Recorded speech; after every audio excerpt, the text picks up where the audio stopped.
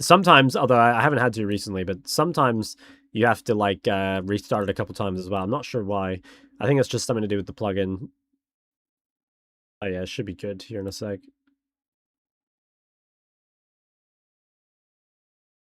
I played a couple Ori games earlier in one lane, easy both times, but I lost both games.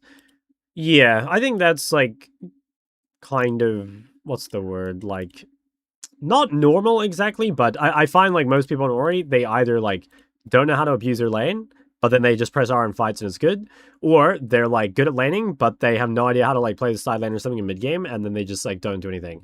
Obviously, I have no idea what's going on with you, but it's not uncommon to be like good in one stage of the game, especially on that champ, and then just like not really know what's going on with the rest.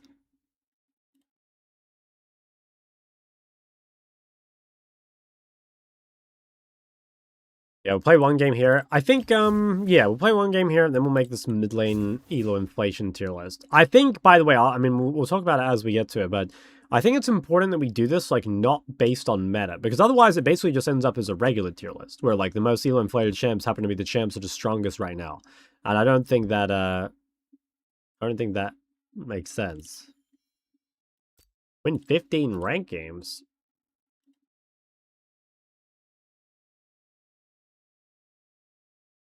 Rank 1 Katarina. I think Katarina should be high on the list, but I don't think it's going to be in, like, the top tier.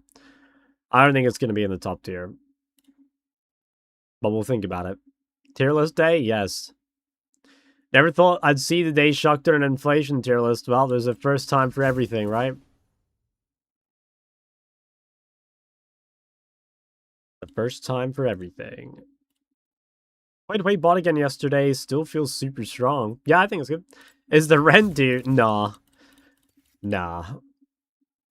Ari Sinner are the two most inflated champs in the game by far. I mean, again, like, I can agree with Syndra currently, but, like, that's why I think it's important not to base it purely off, like, current strength, because otherwise, guys, like, the most inflated champs should just be whatever the four, like, most, you know, like, OP champs are currently. Define inflated. We'll get to it when we make the tier list, but in my mind, it's more like, let's put meta aside and say champs that are, like, allowing you to get away with things you wouldn't normally be able to. So champions that, like, you know, are too forgiving. Wow, dude, I fucking queued on a different account literally to avoid playing jungle, and here I am. I think Ari will be high on the list, yeah. I'm not sure it should be S tier. I think there's champs even more forgiving, but, yeah. Wow, that's annoying. Should I just fucking dodge? I really, really CBA. I really CBA. Well, we could lock in the Nocturne. I guess I should, because otherwise I'm going to run out of accounts to play on. I guess I'll just lock in the Nocturne. Oh, I just can't be fucked, though. Wow, first pick Katarina. Do we think that's Katarina bot?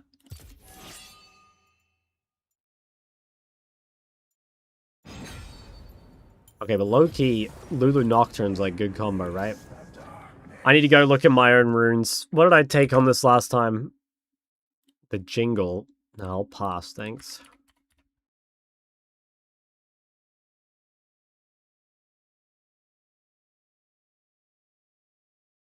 Nocturne.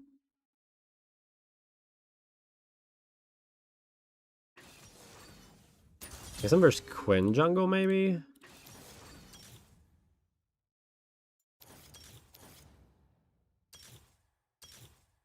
Is it double adaptive? No. Alright, Chillia jungle? Nah, I prefer the Nocturne, honestly. I think the champ is, like, more OP in jungle. And the Porcelain Python himself, that's right. Every time I see you pick Nocturne, I'm sad it's not mid lane. I mean, me too. Yeah, I fucking miss Nocturne mid. When Nocturne mid was good, it was so fun. It's like, I swear it's one of the most fun champs ever. Noct top is legit. Yeah, I remember, like, Broken Blade playing Nocturne top. I think I don't really like it, though. Honestly. Omni9 every game. Yeah, I was a demon on the shock turn. I'm definitely clearing down. Yeah, I mean, bro, low-key, my fucking Nocturne jungle win rate's pretty damn good, too. Like, we filtered by jungle. Yeah, look. I've lost one game of Nocturne jungle. And, like, I'm pretty sure I could have won, too. Like, I think we were winning.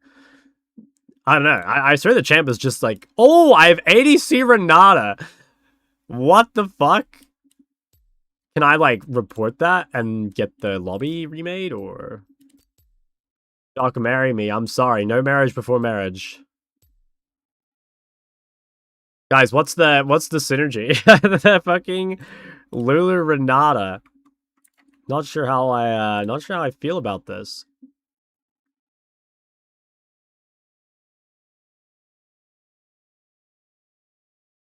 Game looks a little low elo. Do we know this guy? I've heard his name, but I don't know like what's he known for.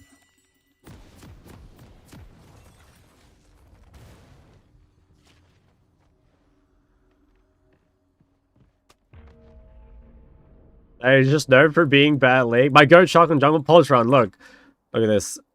This is my Nocturne jungle win rate. 8-1. Okay, don't know how to clear. Don't know how to like do anything basically. But what I do know how to do is pressure the map. I just realized I need to hold on. I need to close my outplayed here.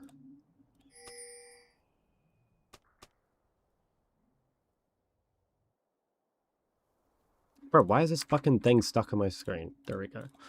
Okay.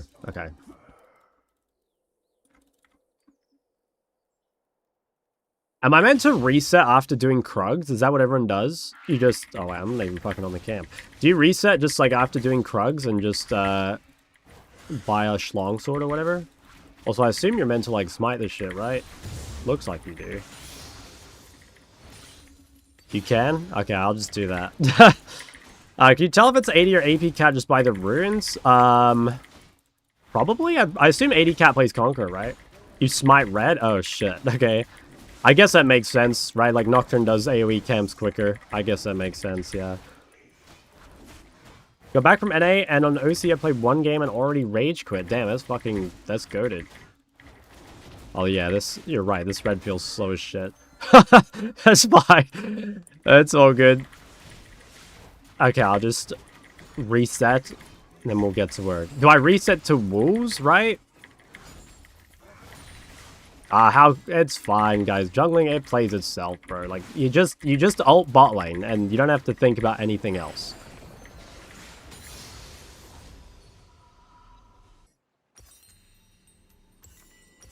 And then what am I building? I'm building Hexplate. Does that build out of... I'm sure it does.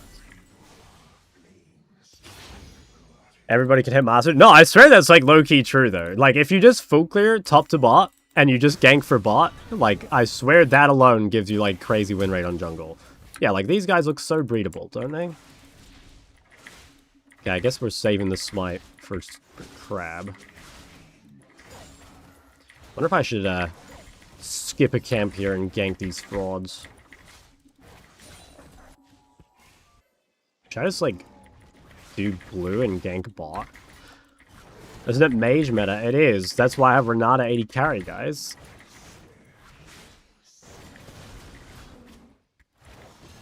What the fuck? Am I meant to get to this crab being level 4? No way, right?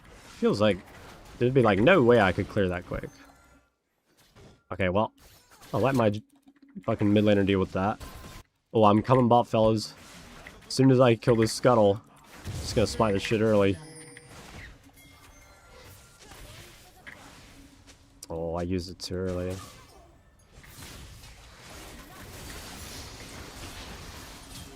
Yeah, I just killed both. Oh, he has barrier. Fuck! I could have potted earlier. Oh, wait, I didn't even have a pot, did I? I think I did. Okay, that's fine, though. We take those. What am I building?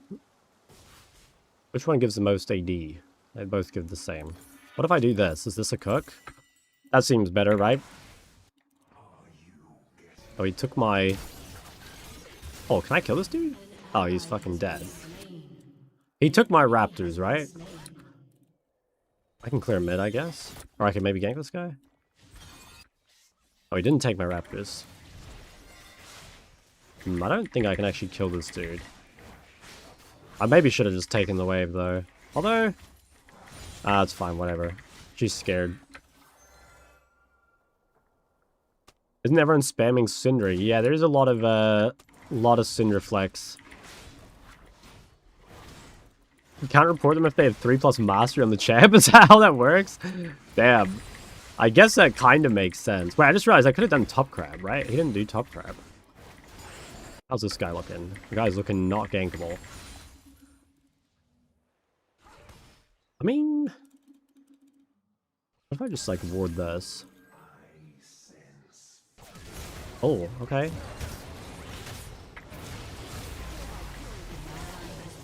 Man, he's fucking 6.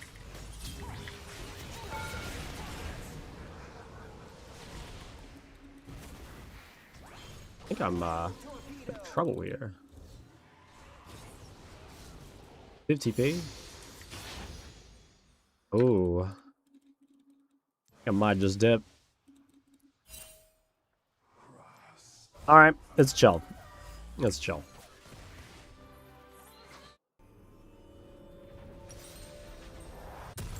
Ruby Crystal. Would it not have been better to sit deep in the Raptor camp? Like, probably, bro. Don't like, ask me anything about jungle, okay? I'll say it right now. Like, I don't play jungle. Well, rather, I win every game of jungle, but it has nothing to do with my jungling.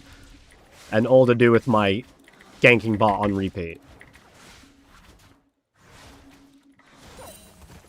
Oh, wait. Am I saving Smite for Gromp? I guess so. You guys don't understand how OP it is to just play for bot lane.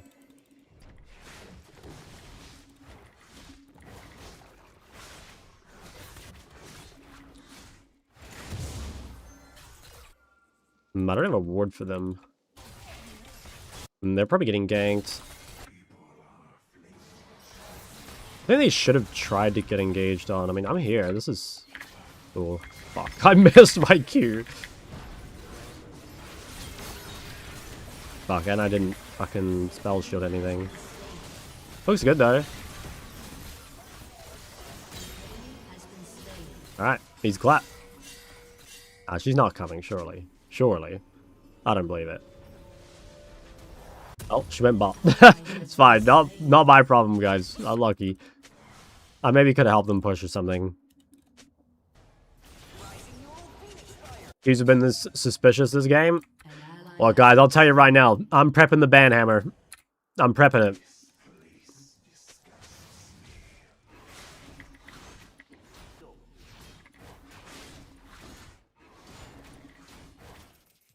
That Lulu Renata, yes it is.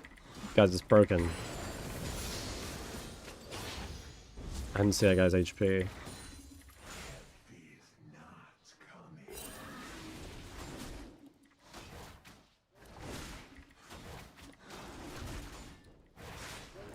Yeah, I didn't see if Rumble was low or not. When Syndra Guide? It's gonna be a while actually. I thought I was gonna make it first, but my plan was just... I've decided instead that what I want to do... Oh, he wants me to ult that? Nah, it's not worth. Nah, I'm muting that guy. Not worth. I decided that I don't want to post too many champ guides because I think it, I think it's kind of like bad for the algorithm, basically. I think it's more important to make sure you're posting things that like most people want to see most of the time. Let's see, I might go bot. I don't look that gankable. Oh.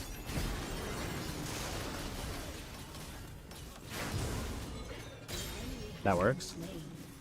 Camps into dragon or dragon into camps? Play knock and spam gang bot to climb an OCE. I don't know why you had to add that little on OCE at the end there, brother. That same for every server.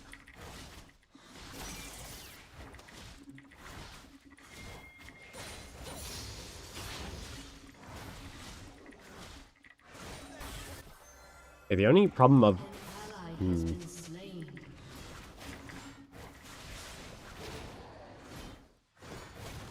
Yeah, it's kind of a problem. Like, I did ult mid, and that kind of killed my bot lane. So I don't think they would have engaged if my bot lane were alive. So TikTok saying Challenger rushing men and Storm Surge, is that cap or good? I think it's good, yeah. I'm not sure, like, you should go through 2-pet items. Like I know some people are going like Storm Surge, then Shadow Flame. I'm not sure I'm a huge fan of this, but yeah, I think it's viable. I think it's good actually. I like Mandate. I think Mandate's good. I'm gonna start this shit. He's probably doing grubs. Let's pull this bad boy out.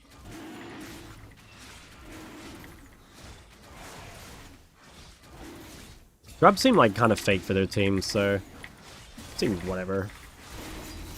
They're really gonna try fight this? Like, in this top side.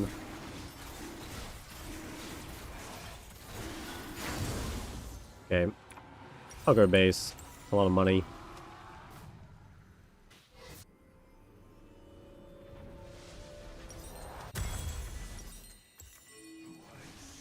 Not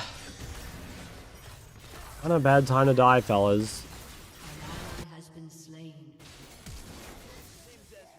Get autofilled? Yep.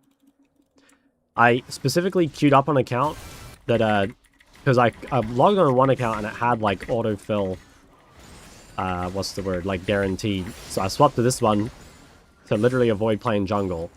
And then I got jungle again. So sometimes that's just the way it goes. I can probably kill this Katarina.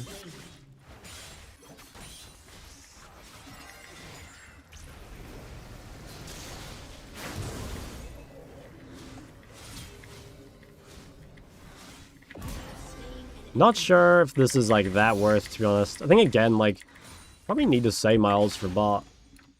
Autofill guaranteed is a thing. If you dodge a game where you were autofilled, you are guaranteed to get autofilled again. But you can get autofilled into a different role. So for example, let's say you dodged a jungle game. You could get put, like, and you're queuing mid AD, you could get put top or support. Or jungle. Yeah, I might run bot here.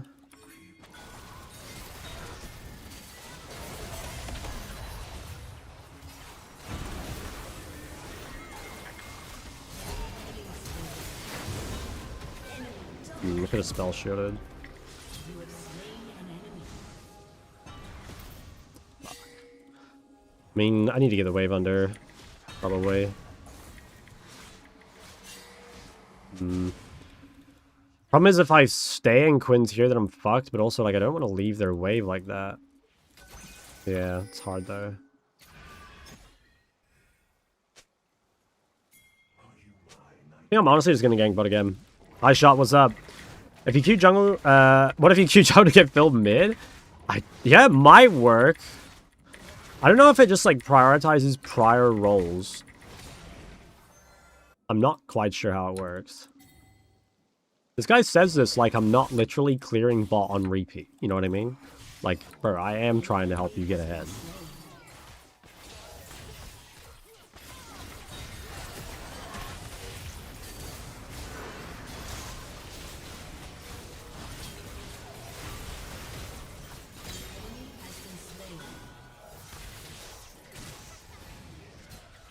Ever played Zac mid? I have a while ago, yeah. It's not bad. I think it's pretty good. Alright, back to top side. What am I going now? I'm going Stridebreaker. Probably a Steel Caps game, I guess. What else that built out of? Dagger. Pretty sure the autofill guarantee just acts as if you're queuing fill. I actually don't know. Oh, I guess that makes sense. Yeah, it might be.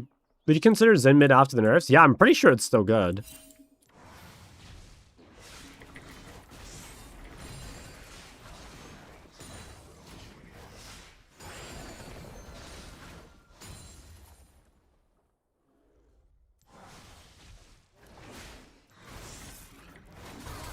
Bro, I literally cannot be bot often enough for how, like, these guys are fighting, you know? Like, I would love to be bot. But, like, I literally just can't be there as often as they're fighting. They just, like, chill the fuck out and wait for my ult. Like, I will be there.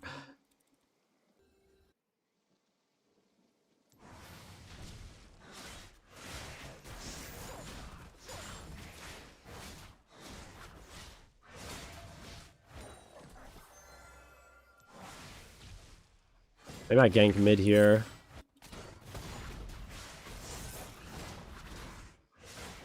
What was the buff with green monster for jungle? I don't know what that means.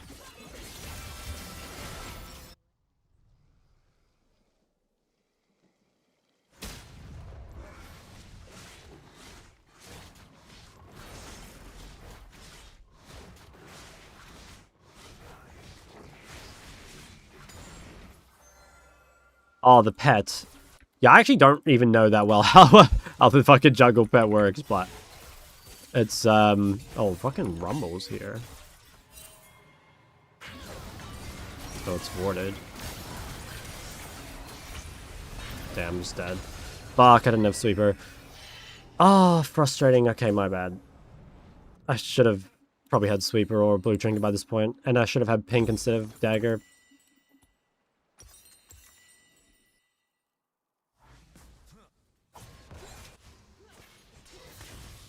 That's annoying.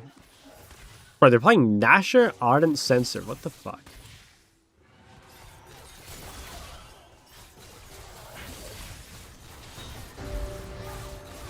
Oh, I just like insta-died. Yeah, there's nothing there. Oh, we can maybe gang top. Then I get a stream command as Nightbot tell you to Weaver autos. It'll only apply for Cassio, right? If I can kill Rumble. I don't know if this guy is killable, but... Bro, I just fucking missed the 3 Krugs.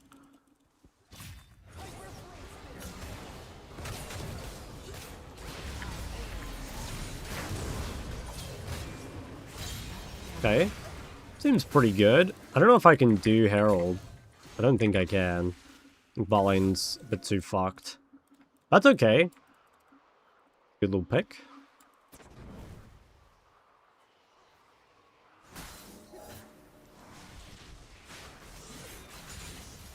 A's, maybe.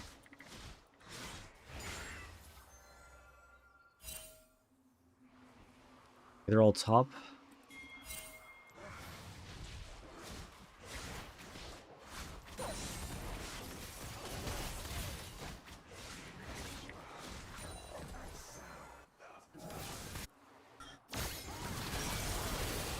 I think I'm inting here.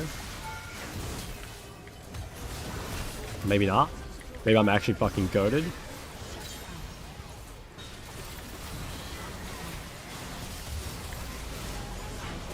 I'm gonna get solo killed by Leona, by the way.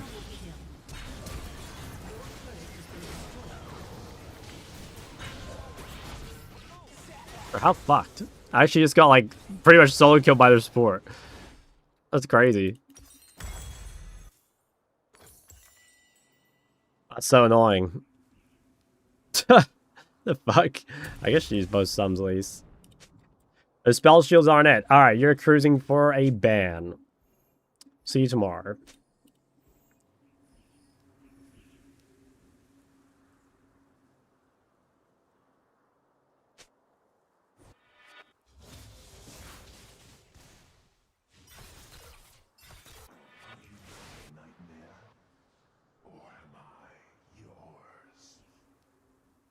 Where should I go?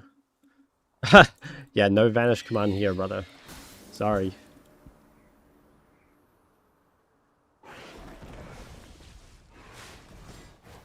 Any rise tips for the Sauna Savant?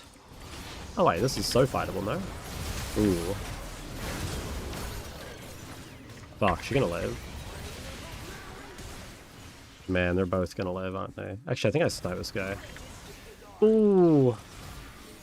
Damn, tragic. I don't think focusing Quinn is correct. I think focusing Rumble is correct.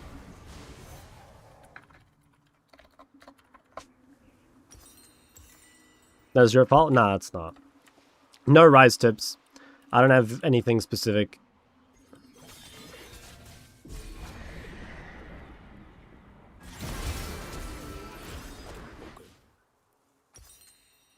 What should I buy?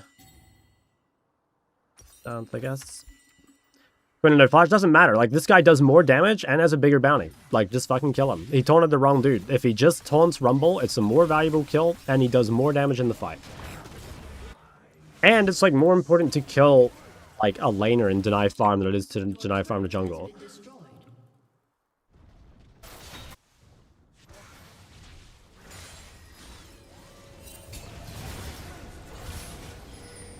I don't know if we can kill this dude actually, yeah.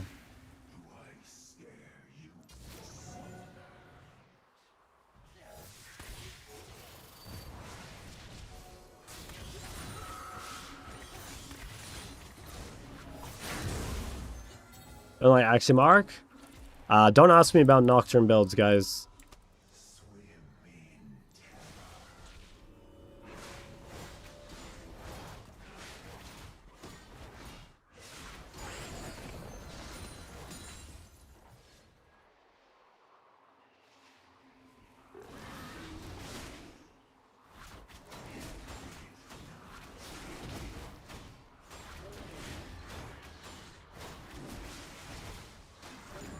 Okay. Are you autofilled? Yes.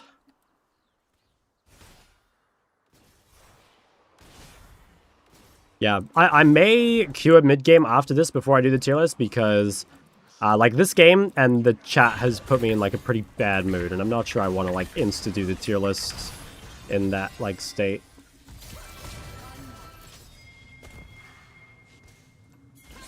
Can maybe fight this. I'm a bit fucking low though. Yeah, okay, no, I don't think there's anything here.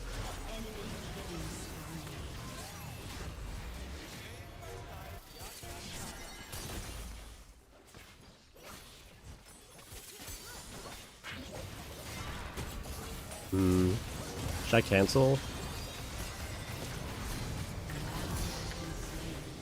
Not bad, but like not that good either. I think the early game actually went very well here. I think just not a huge fan of this bot combo. And then obviously I made some mistakes. I think this is very fightable. Yeah, I tried to fucking kill that thing for him.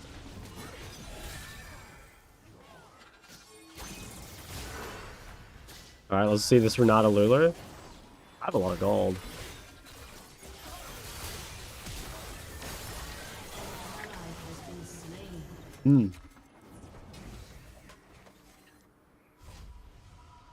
Doesn't look that good. Gotta be honest, guys. I think this should stay to Arena or Mayhem or whatever, wherever they were playing it. I think it's not built for the Rift. My take. I'll soon.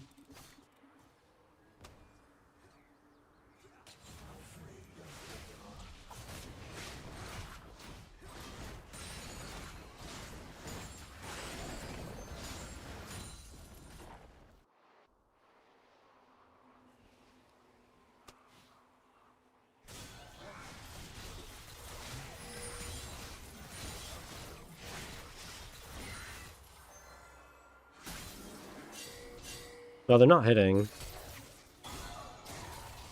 Yeah, I saw that thing got patched. It didn't take them long, to their credit. It took like 4 hours or something. Which I think is pretty good.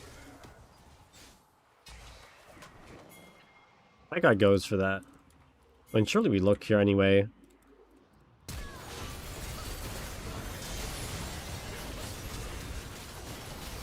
Okay. Maybe I could have kept going. That actually looks pretty good.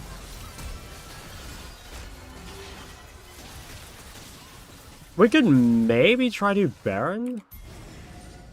I think we should probably try. I need to run back to it.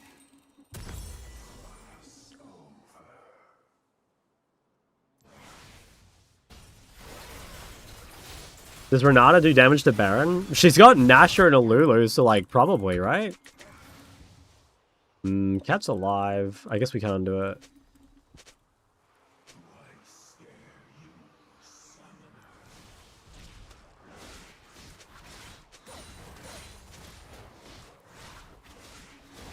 Damn, it's a shame we can't.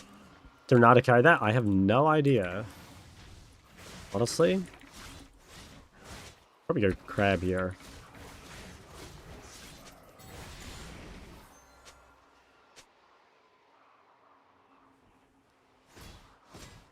Cool. Action's not here. Probably shouldn't go on this.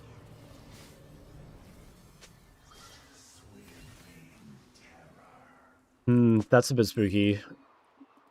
Maybe we need to save Trinket.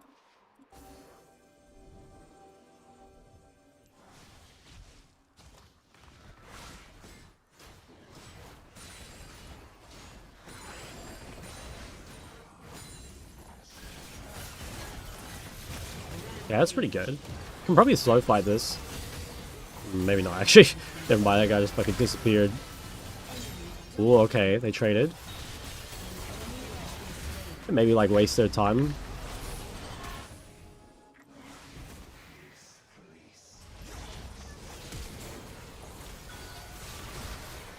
Okay. Renata's gaming. Wow.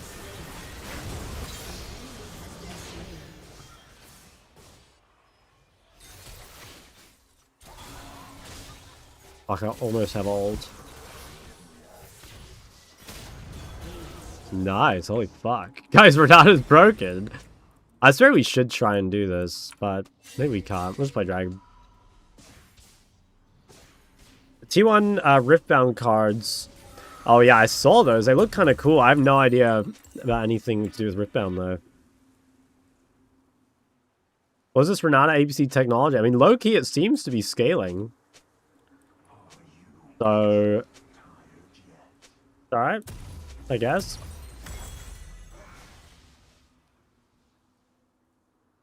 I think they could have done a lot better too. Like, a lot of their deaths were just like them fighting way too early.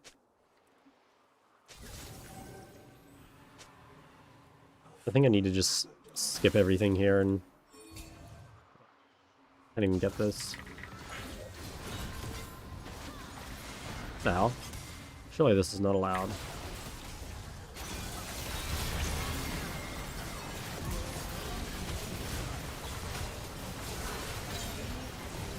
I'm gonna stay away from Rumble. Okay, I would prefer to do Baron, but I have a feeling that my teammates are pussies, and they're gonna want me to do Drag. But I want to do Baron.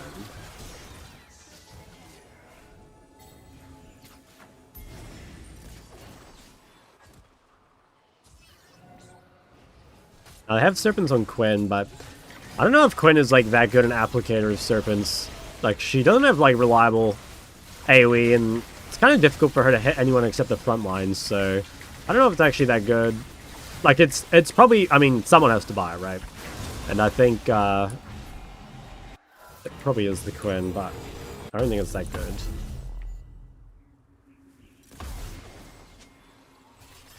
I don't know if they're allowed to do this. They might just do it so fast with Ezreal that maybe they get it. Yeah. I mean, low-key, that's fine. I don't care about that. He gave her the fucking L. Okay, it's fine. Just play mid-bot.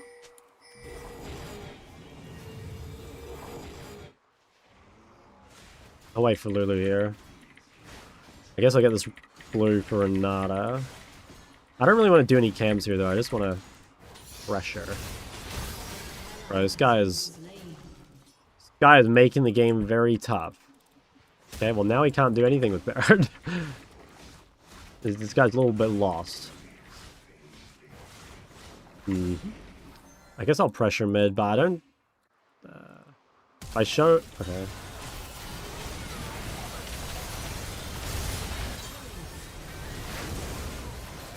Yeah, I'm just dead. Probably should have just let them die. Nah, I can't ping... Oh wait, he pinged himself. I just realized I should probably go Hex Drinker, right?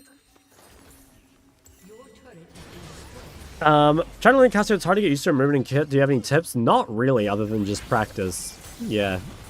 I don't know. It's just, yeah, it just takes practice. It is a hard champ. Like, I don't think it's, like, weird to struggle, I guess. Nice. Is he out? I think so.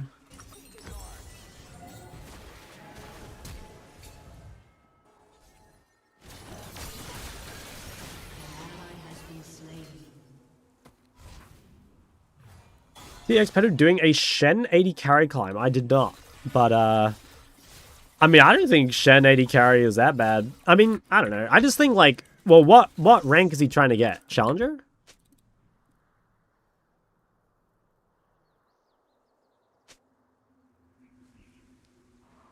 Yeah, I think that's possible.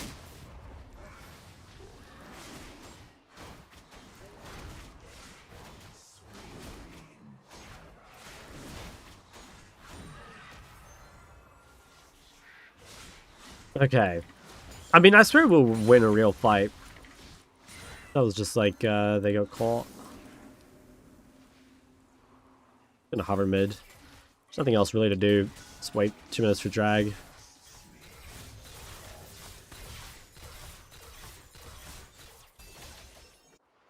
I can probably kill Cat.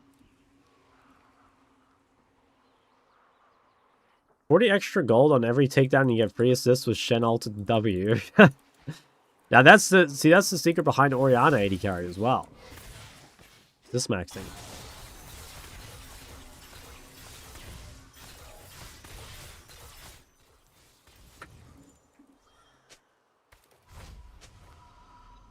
Okay, she has Banshee. I don't know if that's the play. You used OTP Cassio? Yeah, I was Cassio OTP from like gold 2 up until like diamond 2 roughly. I played like 500 games of Cassio in a row or something. I mean that like pretty much literally. It wouldn't have been quite 500, but it was like, it was a crazy number. I probably like literally 300 games in a row. I think that would not be like unrealistic at all. I think I don't want to take this. Oh, I didn't even realize this guy was so low. Fuck, I didn't see that guy. I'm just gonna buy pink and then like reset to control. I could pressure, but I have nothing to do anyway. What do you play after Cass? I played Cassio and Ahri. I actually played Ahri before Cassio, but like, basically I stopped playing Ahri and became a Cassio 1-trick, and then I became a Cassio Ahri 2-trick because I realized I could just blind Ahri instead of playing like the Giga AIDS matchups. Right, Sarah mid is crazy? Yeah, I think it's not bad. Oh, they TP'd. Damn, really bad time to get caught from these guys.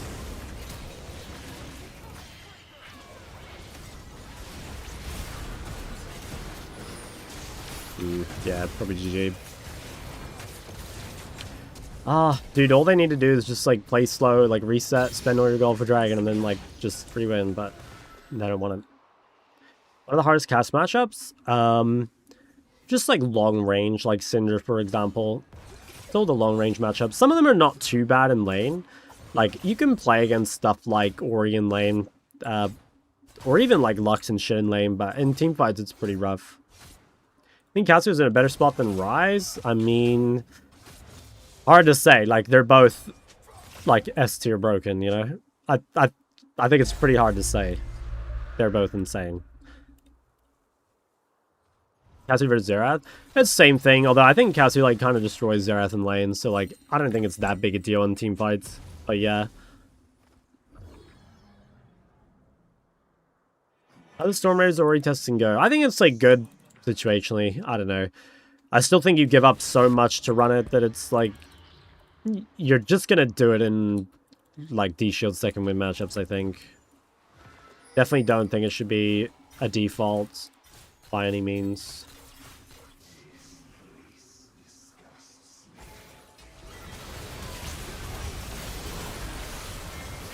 Damn, yeah.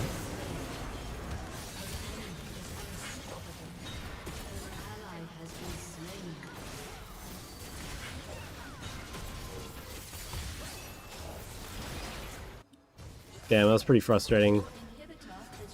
I think if I pinged more and they didn't die before Dragon here, it might have been okay.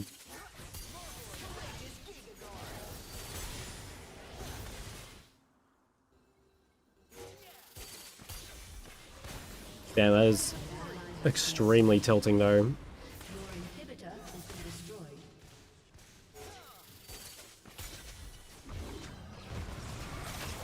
There was the Kaiser. Nah, it's honestly not the champ. It's just like the players are just not good enough. You know, like Renata getting caught. But that doesn't have anything to do with the champ. Doppron needed 5. Well, I hate playing jungle for a start. Like, I hate the role. I hate people backseating in chat. And I hate losing like this too. Like, it's a free win, but like these guys are honestly just too dumb to win. You know what I mean? It's like, it doesn't matter how much these guys were gifted. They're just too bad to win this game, you know? Like, their skill is just not there. Which is like, it's frustrating because like, I am not playing my main role. So I like can't carry them, you know what I mean?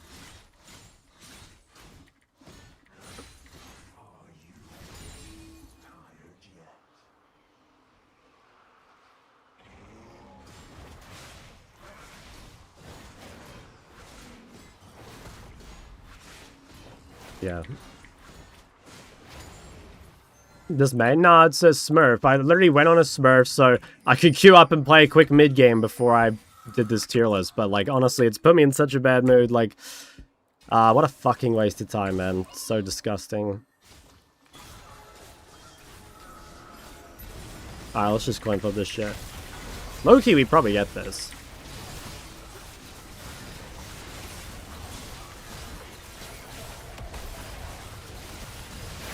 Well, that was a bit of a late smite, but... I can just leave. Or, unless... I can trinket that, but... I probably need a base. Could try, but... I'm just too low. I think I'm fucking dead.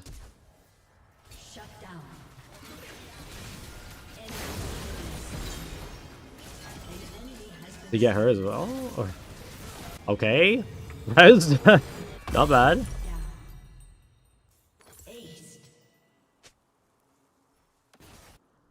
Couldn't dismount? Yeah, that was super strange. They're so against FFing that my mental takes a hit. Do you think every game is truly winnable? I mean, like, I don't think every game is truly winnable, but I think the reason people, like, say not to FF is because, like, with the comeback mechanics in the game, it can sometimes be hard to tell which games are winnable and which ones aren't. You know what I mean? Like, I have definitely won games that I have wanted to FF, you know? And that's, like, as a challenger player, you know, having, like, a fairly good idea of, like, which games are over and which ones aren't, right? So clearly, it is, in theory, higher win rate to just, like, never FF. But also, it's like... I don't know, some games are, like, fucking miserable, and, like, I'm not... I guess, like, I'm not, like, super... I wouldn't say I'm, like, a spam FFer by any means, but I'm also not against FFing, you know? Like, this game might be winnable, but I would have been, like, super down to FF this one, you know? But I think a lot of that is because I'm playing off-roll, and, like... I think, yeah, I don't really... like off-roll.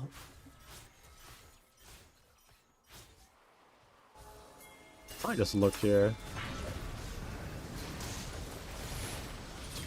They're pretty far, but like I don't know if we have the damage. No, she's kind of low.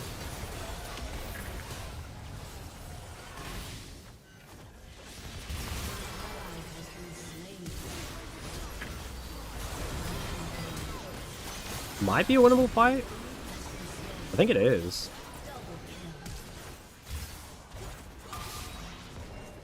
I think we play Elder. I don't know if we can end. We have Baron. I mean, maybe. I can buff the wave.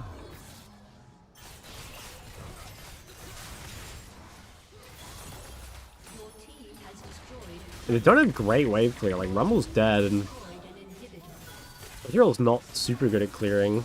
Problem is, like, I can't really hit the turrets.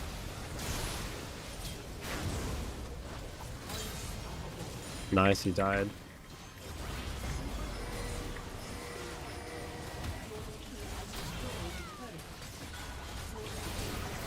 Alright, GG's. Ah, game was so unbelievable. Just need to report, like, my entire team.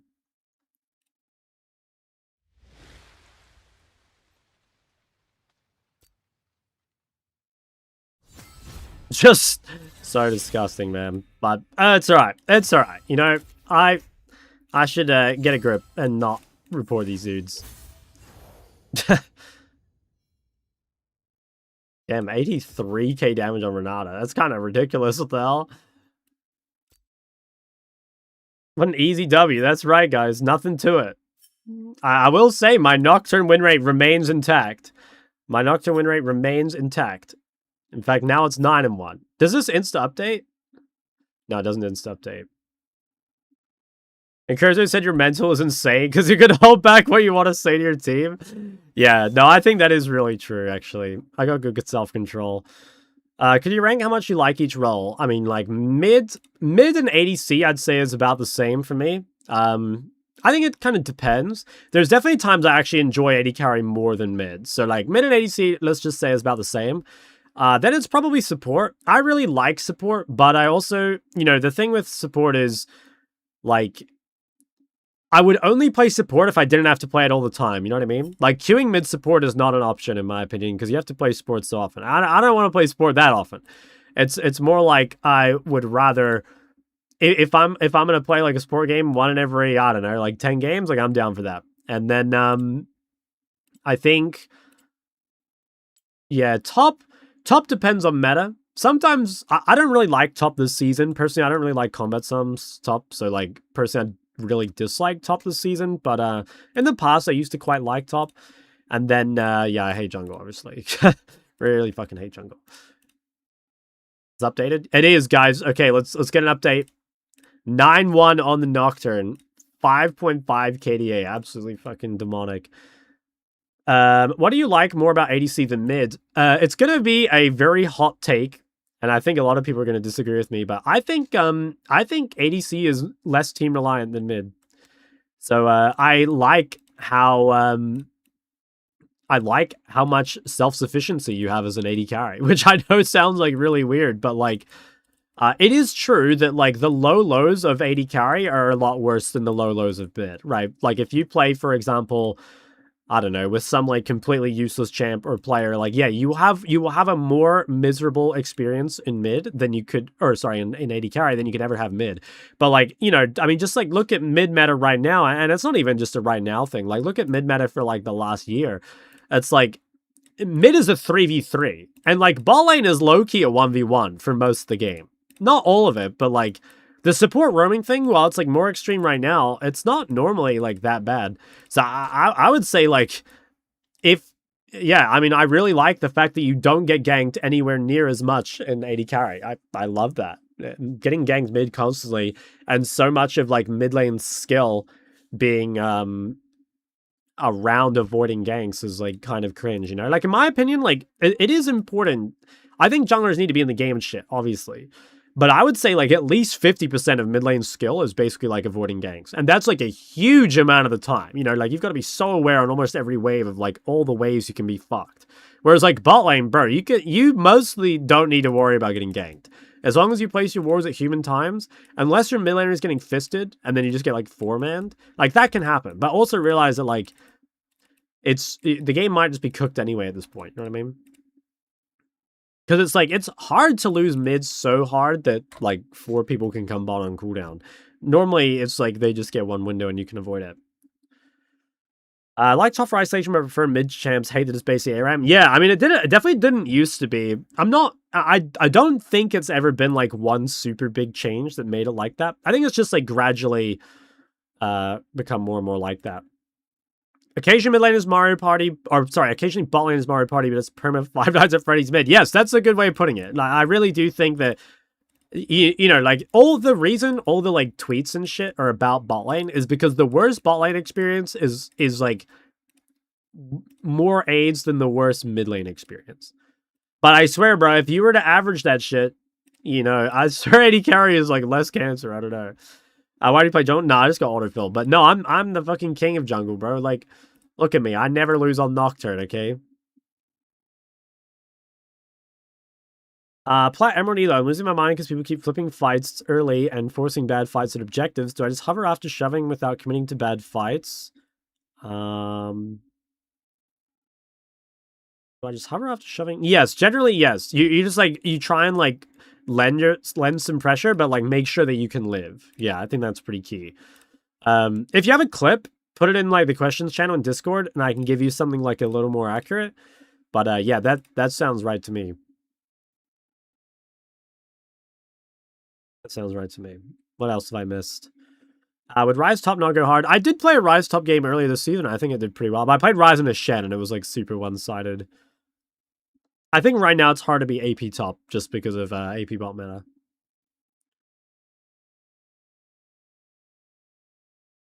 Didn't get rank 1 spamming Nocturne? No.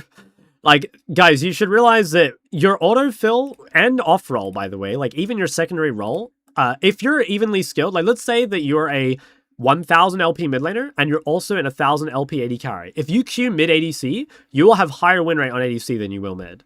And the reason is that it is easier to win games when you get off-rolled or auto-filled because in theory, your teammates are on-roll, right? So, like, your team should overall be stronger. Whereas, like, if you are the main role, especially in mid, there's a really, really good chance that someone on your team is an off-rolled mid laner. So, like, these games, you know, don't get me wrong, I think some of these games, like, I play well, but I think overall it's like, if I had queued a jungle for these games, I suspect I would have lost some of them, you know? They buffed AP junglers. Yeah, it's red flag for sure. Found in gold, silver, top seems to have the most smurfs. Be hard to say. I started second ring bot lane. It's so peaceful and easy to avoid ganks. Yeah. I honestly, like, it's, like, crazy how much more difficult it is to avoid ganks mid than anywhere else. Like, it's painful. Okay, let's think about how we're gonna make this tier list. So I need to let's go into tier maker here and see if we can find. Let's see, this is what I used for my tier list last time, so we could probably just use this again. Yeah, let's just use this. All right, so we're gonna reset this bad boy. Oh, that's annoying. That's okay though. Yeah, that's fine actually. Hellcat, he's good. Cosmos, he's goated. Now, what do we want to do here? Okay, so we're going to do mid lane elo inflation tier list. So I guess we'll talk... Yeah, we'll define this a bit more in a sec, I guess, about, like, what exactly that means. But we need to make some tiers first. So I think we're going to put, like, Giga inflated. Then we're going to put, like, inflated. Let's just say not inflated. Deflated. And then, like, I don't know, should do Giga deflated. Bro, why does it do that? Is there anything I can do about that? What do you mean by elo inflation? Like, champions, essentially, that are, like, boosting your rank. Giga... Here, I'll put elo deflated. That says defeated. Deflated.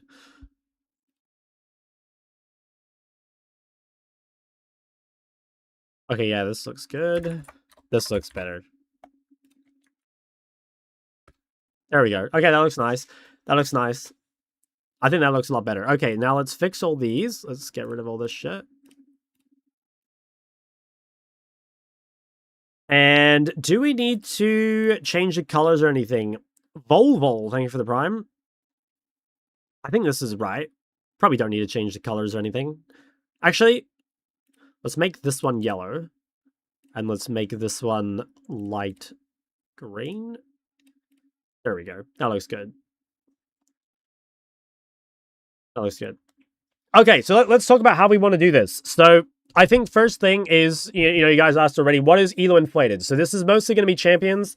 Like, if a champion that's elo inflated is going to, like, boost your rank beyond your skill level, basically. A champion that is elo deflated is the opposite. So these are going to be champions that are, like, too difficult and stuff and are probably holding you back. I think it's pretty important as well that we try to avoid it just being a meta tier list. Because if we just did the meta, the way this would just be is, like, every champion in the Giga Elo inflated list is just going to be the best champs in the game. So we're going to try be a little, like, irrespective, or is that the right word? I guess we're going to try not to think about meta too much. It's probably going to be, like, hard to differentiate sometimes, because the reality is, like, a lot of champions that are just, like, perma-strong or whatever are, you know, people just, like, think of them as Elo inflated. So we'll do our best to avoid meta, but I think the reality is it's going to creep in a little bit. But we'll try not to think about that too much. Please don't talk about Syndra. Well, you have bias as a mage player. Guys, this is a fun fact, and I want you guys to internalize this right now. I am the only person in the entire world who isn't biased, okay? Everyone else, a lot of time has, like, wrong opinions or, you know, they're like, misinformed. But me, you know, I'm unbiased. I'm a completely neutral party. Always have been, always will be. So you can trust me, guys, is what I'm saying.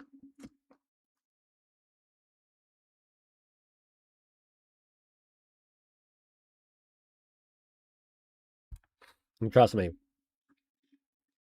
We'll probably go. I'm probably gonna add like mostly normal mids. We can maybe add some other stuff later. Is this for mid lane only? Yes, I'm gonna do mid lane only. Maybe in future we'll do some other ones for other roles, but I think we want to start with this.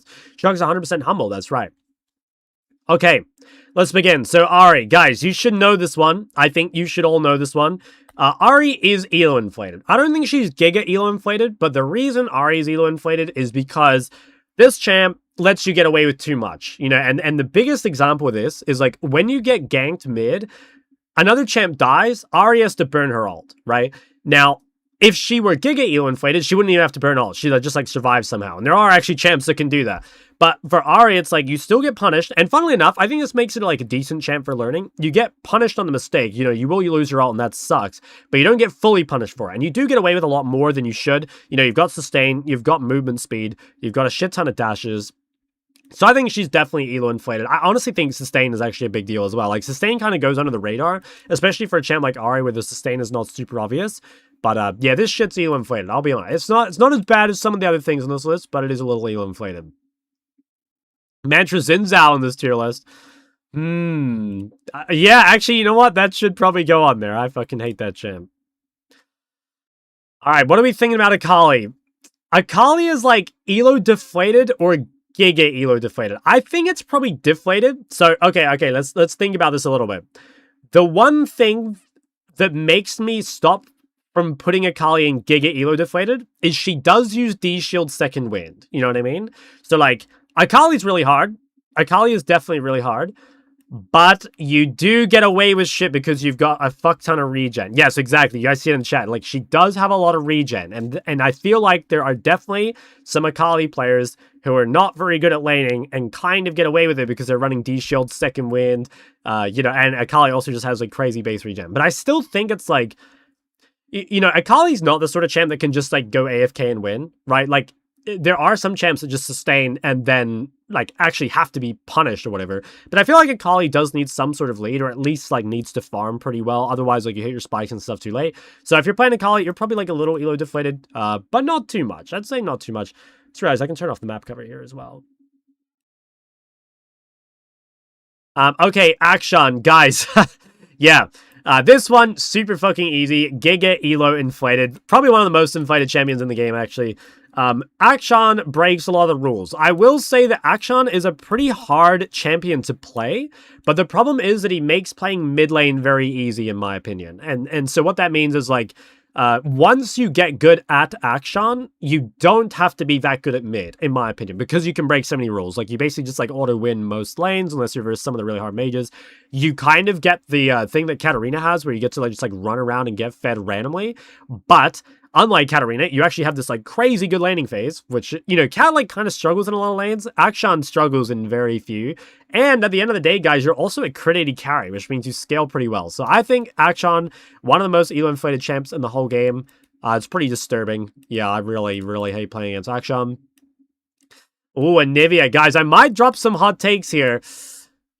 Okay, this is a tough one. This is one where I really need to think about not the meta. Because if I were going to do this based off meta, I would say Anivia is giga elo inflated. Like, this champion currently is disgustingly broken. And she's super hard to punish because once you get 6, you can just, like, you know, you can ult the waves. You don't have to interact basically at all. You get to build catalysts and everything. Super unpunishable. I do think, though, that's, like, it is kind of meta-biased, I think. You know, like, for a while, Anivia was not very good in lane. Like, it took too long to get Catalyst. You were really punishable before that point. It is kind of like Lux, though. I do think it is kind of like Lux, where even though there is, like, quite a lot of skill in a good Anivia, it's also quite hard to punish a bad Anivia because they can just clear so easily. So I think she should be at the very top of Elo Inflated, or maybe at the bottom of Giga Elo Inflated. I think we might have to come back to Anivia just when there's more champs on the list, but I feel pretty strongly about this champ. I really, really dislike this champ overall. It's really, really cancer to play against. Okay, Annie. Interesting. Okay, I think Annie is actually... I want to say not Elo inflated. I think Annie might be right in the middle. So, okay, maybe if you're super low Elo, Annie might be a tiny bit inflated because she does have like a pretty clear game plan, right? Like she kills CS easily. She can't just like group up in 5v5. But I think, I don't know, Annie is like a little harder than people think. Like her laning phase has kind of been power crept a little bit. You know, like some of the mages do like destroy this champ. While she has also gotten some power herself and shit like Electrocute. It's definitely not as easy to lane on Annie as it used to be. And it's actually quite hard to farm after lane on Annie. Also, there's like a lot of skill to like controlling the bear and shit. So, I don't know. Maybe at the bottom of Elo inflated or not Elo inflated. I'm not sure. I think I'll leave it here for now. We should actually come back to this one. All right, Asol. Asol, I think, is our first Elo deflated champion. I think that Asol, for a long time, has just been, like, impossible to pick, basically.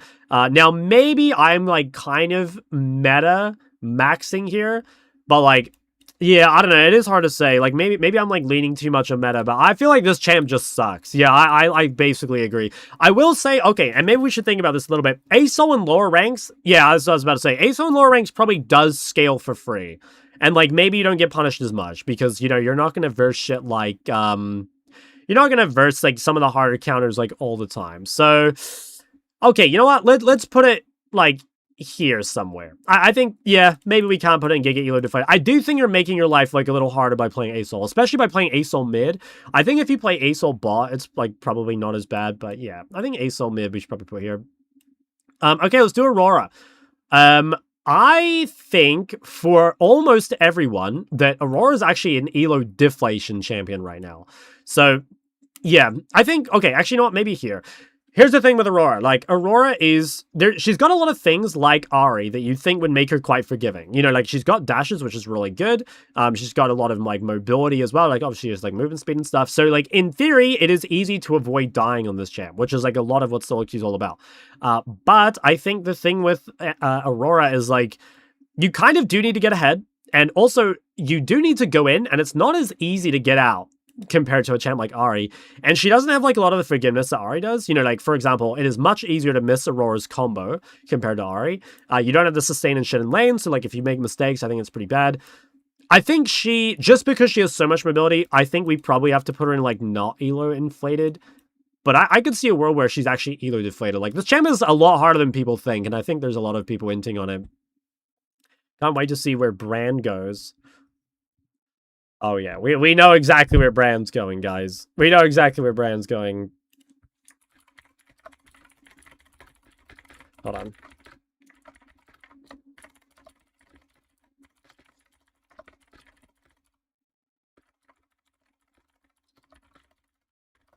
I have to respond to this.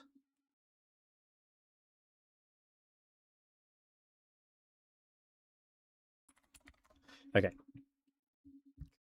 Just have to, I'm making the Rise guy in the MLA, and Curtis was asking about it. Text it. No, guys, it was Curtis. I think Azir goes in the lowest possible tier. Yeah, so let's do Azir. I think Azir is Giga Elo deflated. This champion is really hard in general, but it's also, like, really hard in solo queue, in my opinion. I think Azir used to be insane in solo queue because it was, like, a lot of the things that actually make champions good. You know, like, he's scaled, he has mobility, he has, like, self-peel and stuff. But the biggest problem nowadays is the game has become just so fast that it's pretty hard to play Azir.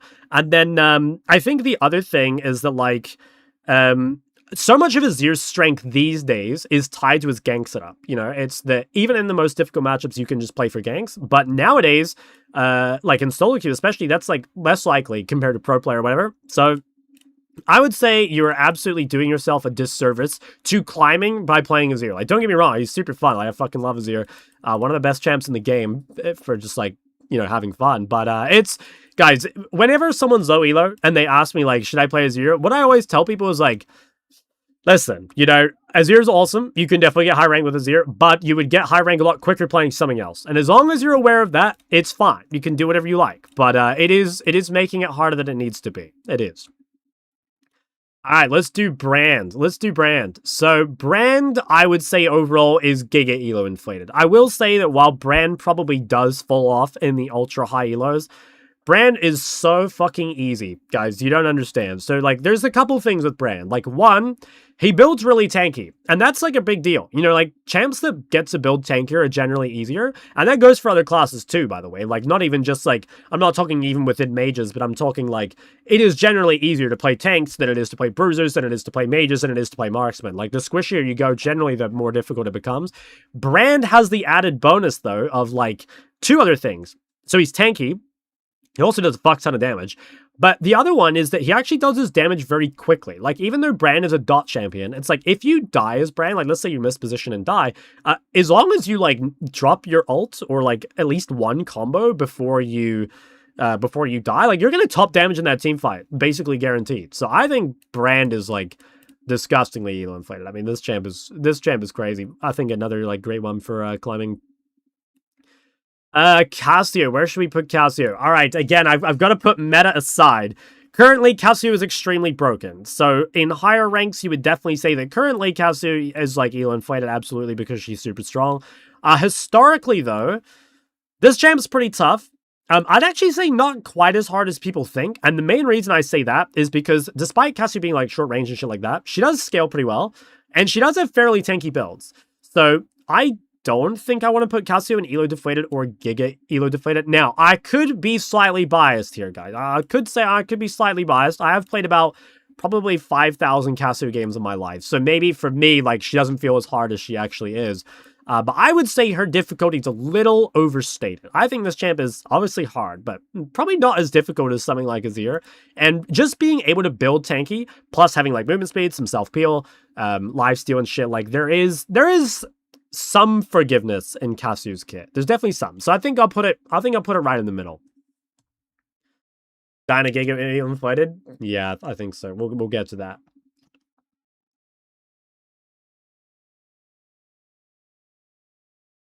It's really not that hard. Yeah, I kind of agree. I don't yeah, I don't know. Again, I could be like totally wrong because, like, you know, again, I've played shit tons of Cassio, but she doesn't feel like that hard to me. I don't know. She doesn't feel that hard to me. All right, let's keep going. So what's next mid? I think I'll ignore some of these like more niche ones. We might come back to that. We'll do Diana. You said you weren't biased. I'm not, guys. I'm humble, handsome, non-biased, everything you want in a man. All right, let's do Diana. Diana, another Giga Elo inflated champ, guys. I hate to say it. Sorry to all the Diana enjoyers out there, but this champ is super fucking easy, super overtuned, and has been forever. She's just a stat check demon with basically no thought required. I don't even think I need to say anything beyond that. Like, this champion just plays itself. I will say the one, I guess, like, difficulty that Diana has is, like, if you do fall behind, you are pretty useless. Like, there isn't the same forgiveness where there are some champs on this list where it's like, we'll talk about this with Syndra especially, where if you fall behind, you'll still come back. But, like, Diana, admittedly, yeah, from behind she's pretty useless, but it is so hard to fall behind in Diana, okay? It's like you can farm from range with Q, you stat check like basically every matchup ever. Like, you don't need to worry about anything like, oh, I need to trade around my opponent's cooldowns, or like, oh, I need to be careful until this certain time in the matchup. No, as Diana, if you can trade, you will win the trade. It's as simple as that. So I think Diana has to be Giga Elo inflated, in my opinion. Making the case for Diana. You said Akali was deflated because she has to win early. Diana has to win harder. I disagree with that. I don't think that's true. And the big reason I disagree is because, like, one of the reasons Akali has to win early, or not even, like, win early, but Akali can't fall behind, is because Akali has, like, expensive items to build. But, like, as Diana, if you're winning, you can go something greedy, right? You can go something greedy like Lichbane. If you're losing, though, you can just play Storm Surge, an item that builds out of a shit ton of books. So it's, like, very easy to, I guess, like, yeah, adapt, I think. And, like, low-key, Diana's scaling is not bad. Like, okay, yeah, if you go, like, Electrocute, Ignite, and you build Storm Surge, Shadow Flame, yeah, your scaling won't be that good. But, like, understand, that's not actually Diana's scaling, okay? That's, like, your runes and items. And I might talk about runes later. I said, might talk about runes later. I think sometimes people like confuse a little bit runes and items with the champ, because I promise you, if you play Storm Raiders Lichbane Diana, it's like 10 times easier. You know, it's 10 times easier. Okay, Echo. I'm gonna be honest, guys. I think Echo is a little elo inflated. Okay, I do think Echo is a little elo inflated, and the main reason I think this is because pretty early into the game, you can start just like clearing waves and not really interacting at all. I do think Echo's like got a pretty high skill cap. Like I definitely don't think the champ's easy, but it's another champ that's actually quite hard to punish. Like, yeah, it's quite hard to punish, especially if you don't have a champ with the right tools. Like, if you don't have the ability to stop him from, like, Eing onto you or whatever, like, a lot of the time he will, you know, he will get control of the lane early, and then, like, he'll hit a point where he can just, like, not interact with you at all. And, like, non-interactive champs, again, like Anivia, are just so fucking annoying. Yeah, there's, like, definitely some, I mean, I don't know, there's, like, plenty of skill to Echo, but I still think it's a little inflated. What, Elo? I mean, I'm trying to just, like, think about all Elos, to be honest.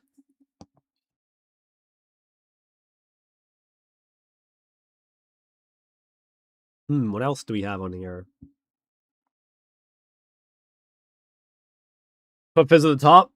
Yeah, that I'm thinking about it. Let me gather my thoughts.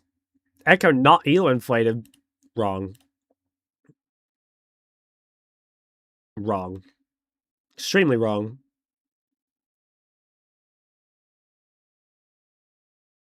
Guys, I'm doing this with no bias, okay? Like I said, you can trust that every opinion on this list is extremely based in shock build. Action in wrong tier. You reckon?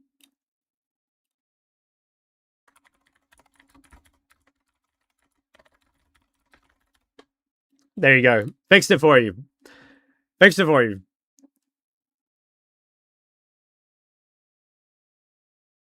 No, it makes my tier list look ugly. But just know, okay, if I wanted to, I would, alright? If I wanted to, I would. Okay, let's keep going. So I do need to take like a little bit of rest, otherwise I'll like fuck my voice. But I think we're doing well so far. Yeah, so let's talk about Fizz. Okay. Fizz historically has been a little undertuned. You know, Fizz has been a little undertuned. But putting meta aside, I would like maybe put Fizz in Giga Elo inflated tier. Would I put it that high? I think it's not. Oh, I don't know. Like Fizz has a similar thing to Diana, where, like, he kind of just wins trades against most things. And, like, unlike a lot of other assassins, he actually has pretty good wave clear. You know, like, he can kill waves very quickly. So, like, other assassins that have to sack to roam or, like, kind of fall behind in farming can definitely be pretty tough. I also think that, unlike some assassins, he has really good gank setup, right? So I think that is probably an argument for him being pretty high up. I do think I should put him like here, maybe. I want to say he's not quite in this tier. I don't think it's quite as cancer. I don't know, though. I could see an argument for it. Like, if you guys really, really hate Fizz, yeah, we could see it. But, and I might come back to this. I think I'll leave it here for now. It's kind of similar to this, in my opinion. Dyna's just much easier. And I think does scale a bit better. So let's leave that. I hate Fizz, though. I hate Fizz. Okay, should we do Galio? Where should we put Galio? I think Galio is probably a little elo inflated, mainly because he's just a tankier champ, right? I was saying this earlier, but playing tankier champs or like more forgiving champs is just like generally easier. Galio, you know, has the ability to neutralize a lot of matchups just because he builds tanky and because he's got like wave clear and shit. And he's also just like really good at skirmishing, which is like a lot of what Solo Queue's about. Like you often see Galios win games where they've got like 5 CSPM. And I think that is like, yeah, that is an argument for him being at least a little elo inflated. Yeah, I think so. I mean, when Galio is strong, I definitely feel like the Galio players suck. You know what I mean? If you're a Galio player right now, I think maybe fair enough. Like the champ's not super broken, but there have definitely been eras or patches, I guess, where Galio's been super busted and it's felt really cancer. Dash eco's inflated. I mean, that's like low key true though, for the most part. Like again, it is much easier to survive if you have tankiness or you have forgiveness in some way. You know. Trust me, guys, there will be some mages up here, I promise you. I'm sure you can think of at least one. There is definitely at least one mage that's going up there. It's so obvious, right? It's so obvious. Okay, where are we at? I think we're doing Hui next, right? Yeah, let's do Hui next. What do you guys think about Hui? I think probably not elo inflated for the most part. Yeah, I don't know. I mean, like, does anyone have any big gripes with Hui? Like, to me, this champ is like, I don't know. I'm not really, like, annoyed by Hui in any way. I don't think he's, like, particularly... Okay, the one thing Hui does have is he has a lot of range and he has a lot of wave clear. So I could see a world where, like, especially in lower ranks, maybe, where people can't punish Hui, maybe he's, like, a little elo inflated. Only inflated if played bot. I think I agree with that. I think in bot lane, it's much harder to play, or much harder to punish Hui. But I think in mid Hui, he's pretty punishable. Like, he is gankable. He is quite punishable before he gets his wave clear. It takes a pretty long time, I think, to be, like, super safe on Hui. And I also, like, don't think... I also just, like, don't... I don't know. I don't think Hui is, like, the kind of champ where, like, you fall behind and, like, suddenly become useful or, like, has, like, sort of forgiveness and scaling. So, I don't know. I think Hui players are probably, like, pretty fairly ranked. You know what I mean? Maybe you could even argue, like, elo deflated, but I think that would more be because the champ is, like, typically on the weaker side for mid. I think that's more a balanced thing. I'd say overall, like, Hui players are probably exactly where they need to be. I think they're, yeah, right in the middle.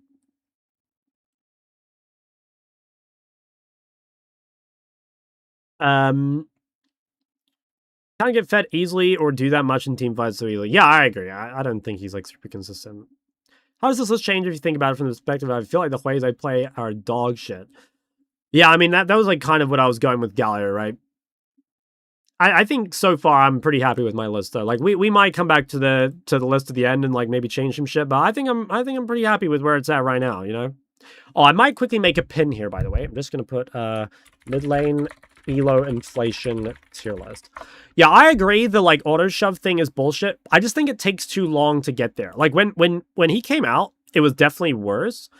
But I think now it does actually take a pretty long time for him to be, like, non-interactive, you know? And also, he doesn't have, like, a good way of getting there. You know, like, a champ like Anivia is actually quite hard to punish on the way to Catalyst because she has 2 lives anyway. Hui doesn't really have that, though.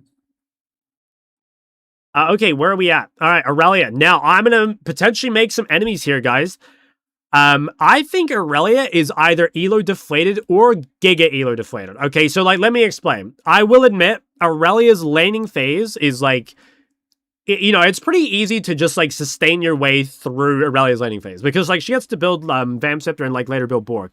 But, like, also realize that a lot of time, if you're, like, 30 CS ahead on Aurelia, like, you might be losing. You know what I mean? Like, you need to get so much done on Aurelia early to feel like you're a good champ, in my opinion. And I think, like, a lot of the time it's just like, okay, well, as long as you just pick some CC into Aurelia, super hard to, like, take fights or anything. I think the champ is really, really hard mechanically.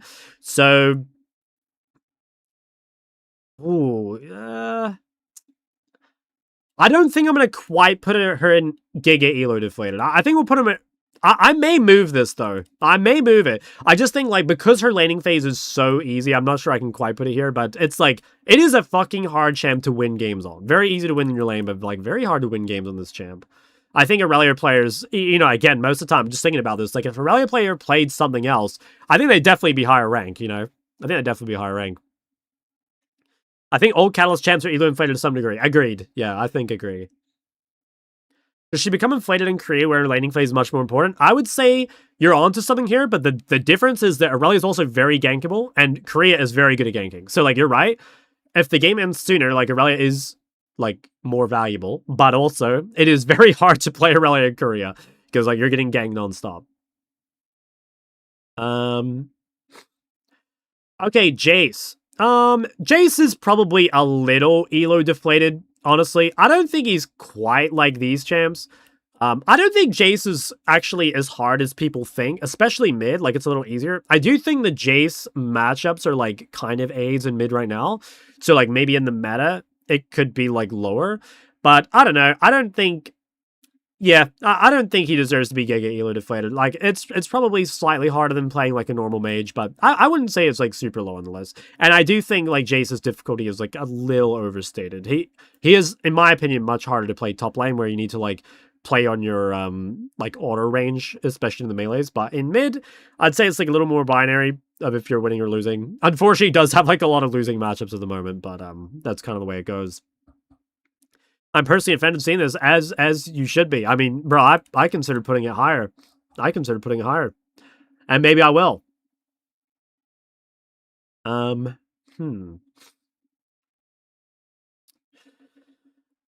Kassadin. Honestly not sure where to put this champ. So, here's my take. I think overall, I think Kassadin kind of sucks. I do. I think Kassadin kind of sucks. I think the meta is like, I say the meta, but I more mean like modern day League has been too fast for Kassadin for a long time, you know? But at the same time, I think that like what Kassadin does give you is like if your opponent doesn't punish you, you kind of just like win the game on Kassadin at some point. Like you will get random kills and then you'll like snowball out of control. But I think just because the champion is so weak in like an actual elo, I don't know if I can like put him lower, like, well, or put her higher. Yeah, I don't know. I think I'd probably put Kassadin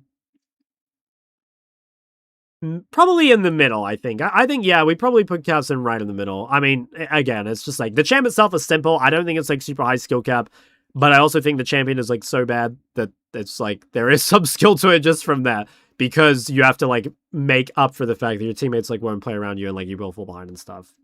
I don't know. I think this champ sucks. I'll be honest. I think it's terrible.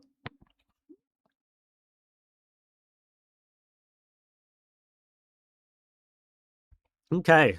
Where are we up to now? Katarina, right? Katarina. At least a little elo inflated, okay? I'm not sure Katarina is like giga elo inflated, but at least a little. Yeah, at least a little. So the thing with Cat is like, admittedly, Cat is a hard champion. I think Cat is a lot harder than most champions on this list. In fact, you could probably say Katarina is harder than almost everything above her here. So that makes me think that Katarina can't be giga inflated, elo inflated, because the champ is hard. But the annoying thing is, like, kind of similar to Aksham, she does get to kind of just, like, run around the map randomly and get fed, which is pretty annoying. Like, I think she does, like, kind of slot in next to these assassins. She is a little more punishable early if, like, you're... You know, like, I think it is easier to get away with bad laning on these sort of champs. But you can maybe argue the same with Katarina. Like, if Katarina's lane goes bad, like, she just, like, runs bot and kills everyone, right? So...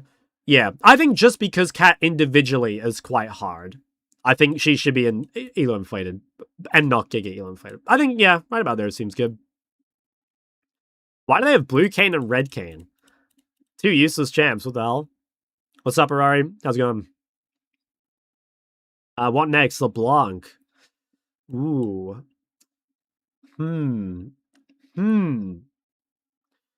Okay, I think another one that is kind of tough to rate. I think current meta, LeBlanc would actually be elo deflated. But I think all time, LeBlanc is actually probably elo inflated. And the reason is just like, LeBlanc is too good in solo queue for the most part. Like, she just has too many dashes. It is quite a hard champ to play, similar to Katarina, but I think once you're good at LeBlanc, she's actually quite forgiving. Like, LeBlanc used to be a really good blind pick for a long time, and I think it's, like, only kind of recently where LeBlanc is, like, not that good. And this is, like, for a couple meta reasons. Like, one, Catalyst is very overtuned, and two, there's a lot of AP bots. So, like, at the moment, LeBlanc can't really be solo AP a lot of the time, and it's also, like, quite difficult to like, guarantee some sort of snowball. It's hard to play, like, flat pin builds as well. So, I think, historically, LeBlanc has been kind of like Ahri, but, like, a little harder. Like, actually quite a lot harder. So, she's either at the very bottom of elo inflated, or at the top of not elo inflated. Yeah, kind of hard to say. I think, I don't want her to be near Ahri, because, like, Ahri and LeBlanc are kind of the same. It's just, like, LeBlanc is way harder. So I think I'll put her here, at the very top. But there is an argument for this champ being elo inflated, I think, a little bit. Just because, again, once you're good at her, she is quite forgiving. AP Cog mid. I mean, we might add some random shit after, but, like, I don't generally like filling the tier list up with just, like, tons of random shit that I don't really care about, you know? And it's like, do I have a strong opinion on Kog'Maw? Like, not really. I'm gonna be honest. Like, not really. Okay, Liss. I don't know. I think Liss is, like, basically slap bang in the middle. Does anyone have strong opinions on Liss? I do think that there used to be a time where Liz was elo inflated, like where she used to be able to just like one-shot waves, basically. But like nowadays, I don't know, I think Liz is pretty punishable. I do think her AoE team fighting is very good, and that is like a pretty big bonus for solo queue. Just like having the consistent AoE 5v5 win con, I think that is pretty good. But yeah, I don't know.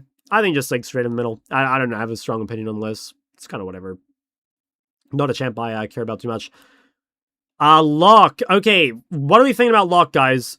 Hard to just like distinguish this champ from the meta because again, like Locke has just not been around long enough to like currently we only can think of Locke as super OP because he has only been super OP so far, right? I think if Locke were balanced though, he actually probably wouldn't be elo inflated. You know what I mean? Like I think if Locke's numbers were tuned correctly, this champ would be like, you have to get ahead early, and you do fall off a cliff later. So, like, it is kind of hard. But again, it's just like, he's only been released in an OP state. So I think Locke kind of has to be Giga elo inflated. But I honestly think, guys, if we redid this list in a while, I think he would maybe go down quite a bit. What about Heimer and Kayle? I'm probably not going to put them on the list. Like, they're not popular enough. I don't really have strong opinions on them. Again, we might add some off-meta stuff at the end, but, like, there's so many meta mids that, like, I want to get through all those first. Guys, this is, like, irrespective of meta, okay? I'm, like, really trying to not think about meta too much. Say Locke's still over 2 after nerfs? Yeah, I think so. I mean, he's still getting, like, lots of playing competitive and stuff. I think he's still very, very strong. I think he's still really strong, yeah.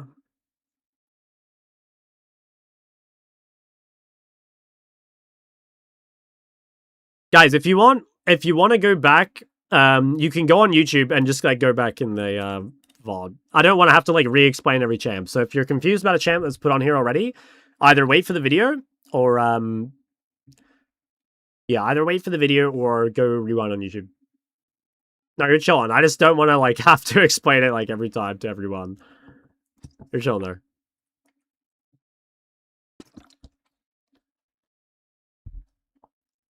All right. Next, guys, another Doomsday pick. We've got Lux. Lux absolutely giga elo inflated. This champion plays itself. Lux mains every now and then will try and cope that this champion is like hard to play or like weak, and it's such complete bullshit. This champ is super easy. And in fact, you know, guys, I'll just like quickly bring it up. Like last time this happened, okay, I'm gonna drop a little bit of shock lore, okay? So long time ago in 2021, I can't remember who it was, but there was like some Bard mains on OCE that told me that like Bard was a hard champ, you know, and like I remember seeing all the time like people would be saying like, yeah, Bard is so difficult, like it's so easy to grief your team and all this sort of shit. And I was like, there's no fucking way. Like, this champ is super easy. So what did I do? I went and played Bard. Okay, season 11, most played Bard, 64% win rate. Champ is extremely fucking easy, okay? Don't listen to any Bard player. The champ plays itself. And it's the exact same with Lux. And you know how I can prove it, guys? I have played some Lux on stream. What's my win rate? 65%. Yeah, exactly. So Lux, again, super broken. The thing with Lux is, like, even if you're bad at it, you can just, like, ER every wave after 6 or every other wave, and it's, like, very hard to punish. It's super hard to punish at all stages of the game, too, because she has so much range. And I think another thing is, like, compared to some of the other like mages that deal like high burst or whatever, she doesn't have to put herself in any sort of danger. You know, like for example, if you miss Syndra E, you can get engaged on and die, right? If you miss Lux like Q, chances are you're still so far away that it's actually not an issue whatsoever. So I think it's just like, if you're a bad mid laner, or actually no, just like straight up, if you're a bad player, like, and you play Lux, like you'll be up hundreds of LP above your rank, okay? This champ is so forgiving. I hate Lux. One of my all-time most hated champs in the game. I do think Lux is strong though, you know, like people, I sometimes get messages about like, why do you hate Lux so much? Do you think she's weak? No, guys, it's the opposite. I think Lux is really broken and far too forgiving, far too difficult to punish for how strong she is. I think she does have like some weakness in ultra high elo, but again, guys, like if someone came to me and they were like, okay, what champ do I play to try and get like Master or Diamond as quickly as possible, I think I'd almost certainly recommend Lux because there's just so many things they could get away with. Now, if they're trying to go for Challenger, I think I'd probably tell them something different. But just for like getting to those elos, like, yeah, Lux is the ticket, guys. Lux is the ticket.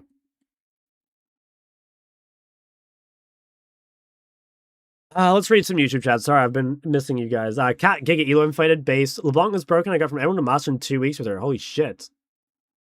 That's crazy.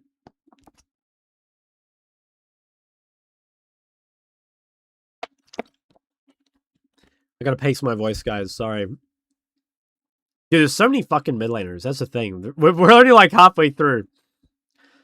As Giga inflated tier ordered, we might reorder them. I think I'm okay with it like right now. If you can only play one champ forever, why would it be Corki? It would definitely not be Corki. Corki's fun, but nah, I could never be Corki. I play Cassie or LeBlanc. I don't know which one. One of those two. No way you can reach Master Elite with Lux. Why not? Why wouldn't you be able to? I'd say Lux is like one of the easier champs to reach Master with. Xayah? True, I do really like Xayah. I could see Xayah. MR buffed enough to play Lucian mid? Probably not. Alright, let's keep going. Malzahar. Malzahar. Okay, it's... Let's talk about this one a little bit. Malzahar high elo sucks. Malzahar really high elo sucks. And the reason is because this champ is too easy to punish and lame. But also, if like literally 99% of the player base doesn't know how to punish Malzahar, I think that has to put him pretty high. Funnily enough, I actually don't think he should be I don't think he should be Giga Elo inflated. I mean, he just like doesn't have as much impact. That being said, though, I mean, champ like mostly plays itself.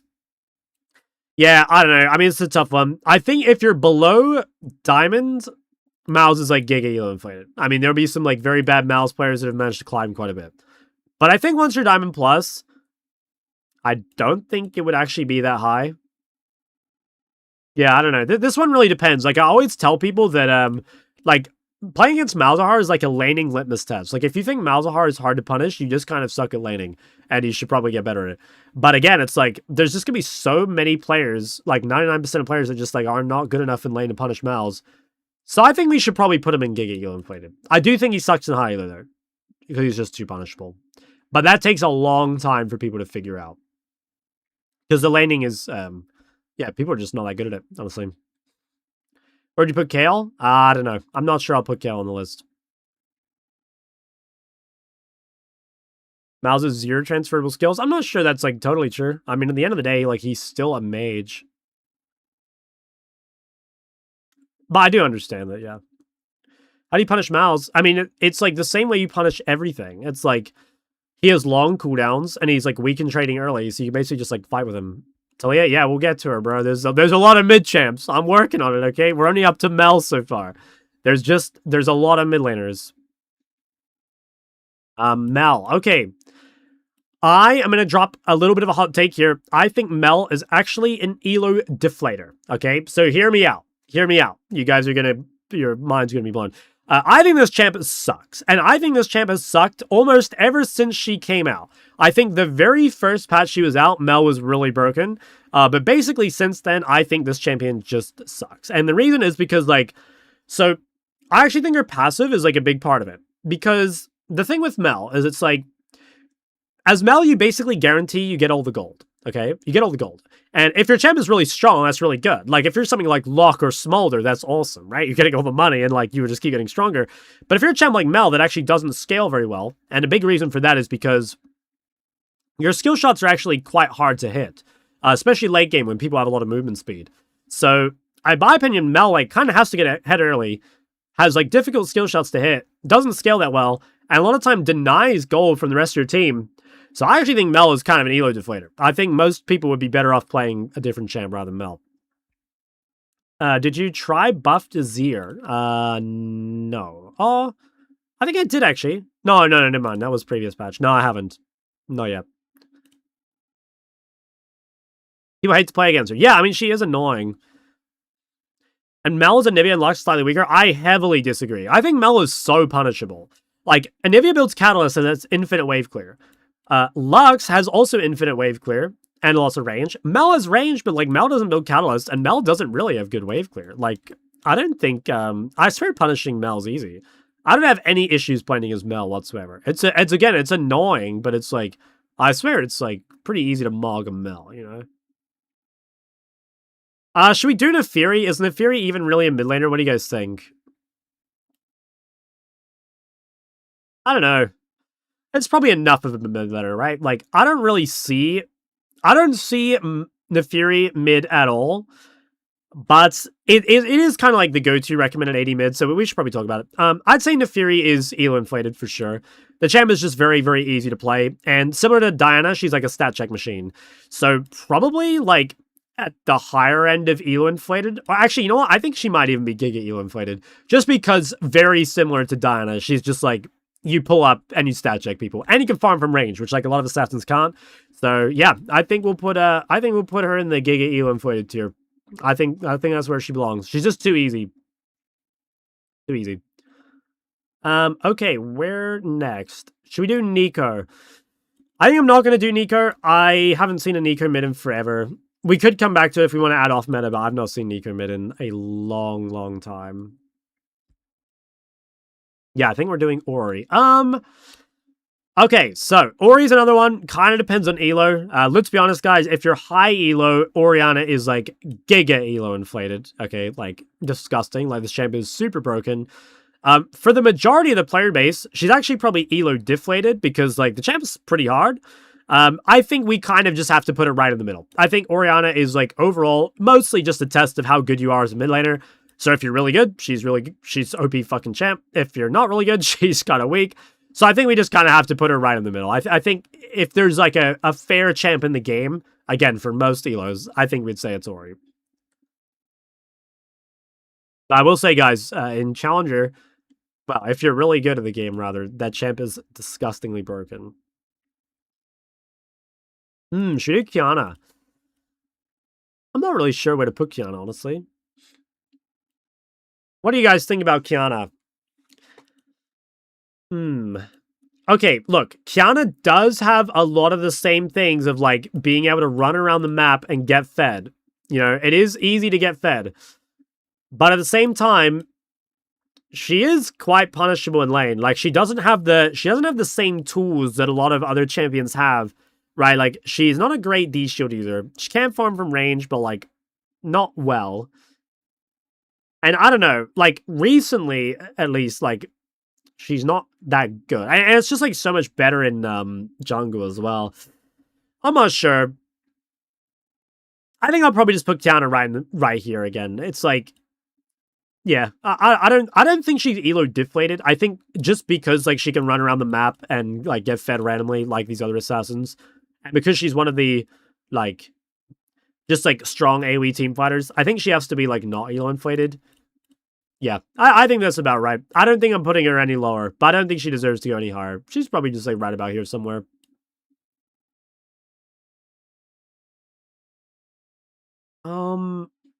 What's next? Okay, Ryze. Ooh, interesting. Okay, guys, another one I gotta, like, drop a little, it's kind of like Ori. If you know what you're doing, Ryze is currently one of the single best mid laners in the entire game. In fact, he might even be the best mid in the game. But again, like, for most people, I think Ryze kind of sucks. Like, Ryze is really hard to play from, like, a macro point of view.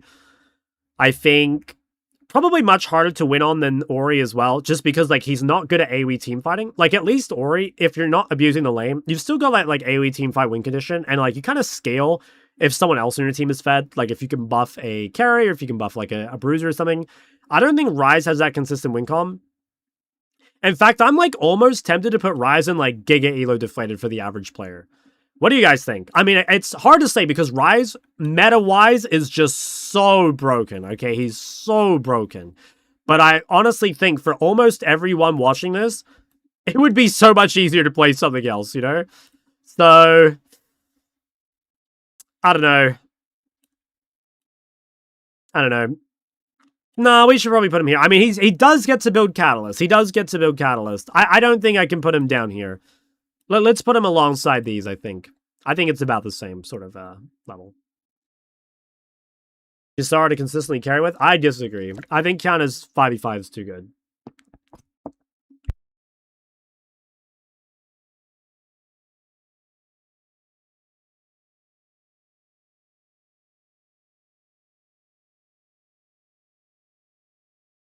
Will I do Riven? We probably could add Riven. Probably add Riven if we did some like off meta. Yeah, probably do Riven if we do some off meta. Okay, where are we at next? None of those are mids really. Swain, I think, right? Swain, Sylas. Wow, a lot of mids here. Swain, Sylas, Syndra, Taliyah, Talon. Okay, wow, we can just like do this entire thing here. Okay, Swain. Swain should be elo inflated for sure. So Swain is just super fucking easy. That's the big thing. I mean, Swain is super fucking easy. Where would we put him though? He's very tanky, which is nice. Good AoE, also really nice. I think yeah, he's at least elo inflated. I don't think he can be Giga. I think we just leave him here. What do you guys think? Yeah, let's just put him there. Maybe could put him higher even, a little like further along. But he's probably somewhere here, I think. Next, Sylas. Ooh, okay. I think Sylas is elo deflated, or maybe even like Giga elo deflated. I think this champ in solo queue is like really, really hard. I think this champ's like way harder to win on than people think. Even, yeah, I don't know. I don't think it's very good, guys. Like, it has like a pretty difficult win con. I think, like, if you're using Sylas counterpick and you get really good ults, like, it can be easy. But for the most part, like, I think Sylas is, like, a very hard champion to win on. I think so much easier to play more consistent 5v5. I think it's not quite as hard as these. So maybe I'll put it, like, there somewhere. But I'm not a big Sylas believer at all. Sylas easy? No, I disagree. I don't agree at all. I think Sylas is way harder than people think. Sylas gets fed so easily in low elo. Possibly, I don't know. Ultimately, I can only base this off like what I think, and my opinion is that like it's so easy to beat Sylas at like all stages of the game. I think you have to work really, really hard to win games on Sylas.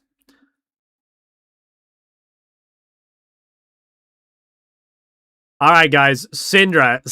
So I hate to break it to you guys, but Syndra is, even putting meta aside, like one of the absolute most elo inflated mids in the game. So the thing with Syndra, like, oh, you'd be surprised. Syndra used to be a super difficult champ in my opinion, and she still has a very high skill ceiling. But like, it used to be, if you fell behind on Syndra, you would be completely fucking useless. This is pre-rework. But now, there's so much forgiveness built into Syndra's kit that while Syndra is like a giga lane bully, you can be horrible at landing on Syndra and still win games. And I see this even in high elo, which like really tells you like how elo inflated this champion is.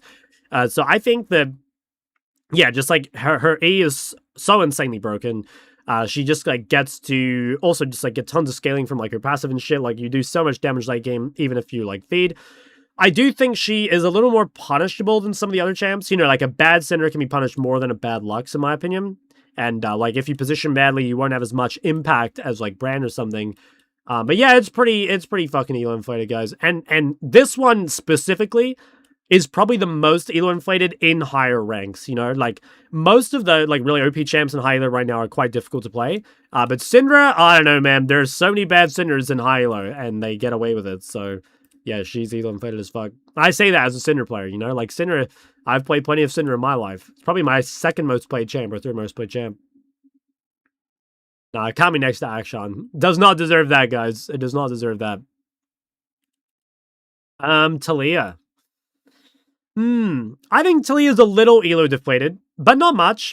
Yeah, a little elo deflated. I don't know, like, Taliyah is, I think, super strong. I think Taliyah is still really strong, but it is kind of hard to play in solo queue. There's a lot of assassins, and you don't often get the, like, the setup. You know, you don't often get, like, a Leona or a Xin Zhao or a Vi or whatever. So I think playing Taliyah in solo queue can be pretty tough. I do think that, like, you have better, like, teamfight scaling than a lot of champs on this list. But yeah, she's probably a little deflated. I think if you're like a Taliyah one trick, unless you're like extremely good, like Odysseus or something, I think you'd probably be better off playing something else, or like you'd have more success, I guess, on most champs. Talon. What do we think of Talon? I think in Talon's peak, he was probably elo inflated. I think now Talon is probably not elo inflated. I don't know, it's hard to say. Talon Jungle is, like, super elo inflated, right? Like, I think Talon Jungle is fucking insane. I don't really see anyone play Talon mid anymore, though. It's, like, very much like Qiyana. I don't think anyone really plays it mid anymore. I think we'll probably just leave it right here. I mean, again, it is still a champ that can, like, clear waves and run around the map and get fed. And that makes me think, like, he can never be elo deflated. But I don't know. He is one of the more punishable assassins, I think. Like, if you're just a bad Talon, like, they're pretty easy to beat. I think we'll just leave it here in the middle somewhere. Maybe could readjust it, but I think that's fine. Where next? Where next? We did all the T's. I'll leave Trist for now. Leave Tryndamere. Ooh, TF.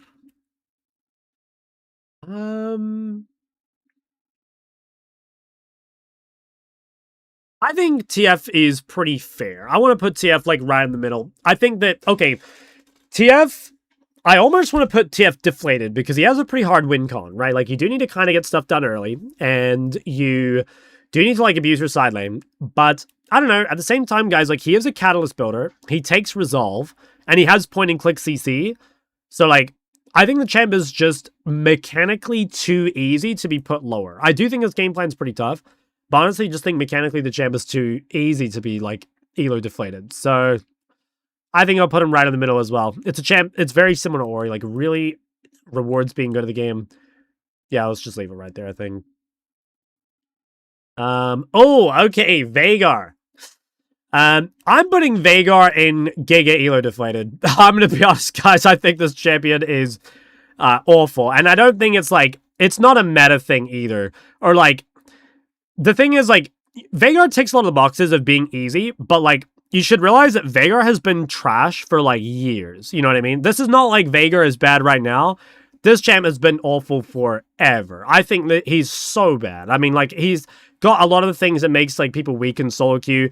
He's short range. He's not good in lane. His CC's hard to hit. His build path is terrible. Like, he has no impact until death cap, and, like, you're going to be playing, like, Roa and, you know, like, Roa Seraph death cap, or even, like, Roa death cap, you have no haste. I think it's pretty useless. You guys are saying, like, no way. I've coached a lot of Veigar players. And even in lower ranks, like, they really struggle to have impact. You know, like, I see just, like, Roa builders in general. It's, like, good if you, like, AFK scale, right? It is good if you AFK scale, but I honestly don't even think the Veigar scaling is very good. Like, he is short range. Again, his, like, damage is kind of unreliable. Like, I don't think Veigar ult is, like, particularly good damage. Yeah, I think this champion is just, like, horrible. I honestly think the champion is just horrible. I don't think...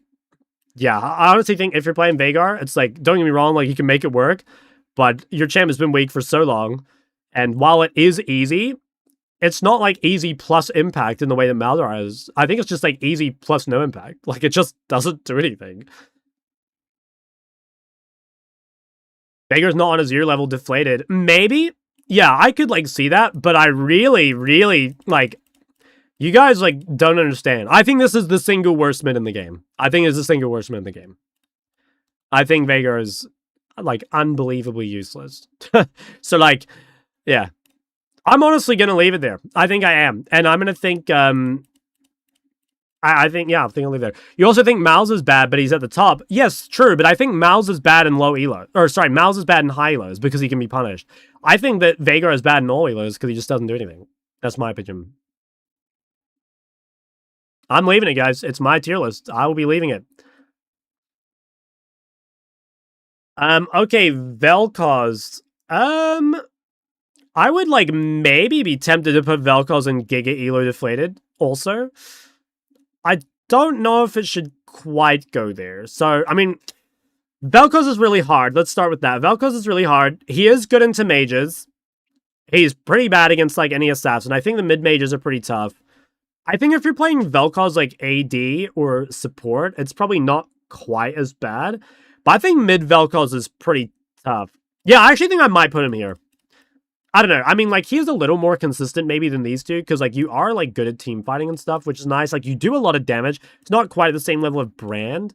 So, like, maybe you could put it here, but overall, I think this champion is, like, it's, like, really hard to get anything useful out of, in my opinion. I think I'll put him in Giga Elo deflated. I don't really believe in Vel'Koz. think there's a difference in the tier list between low and high. Yeah, I mean, that's like what I've specified, right? I think that, but ultimately, I want to keep it on one. Like, if we made 2 different tier lists, like, maybe we'd see some more differences, but, like, I don't know. I kind of want to keep it, together, you know? Where are we at next, guys? Vex.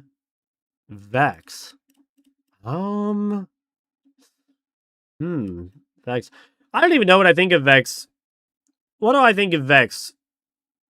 I don't even, like, have an opinion on Vex, I don't think. I mean, like, it's probably a little inflated, right? Like, maybe a tiny bit, just because it's very easy.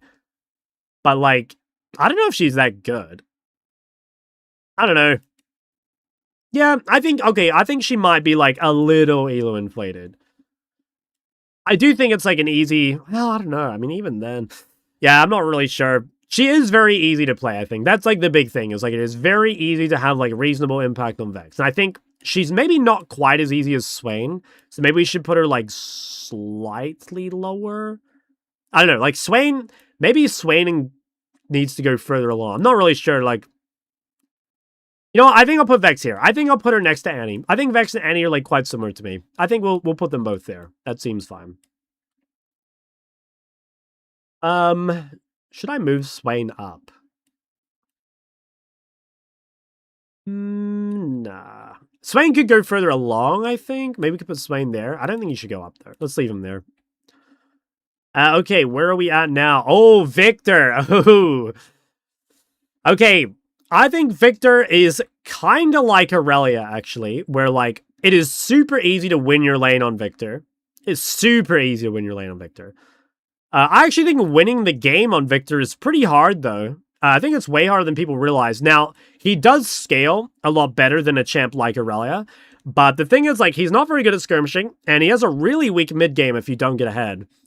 So, I actually think Viktor is not elo inflated. It is extremely annoying to play against, but I think winning on Viktor is actually quite tough. Like, I think it's quite an easy champ to beat, in my opinion. As long as you don't get, like, absolutely unbelievably punished in lane. I think, probably, like, a little more closer to being inflated just because his lane is easy, but overall, I don't think he's, like, a great champ for, like, boosting your elo, so to speak. Vlad. Not really sure. I think Vlad is harder than people think. You have to, like, fight on pretty specific windows in order to, like, you know, you gotta play around your sums. I do think Vlad's sustain in lane is kind of like Malzahar almost, where it's like, if you're against someone who's really good at punishing lane, Vlad's sustain sometimes feels like it's not quite enough. But then for, like, the average player, it feels like Vlad basically just, like, can't be beaten in lane.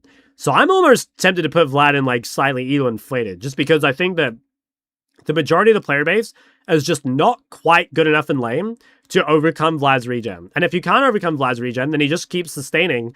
And as long as you, like, fight on your sums and shit, I think you'll be pretty good.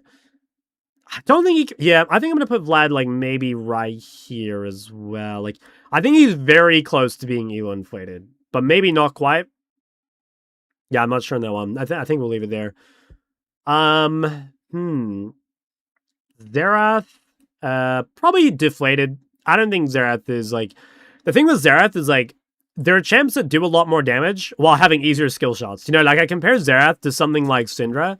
It's, like, so much easier to play, like, Syndra or, like, Viktor, Ori, and just, like, have 10 times the impact that Xerath has. Like, Xerath has to hit all of his skill shots to do comparable damage to Syndra. So, like, I don't know. Personally, I don't think this champion is, you know, I think it's slightly deflated. I think Xerath's very easy champ to beat. So bad mid. Yeah, I think so too. Okay. Yasuo. Ooh. Okay, Yasuo is either right next to Aurelia or maybe even Giga Elo deflated. Like, this champion is really, really bad in my opinion. I think a very hard champ to win games on, unless you've got, like, the right setup with you. I will admit that, like, okay, maybe the thing that keeps him in deflated and not Giga is, like, if you've got the right champs, it becomes much easier. Like, if you play Yasuo Diana, Yasuo Gragas, like that, it is a lot easier to play But I think, to me, Yasuo's like an Aurelia copy, pretty much. It's the exact same thing. Like, winning lane is super easy, but winning the game is super hard. So, I think we'll leave it there. I'm like, maybe tempted to move it down. But I think his lane is just too good. So, I think we'll keep him out of there. Ooh, Yone. Ooh, okay, Yone. Look, guys, D-Shield, Second Wind, potentially Fleet is quite hard to punish. But I will say that, like, Yone is pretty hard to play, like, you really got to be careful when you fight. You know, you've got to be super careful when you fight. You're not really able to take any big fights before shield bow. You've got to really, like, leverage your, like, side lane win condition. I think Yone mechanically is, like, actually easier than people think, but I think Yone game plan is harder than people think. So, I don't know. I would maybe say Yone and Hylo might actually be elo inflated, but I think overall, probably not elo inflated. I'll probably put him somewhere in here. Probably not elo inflated. It is a very annoying champ, though. I don't know. Maybe you could argue that in low elo, he scales too freely and then just, like, pops off. What do you guys think? He might be, like, ever so slightly. He kind of, like, reminds me of Vlad a little bit. It's like, as long as you're aware of, like, his unique win cons, I think there is kind of an argument for him, like, being slightly inflated. But so much of it is just like D-Shield second win sustain. Oh, I don't know. Move up Vlad and Yone. Yeah, I think you're right. But like having this next to Galio looks wrong. Because like Galio is definitely like easier than those champs. Nah, I think I'm gonna keep them there.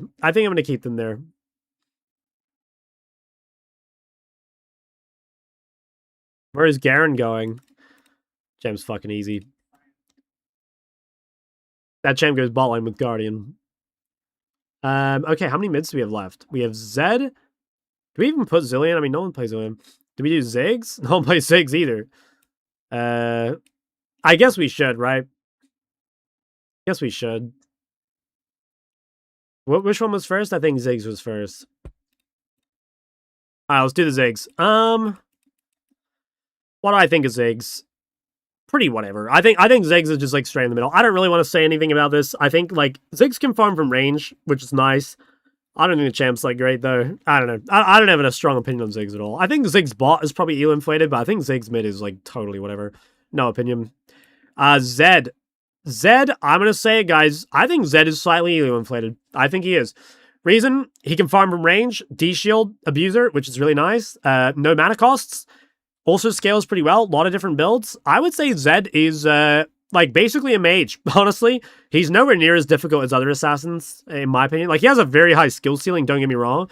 But, like, if you're bad at landing on Zed, you can get away with it. If you're bad at landing on one of these champs, you're gonna be fucking miserable. So, I think Zed's elo inflated. I'll be honest. I hate that champ. Zilean. What do you think of Zilean, guys? This champ is very much like Malzahar, in my opinion. Like, he's almost the exact same. If Zilean spawned in at 10 minutes, he would be super broken, but he doesn't. And, like, you can punish him really hard before that point. So that makes me think that he, like, shouldn't be elo inflated. I actually suspect for most players that Zilean's a little elo inflated. But I think as you get higher ranks, he, like, becomes really trash. So, where should we put him? Maybe, again, just, like, right about in the middle. I don't know.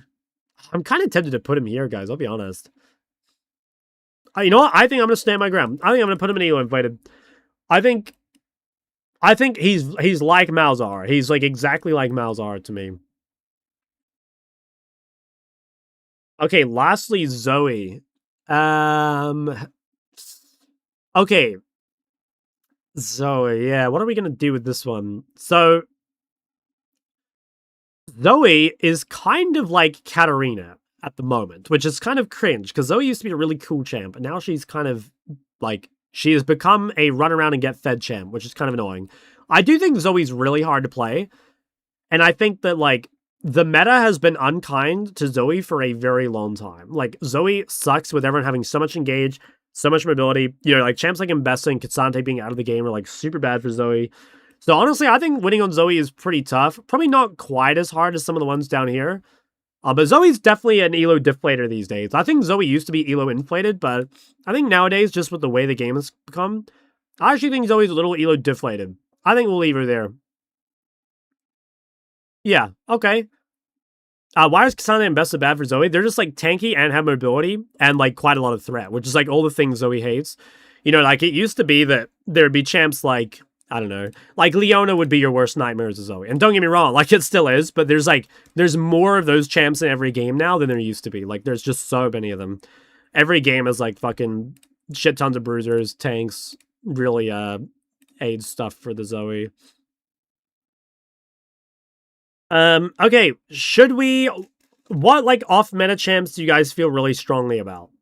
I don't want to like clutter the list. I really don't want to add too many. I think we should add Garen. I think Garen is like played often enough that I want to add it. Where is Garen? Guys, I keep changing the alphabet every year. It's so annoying. And everything moves around. It's makes it really difficult. I think Garen is probably Giga Elo deflated or inflated. I'm gonna be honest. Like this champ's super easy, right? I think Garen's probably Giga Elo inflated. I think you should go there. Pantheon, I don't think I'm gonna add Pantheon. I don't think it's. I mean, a few of you are saying it. Okay, you know what? Fuck it. I'll add Pantheon. I don't really see Pantheon, so I don't think I really have a strong opinion. I think Pantheon would be a little Elo inflated though. I mean, like I think Pantheon scales a lot better than he used to, and I think he's pretty easy champ to play. So he's probably at least Elo inflated. I'm not sure he should go higher, but yeah, we'll see. Gangplank, nah, not. I don't think Gangplank's played enough. You guys want Neeko?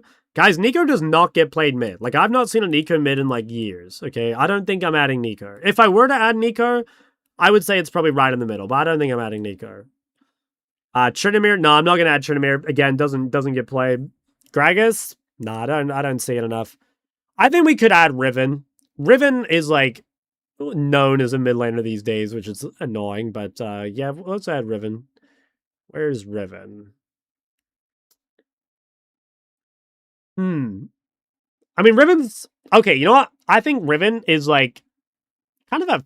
She's not fake hard. She's just not quite as hard as people think she is. You know what I mean? I think Riven's definitely elo inflated. I think she's like probably like close to being Giga elo inflated too. In fact, maybe she is. I mean, she's just a little harder than those champs. Let's put her here. I think Riven's pretty fucking busted. Seraphine, I don't think I'm gonna do Seraphine. I don't think I'll do Trist either. Like, Trist is good, I think, but, like, Trist is only really played in high elo. Like, let's be honest, guys. Like, no one's playing Trist outside of, like, Master Plus, pretty much. So I don't think it's a worry. I honestly think that might be it. Or should I add Sion? I might add Sion. Yes, I think Sion's a good shout. We could add Sion. Sion is elo inflated for sure. I mean, this champ's 200 punish in lane, and the champ's quite easy. Would he be Giga elo inflated? I actually think he could be. What do you guys think? Giga elo inflated on the Sion? I don't know. Thoughts on that? I think it's a reasonable take, yeah. I think if you don't have the right tools to deal with Sion, like, you can be kind of fucked. I think, like, Sion and Ultra High Lows isn't as bad because a lot of the blinds are decent against Sion, but, like, straight up, if you're playing the wrong thing into Sion, you're in big trouble. You're in big trouble. Okay, I'll add, I think I'm not gonna add anything else. We might rearrange some things though. Let's try and do this left to right a little bit. So I think Akshan should be the most. Loki, no, I think I leave that. I think I might maybe move that. I think those are okay. I think I might actually move Ari. I'm tempted to move some champs up. You know what? Fuck it. I think I'm doing that. I think I'm. Does that look better? Do we think that looks better?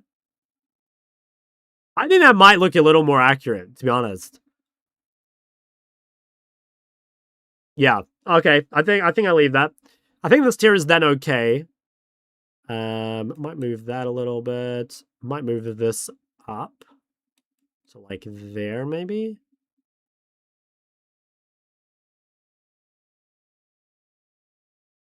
think that's fine. Isn't Riven really hard? That's what the one tricks want you to believe, but like there's so many fucking high rank Riven one tricks. Like I refuse to believe that champ's hard. I don't know. Do we move anything else in this tier? This one has a lot. I think this tier could use some movement. Like, let's swap that. And then let's swap that as well.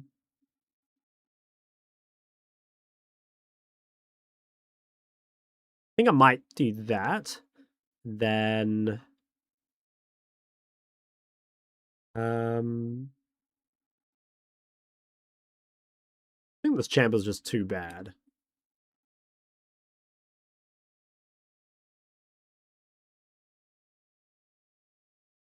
Elo deflated.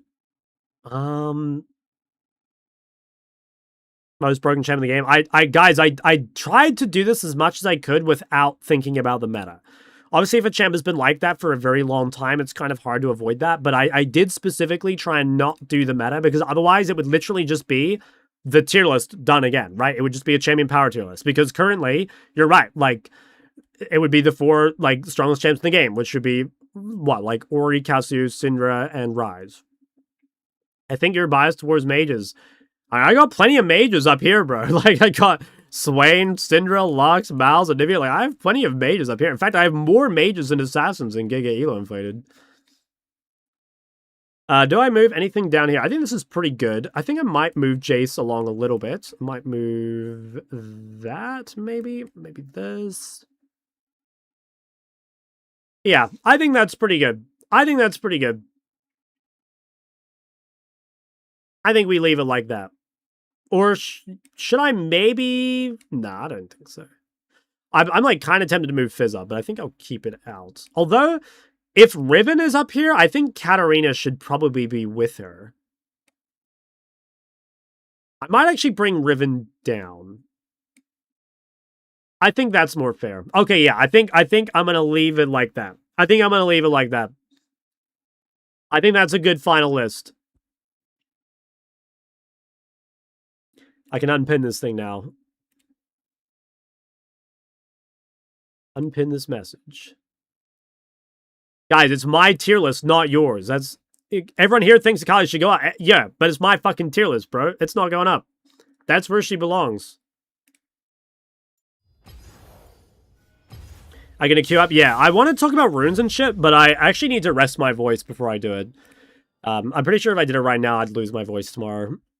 I need to rest it a bit.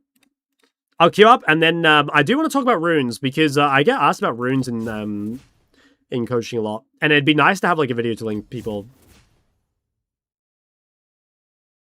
That was the games. Thank you, my friend. You too. Champ Shuck plays are all 1 tier lower than they should be. Bro, I play Syndra, bro. She's in Giga Elo inflated. I told you guys, I'm completely unbiased. There's no one more unbiased than me in the entire world. Alright? I have all the correct opinions. You guys have none. Just listen to me, okay? Just trust me.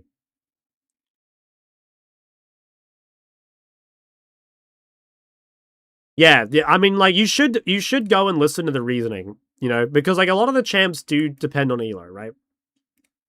Coach Rank is inflated with his champ pool. Literally everyone in high rank is Elo inflated, okay? Everyone in high rank is playing OP champions. Like, who in high rank is playing useless shit? No one. Because if you play useless shit, you wouldn't be high rank.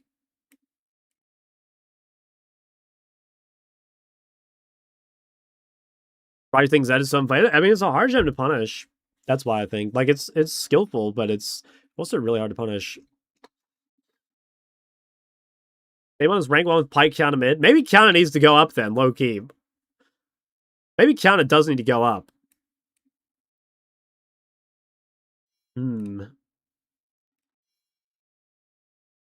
Pyke mid is base. That is such a Fizz player take. In fact, since that pissed me off so much, I'm timing that guy out for 10 minutes. Made me mad just reading that.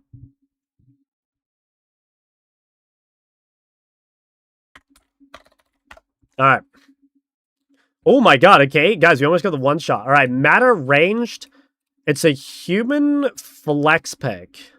Human female flex pick. Like, Triss? But Triss is not human. Hinks? I don't think it's Hinks. Could it be just, like, Lux or some shit? Like, would that just be, like, a bot laner now? Oh, yeah, Vayne. Yeah, maybe you're right. Let's try Vayne. That's a good guess. Okay, yeah, you're right. I suspect stuff like Lux is just classed as a mid laner. Hinks and Hane. How was your day? I had a good fucking day. Yup. Guys, who says yup? Anyone have any ideas? Rammus? Oh, Vex. I think I hear that. Fuck, never mind. Guys, there's no way does Rammus? No, I swear Rammus only says okay. There's no way he says yep. Does he actually? Wow, he does. I need to hear this. Yeah.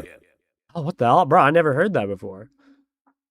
I've only heard, like, the yes, okay. You know, I didn't realize he said yep. This is a... Wait, that's a lantern, it looks like. But maybe, like, a Lowy or some shit? It's not Thresh, right? Or is it Thresh passive? It looks more like something else.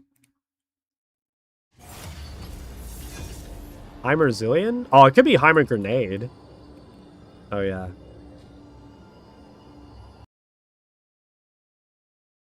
DJ.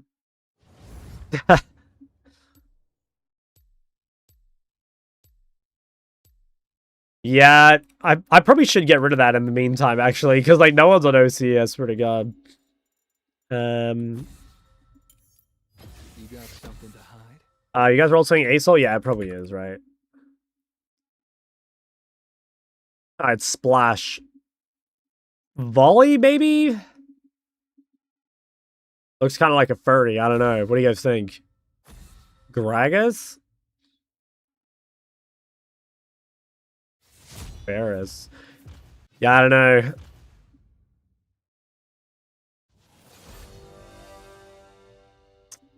I'm not open with Volley. Oh, I'm the goat, and you guys are all wrong. It's crazy.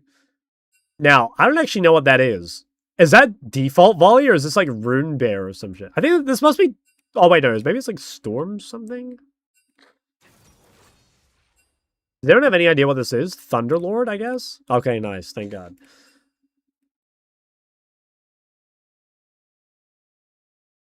I don't think I would have gotten that without the names.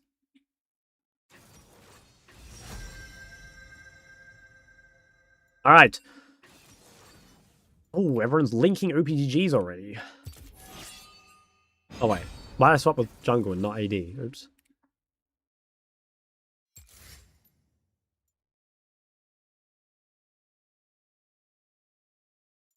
Why does my client feel smaller? Is my client normally this small?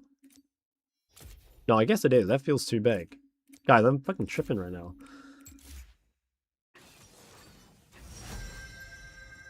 Okay. What do I want to play? Something AP, I guess.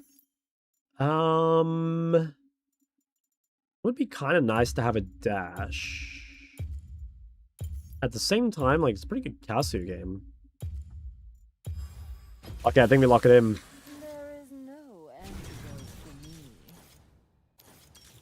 See how bad my matchup is. It can't be that bad. Ahri? I thought about Ahri, like Ahri, Lee Sin, Pyke. Not bad. I think I want more damage, though. But yeah, it was pretty good. Shock, please make a video about ranking up to Challenger GM from Master. Yeah, it could be an angle. Could be an angle. I'll write it down. I think you're right. Like, there is not much content on that sort of shit.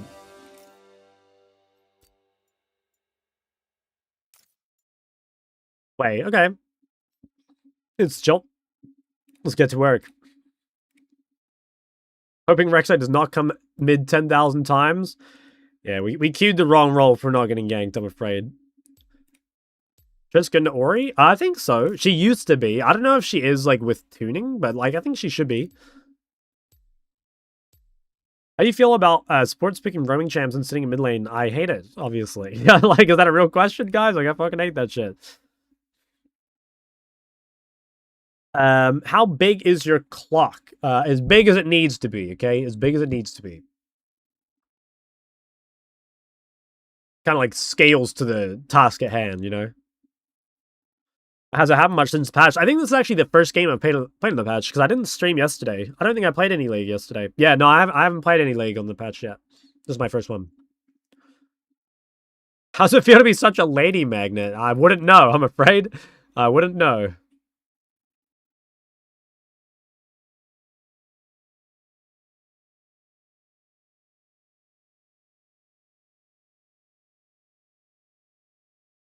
I heard that Shock is secretly a furry. I don't think so.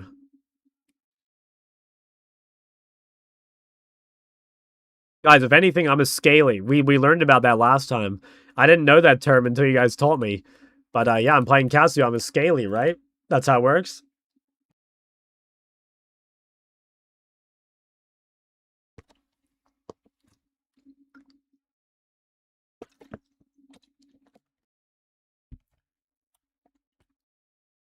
I saw some clip today of a dude, like, with an alligator costume, like, bite the tail of a real alligator. And, like, that looks so fun, you know? That was like a damn, God forbid men have hobbies, you know? That looked fucking awesome.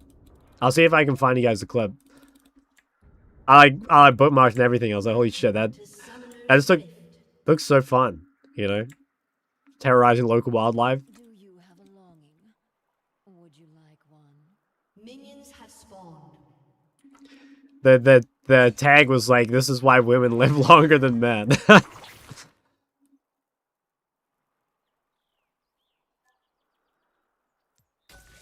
Oh. No. Oh well, that's fine. Alright, we're gonna do a little Q start. The boys back home. Oh my god, it's over for him. Chud is no long for this world. Dude, 103 damage. Check that shit. 103 damage on a, I think it's 3.5 second CD. Yeah, 3.24. And it costs 50 mana. Is that balanced or no? In case you guys don't know, that is not balanced. That's fucking disgusting. So stupid.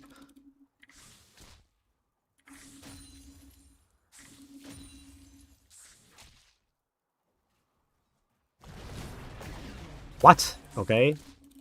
Hui's the most inflated champ in the game. There's no way that should have hit.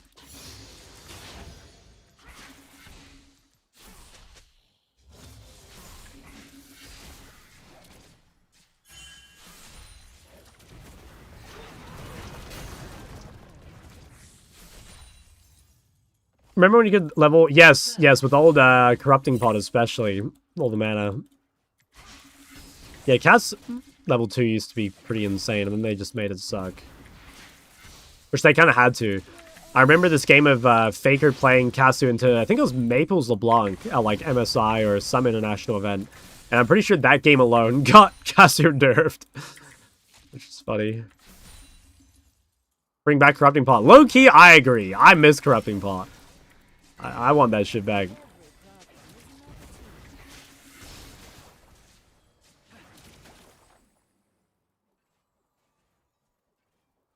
Infinite mana. Yes, 7 seconds of infinite mana and you can just like spam shove your wave. That was goated. I think that was sick. Another thing they gotta bring back. Oh, Rek'Sai's above me. I don't want to go to that, really. Oh, fine. I'm 1 creep off 4. But I guess.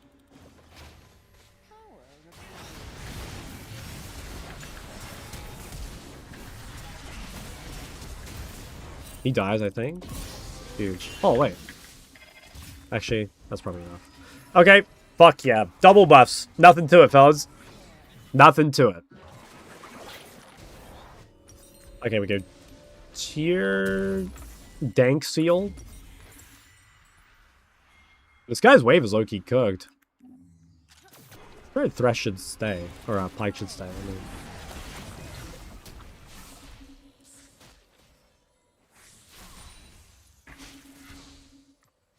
Or my Aatrox is ganking mid.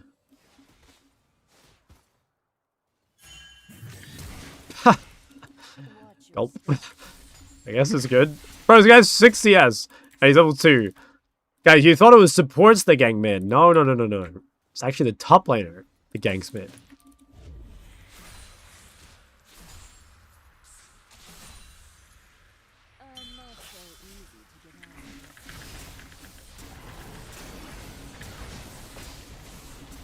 Oh, welcome back. Welcome back, buddy. That looked good.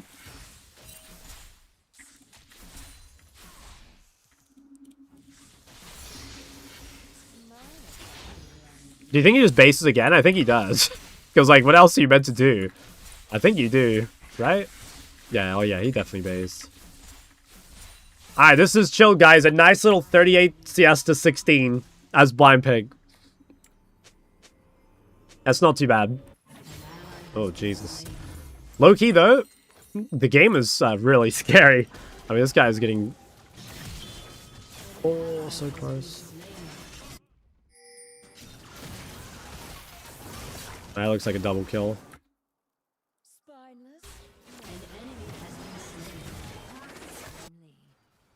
Okay, Rek'Sai's above me. He's gonna chill. Nice. Double kill for Lee. You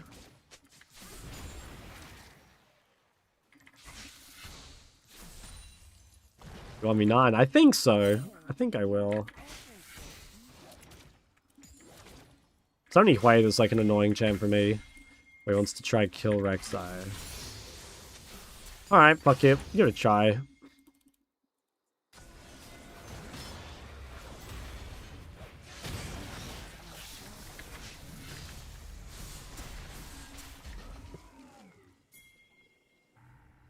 Someone else kill that dude. Surely. Oh, it's mine. What's a good counter to Cassier? Syndra. Just like range in general. Hui is actually a good counter, but it's like, again, it's like a team fight counter rather than lane. Cassier's lane is just too strong now. It's pretty hard to beat Cassier in lane. Unless you're also playing some champ that's ridiculously broken.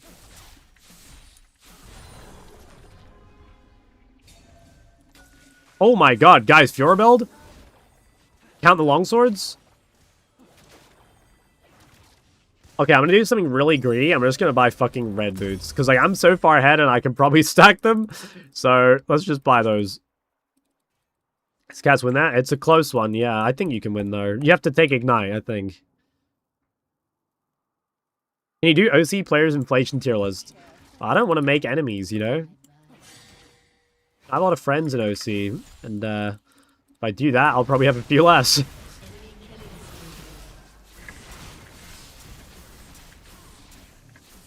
No! Oh my god, I got it. You're red boots, Catherine? No, definitely not. It's like, you need to be ahead, in my opinion. I think your default should be Swifties. And, like, Swifties are quite good this game, too. Like, they're good versus Hui.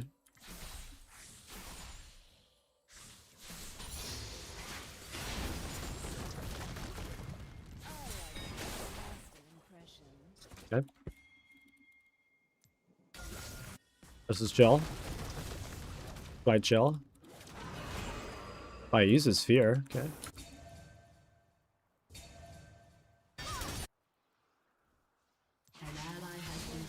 This guy, he's like watching the bot fight or something. Yeah, exactly. Like, when you buy them, the boots are pretty shit. So, like, you have to know that, like, you can, 1, get them stacked, and 2, that you can, like, win fights with them not stacked. It is a pretty big power trough. Which is, like, yeah, you're aware of the cost.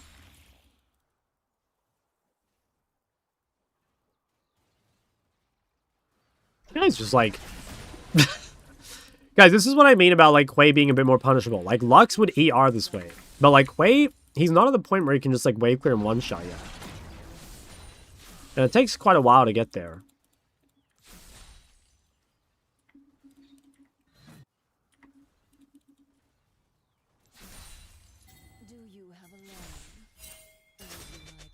Oh, my wave is a bit fucked, but... I think I... Ooh. Damn. Oh, I didn't lose too much.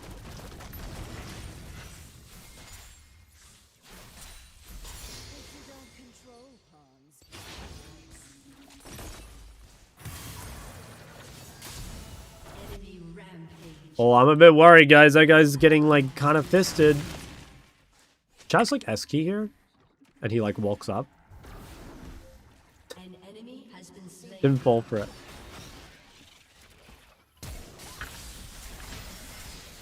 Wait, this is good. I mean, I kill this guy. I think as long as I don't ult. Oh, now I can ult. Oh my god, they're just getting fucking mogged, guys. I can even fight that guy in melee range. Oh, I flashed into the fear. Oh, I have aims. Okay, I almost played it really well, then I fucked it at the end. That's fine, though. I mean, low-key, I didn't have shutdown, I don't think, right? Yeah, I didn't. So, fuck it, it's fine. And I got stacks, it's all good. It is all good in the hood, guys. Not an issue. An issue whatsoever. Let me TP.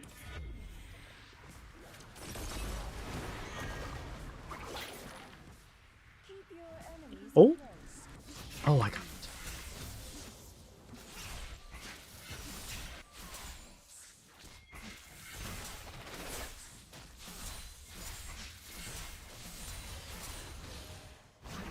You feel morally conflicted playing a master? Not really, if I'm honest. They should consider this just free coaching, bro. How often do you get to verse a national hero, okay? They should be honored.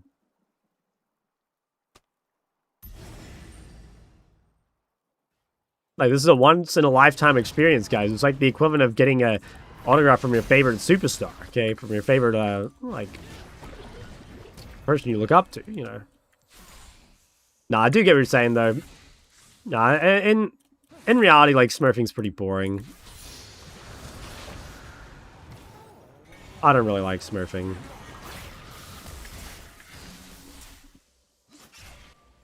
When you become an honorary cop, bro, I saw that. That's so funny. And it's like against gambling, right? That's like the thing. It's like against online gambling. There's like someone in my house who like works as like video production for like horse betting. So I think, I don't know if I'm like allowed, you know what I mean? Like obviously horse betting is allowed, horse racing, but it's like maybe there's some conflicting things here. You're like, Faker, everyone wants 1v1 you. Exactly, yeah, guys. Me and Faker, no difference whatsoever. The exact same. An ally has been slain. An enemy has been slain. I'm not so. Think you'll bootcamp an EU ever again? Kind of doubt it, but like, you never know, right? I kind of doubt it. I mean, actually, we might be in the EU for ENC. It depends where it'll be. I'm pretty sure I will be going to Korea for 3 weeks, most likely, in October, or at the end of October, rather.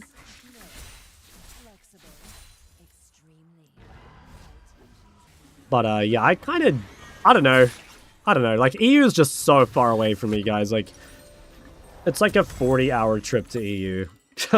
Like, it's like 2 fucking, like, 12-hour flights, and then whatever's like in between. Depends where you go, I suppose, but actually it's longer than that. It's more like 2 14-hour flights and then however long you're spending at like airports and shit. It's pretty cancer. I'm like way more likely to go to NA or Korea because like NA or Korea is both like a one-shot for me, or like more or less. Coding double chapter items for Seraph Troll. It's not troll, but it's like not normally worth it. Like the mana scaling is just not really enough, and like there's normally better second items, so it's like, now you're not trolling, but it's, there's a reason like it's not more common. He was a free region. Felt pretty free when I was there, yeah. Bunch of noobs. Did I just like go lane top against Fiora or something? Come to an A, I got the Ekins. Thanks, Ben. But no Ekins before marriage, alright? I think I need to go like lane against Fiora or like gank her or something.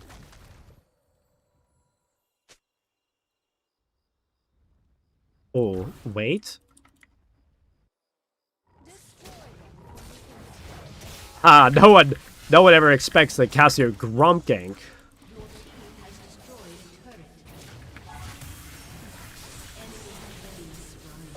Oh, I got a blue buff, just like that. Get another one. Oh, whoa, whoa, whoa. Step away from that shit. What do I do here? Low-key, fuck it. I'll just sack my wave and just, like, piss this guy off. Yeah, that's fine.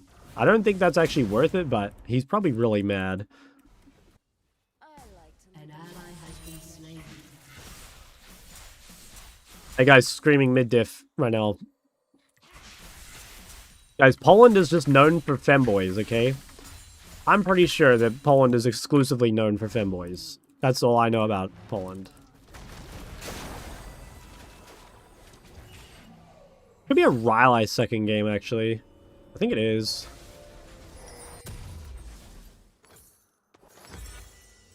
I don't like that. Saying femboys can't be Eakins. I'm not like an expert. I'm not sure. Does anyone know how that works?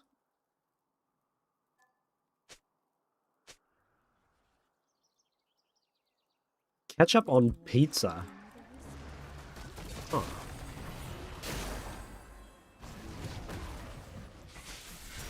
Guys, I'm not an expert, okay? I don't know where this narrative is coming from, but it's extremely wrong. No, I'm not. I don't know where the fuck this is coming from, guys. There's no one with, I always say it, guys, but no Eakins before marriage. I've stuck by that for a long time. Gotta go cover mid. Polish try here, don't go to Poznan. I've probably said this horribly wrong. Well, what's up with that place? What's there? Is that like Femboy City?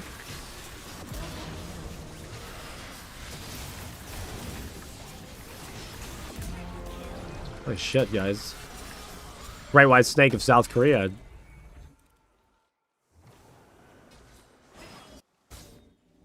Femboy hotspot.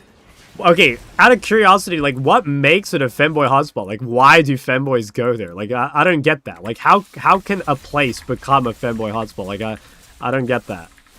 Any lore masters? No, guys, I'm asking for a friend, I promise.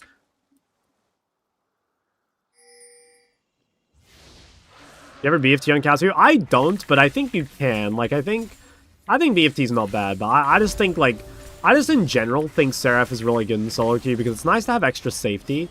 You know, just like in solo queue there's a lot of threat generally. And like you're kind of shorter range. I don't know, I kind of like it.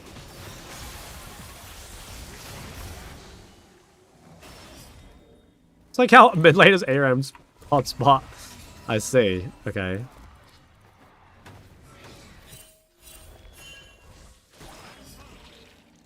These guys are not letting me base. When your BFT Cosmic consider as Mandate Storm Surge, I mean, it would just be basically like, do you need the safety, right? Like, do you need the Cosmic HP and MS? Obviously, if you can get away with it, like, you can do more damage playing the other build, or have more impact, but it can be kind of difficult to play full squishy builds.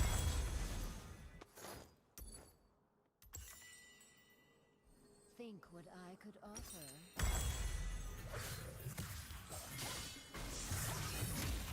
Ooh. Oh. Should have stolen it from Edge Eyes. Oops. Would have been kind of rude, though. What a fire is this game? Kind of like put them all out. Keep your enemies close. How many clocks do you fix today? That would be telling. Try the Rise build. I'm not playing that build. I'm sorry. I don't like it. It just makes you too weak in lane. Like, playing no Catalyst on Rise. Like, how are you going to play against any of the mages? It just sounds bad. I don't know. Like, yeah, I can agree. It's kind of like Kasu, right? Like, if you can get away with no Roa, then, like, it's nice to be stronger, quicker. But also, I think, like, I don't know. I feel like Rise's strength early game is, like, basically just pushing and moving. Like, it's not direct trading. I don't know. I don't really like the build. But, you could try it. And if you have success, like, I always tell people, you know? I just do it until it stops working. I might be dead here. Be a really bad time to die.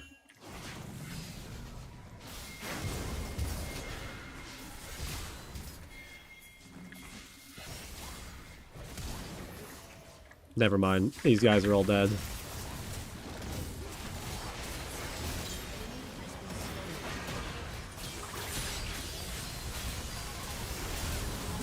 Is she really allowed to do that? I can dash onto that shit?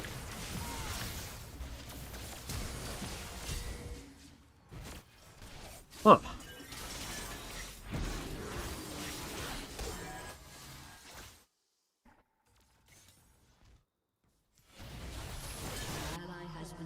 Damn.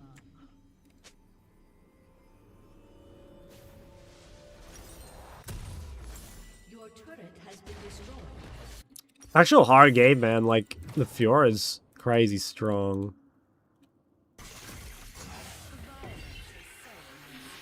Triss Ori? Based. I think, yeah. It does get good for Ori, like, once her QW starts hitting really hard, but it's definitely good for Triss early. And I think it's, like, easy to snowball, too. Like, if the Ori fucks up, you can definitely just shit on her.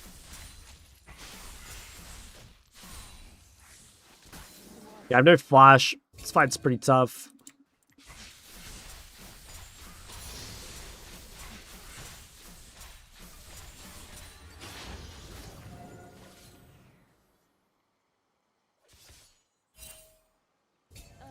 You like Raleigh? Yeah, I just think, like, normally Raleigh is just, like, kind of weak. But, yeah, I do like Raleigh.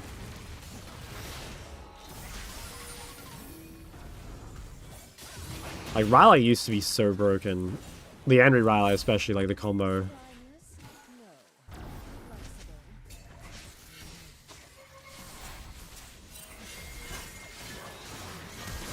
Ooh.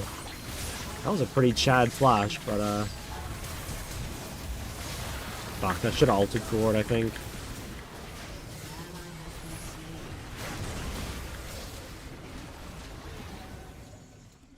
This game is just, like, so hard.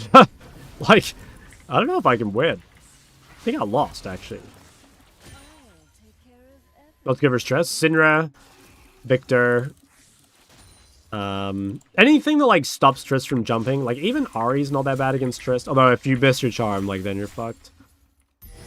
I could TP. Oh, they're not doing it. Okay. Miss the interact. Yes, I agree. The Raleigh Leandry combo is so goated because, like, it made you so tanky, and then the combination also made you do a shit ton of damage. I really missed that. Oh, nice kick.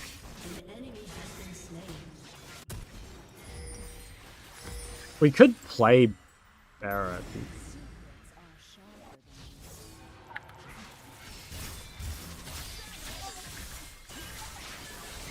this guy really gonna kill me? Okay, now we go Baron. Alright, seems fine. That was their first drag. I can, like, low-key hold a full. Oh, we have no smite. Oh, ooh. Gulp. Fine. What do we need smite for, guys? It's not required.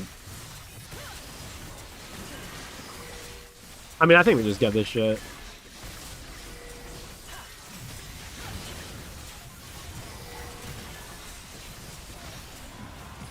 I don't have much mana.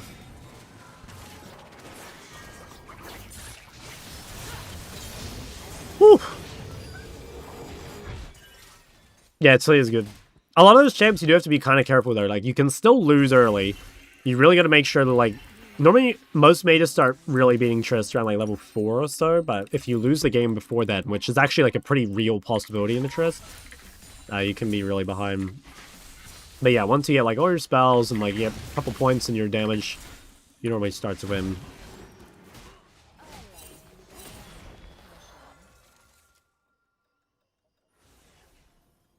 Walking closely, Henry. See the whole Legends League? Yeah. Yeah. I don't know. That one's, like, so weird. I saw some people saying that, like Caps is... There's, like... What's the word? Caps is known for many champs, and personally, I would not have picked Triss. Like, I would have said, like, Sylas or something. But also, there's not many mids known for Triss, right? So, like, I do kind of get it, but... I don't know. It still feels like a weird choice. Like, do mid laners really give a fuck about Triss? Like, feels like kind of not really. My tempo is really bad. I think I kind of had to do this, though. The spike's too big.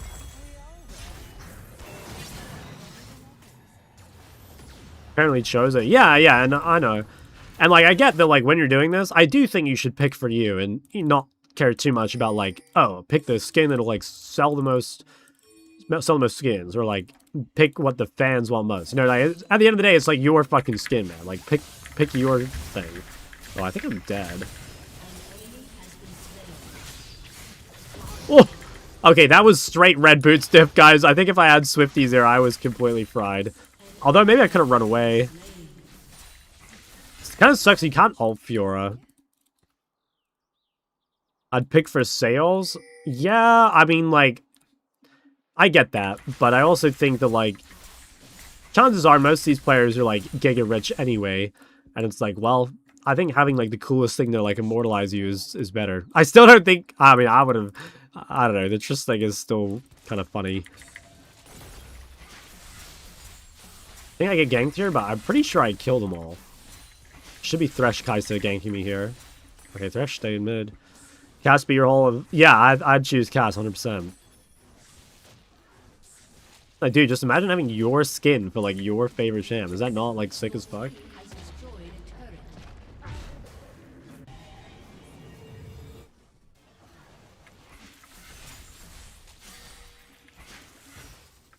Who plays Triss? Yeah, that's what I'm saying. I mean, Triss... Maybe that's why they're buffing her. Like, low-key. They gave her a big buff. You decide how it looks. I'm sure you get some sort of input, but I think these Hall of Legends skins seem to have, like, mostly the same color scheme, right? Although, maybe that's not true, because, like, the Kai'Sa one looks pretty different from the Ahri one, so maybe you do get quite a bit of input. I'm not really sure. When are you going to win Worlds 6 times, have 6 shock skins? Yeah, I'm working on it. Working on it. Might cheat, Fiora. Wonder if Lauder Caps loves Triss more. Gulp. Those who know. That's, like, ancient lore. I was actually talking about that with Vestian the other day. I can't remember how it came up.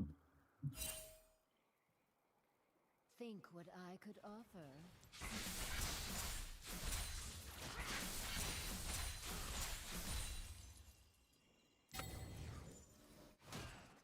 Kind of want to be at this drag, but also I kind of just can't leave Fiora. Ooh. Okay, nice. She did not expect that. Oh, she fucking ate my poison. Okay, she still died. Yeah, her W ate my Q. Damn, that was intense.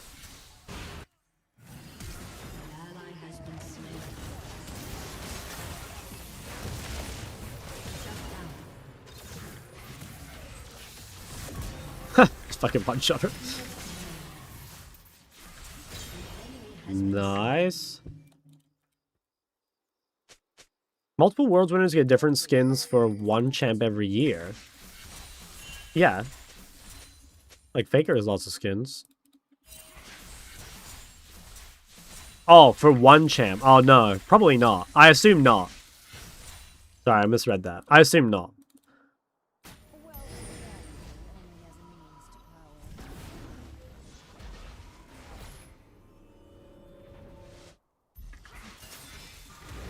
I mean, there's no way he wins, right?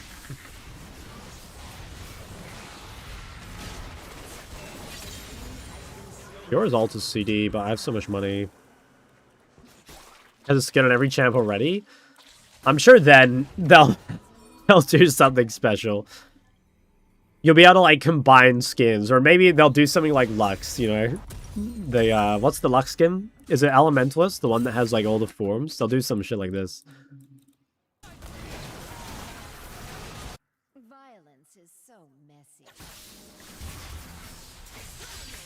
What the hell? No way we're ulting that early. Did that actually work? Oh, I didn't think so. Man, that scared me. That, like, almost worked. Okay, we got the drag. Maybe play Baron.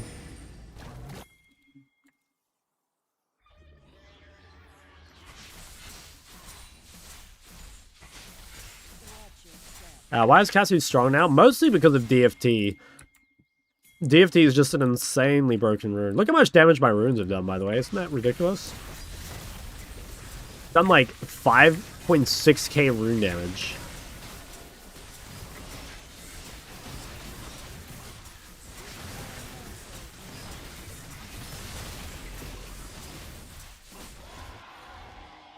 What are you gonna do with all that money? I'm gonna spam buy elixirs. Oh, hello. This guy thought he was just getting a red buff. Holy shit, I do a lot of damage.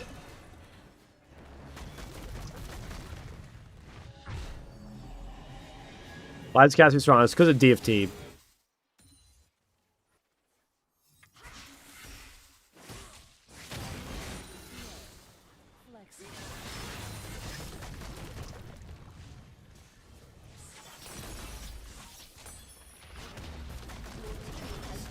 Ever go Conquering Cassie anymore? Nah, I don't. I think you can. Like, I sometimes see people do it, but nah, I just go DFT every game.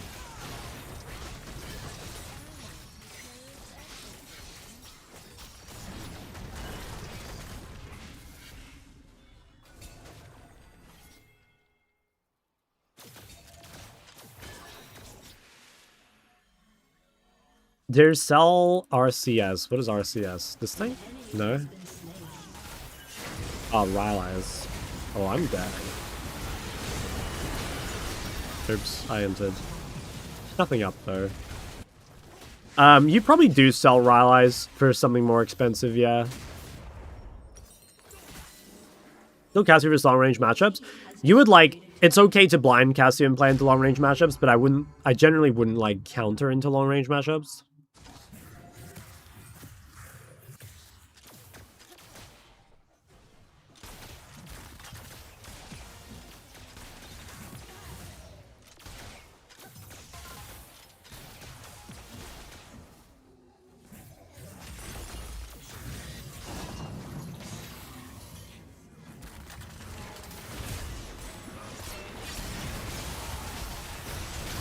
Hey, not bad. I spawn soon. I'm like maybe tempted to sell Rylai and buy Morella, which is like kind of depressing, but I think I'm the most reliable heal cut. Can I TP top?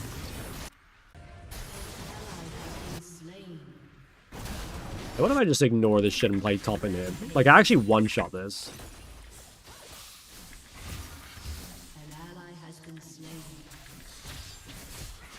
Okay, no flash. I think I'm getting ganked here, actually. Maybe not. Yeah, it's not bad. I mean, Fiora no flash is big. Let's play for drag. Damn, this game is surprisingly difficult for how fed I am. I guess, like, this guy's 312 and this guy's 210. Guys, you know how I was saying before about how, like, it was so annoying to be, like, off-rolled and then, like, have people feeding? You know, like, this is exactly why. It's like, if I'm main-rolled, like, I can carry this shit. But if I'm off-rolled, it's, like, super cancer.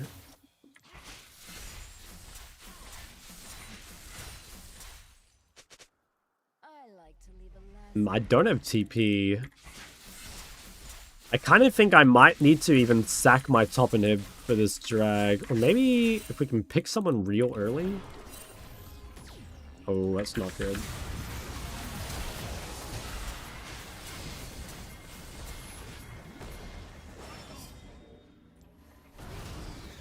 Ooh, I mean, they're chunked. I'm gonna try heal up this.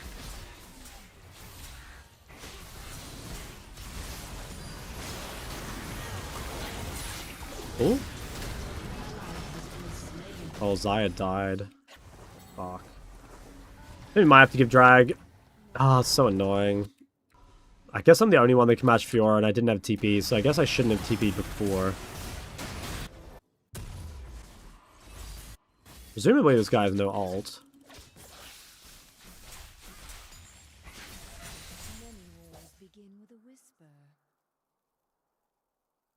I have to think about selling stuff.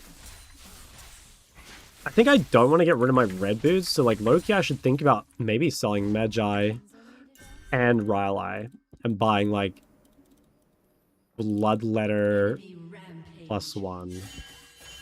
I don't know what the other one is.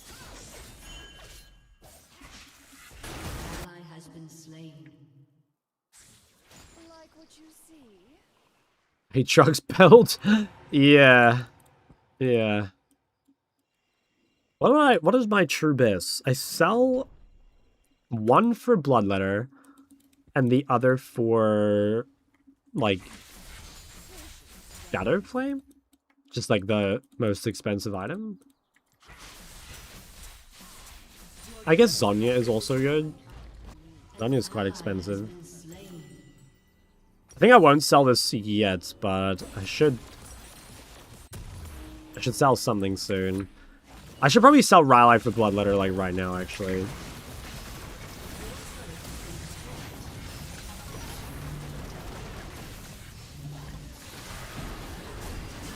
Fuck, I think I'm dead. Oh, I did so much, but It's like not enough. Okay, Loki, I'll sell this right now and I'll buy Blood Letter.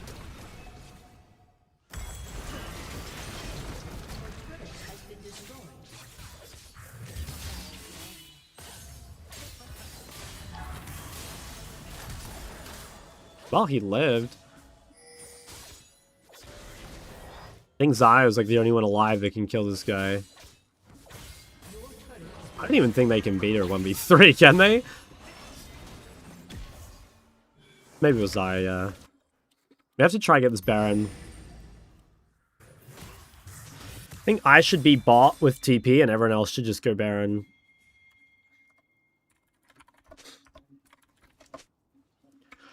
How long does Caster use Shadow Flame? Actually pretty well. It's just like, normally you need other items earlier, and then it's like, later, you're normally getting more damage from Percent Pen. Also, like, there's normally just more utility from Rylai, and I'm kind of tempted just to keep Rylai anyway. I think the slow might be better, even though the stats are weaker.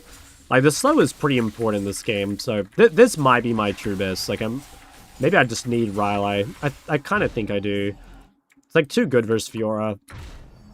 It's kind of annoying, though, like, this would be a really good game to have, like, the cast boots passive, you know? I just not need to buy boots, because I think these are good, but if I could have another item here and have, like, heal cut for Fiora or have a Zhonya or something, it'd be real good. Yeah, I think we need to play, like, mid-bot. Oh, this is... yeah, okay. It's really good that Fiora showed where she is early, because if I can come down here and get, like, this wave pushed out...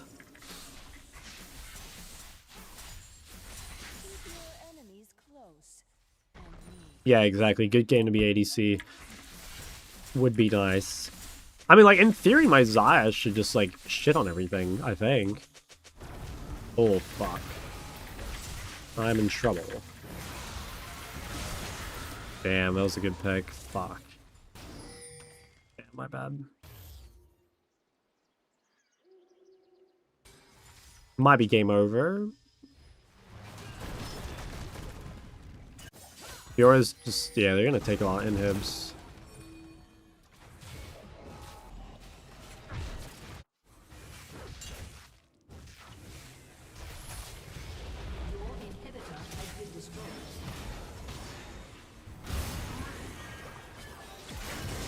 Okay, not bad if they can kill Rek'Sai. Okay, it's pretty good. Hui TP'd. There's a Hui. Yeah, he's like... he hasn't died much, but he also just, like, hasn't been present, like, ever. I don't know, I feel like I haven't seen him.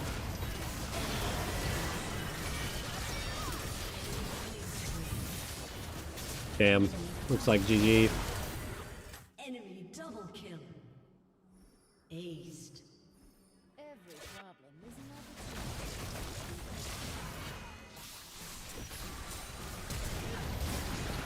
Damn, I had to flash that. Fuck. Team gap too big. I could have played a little better, but realistically, team gap too big. Yeah, I played pretty well.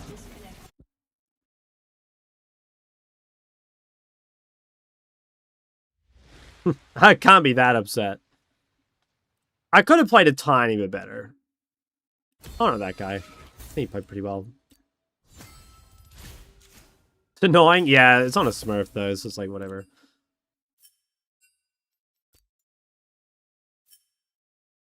First time chatter, but I'm a dentist and I can't help but notice how white and straight your teeth are, and your canines are really well shaped, and you must have been on an incredible diet as a child.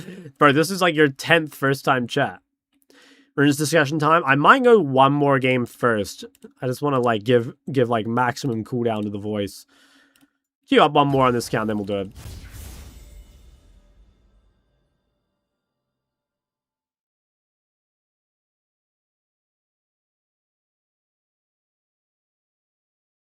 W Shot Glazer. Have you tried AP Kai'Sa mid? No, I've never tried it. I've played against it quite a bit though, and I think it's pretty good. Yeah, I think it's quite good. It's like, I don't know, it like sucks and it's OP at the same time. Like, its laning is pretty horrible, but it's kind of like a good Cassidy or a good Kayle. You know, once you get 2 items on Kai'Sa, it's insane. Treacherous mid. If I get a good game, I will, but I don't want to blind it. But yeah, if I get a good angle, I'll go for it. Hi, Shuck. First time chatter. Why no Aurora? Want to try the chatters game? We could. I kind of want to play siblings or dating. Like, low-key, I look forward to this game so much. Should we do that right now? Actually, let's do these other ones first. Oh, we need to turn that shit back on. There we go. New favorite. Yeah, it's crazy. Samiraku? Big? I don't know. More W, Leona W, Diana W? Surely it's something like Shield, right? I don't know this one. Maybe I'm gonna go Leona. Fuck. Alright, I'll go more then. Also fuck. Okay, mana. What else did I say? I said Diana. I don't think Diana would be fighter tank, would she?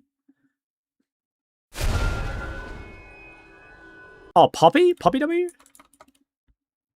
That's fast. Hybrid damage. What does that even mean, man?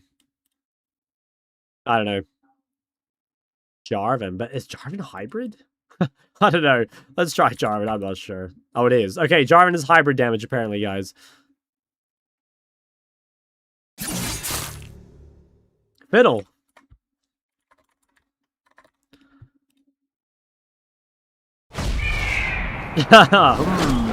Guys, it's Azir, right, guys? It's Azir.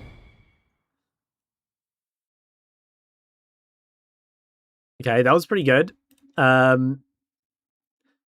Let's play siblings or dating. Let's play this right now. This is my favorite game at the moment, guys. I look forward to this every day so much.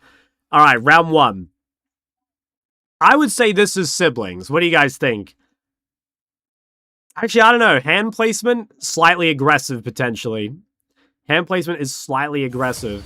There's also, like, this like, lean in here that, like, maybe wouldn't be siblings. Also, would you be on the top of a mountain with your sibling? Like, probably not, right? I think we go dating. What? Okay, I got it right. Sorry. Oh, my God. Okay, that was good. That was good analysis. Okay. What are we thinking about this one here? They look pretty unhappy, I'm going to be honest. I feel like that's kind of sibling pilled, you know? Like, you're unhappy to have to spend time with your sibling or whatever. At the same time, though, like, on a boat, you know, again, when are you going to be on a boat with your siblings? This one feels like it's trying to bait me. I want to say it is siblings, but it's, like, pretending to be dating. I'm gonna lock in the siblings. Oh, guys, I've gotten really good at this game. I've gotten really good at this game. Okay, I mean, it's messy. Guys, if this were not dating... Wait, does anyone know? I don't know what Messi's siblings look like. Does he have siblings? Does anyone want to cheat this one? I mean, there's no way you got your, like, fucking sister in your lap, right, guys? Like, unless you're in, what, West Virginia or something. Okay, thank God. Thank God. Okay, Ronaldo, hold on, I gotta pick my champ. I'm playing bot lane. I play bot lane. Play bot lane sooner game, fuck it. So much power. Okay, does anyone, I mean, I'm assuming this is, like, dating, right? I don't know, again, I mean, let's just send it. Okay, huge. Okay, okay. Okay. Oh, I think this is siblings. I think this is like, it's her wedding or something, and they got a photo together while they're there. I don't know. Yeah, I don't know. What do you guys think? Any input on this one? They're holding hands? Oh, yeah, I didn't notice that, actually. Okay, yeah, maybe. Maybe. You're right, the hands. Shock doesn't know about holding hands. Okay, yeah, I think we go date. I mean, I feel like it's a bait, guys. I feel like it's a bait. I think this is a bait. I'm going siblings. Fuck. case. I overthought it too much. Overthought it way too much. Oh, I gotta think about my runes here. Okay. I mean, this is so sibling pilled, right? Surely this is sibling pilled. Or it just could be kind of cute. I don't know.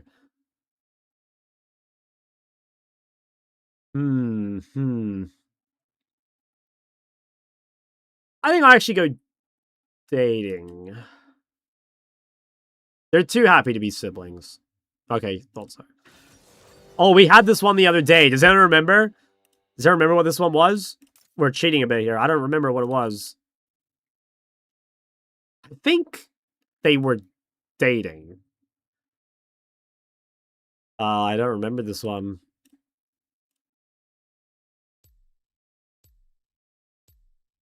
Watching LCK? No, sir. I'll vote dating. I don't remember. Okay, big. We'll have to come back to this, guys. Oh, wait. Is this the last guess? This might be the last guess. I mean, dating for sure, right? Fuck, that was siblings? No shot. I mean, I think dating again. FF. Alright, FF. I'm done with this trash game.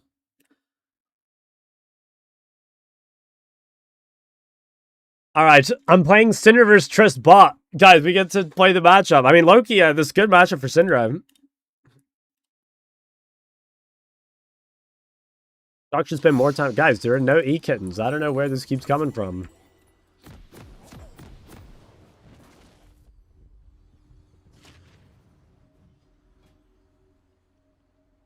Why is Echo's icon fully black? I don't know. That is some tech. I don't know how you do that. ARAM Mayhem games yesterday meant nothing to you. Guys, I've not played ARAM in like 2 weeks. Okay, this guy's, he's making shit up. I've not played ARAM in a long time. Minions have spawned.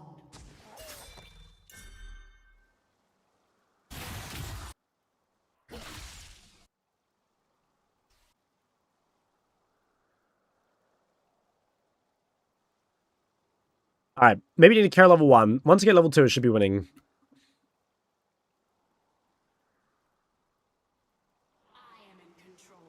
Okay, man. Whatever you say.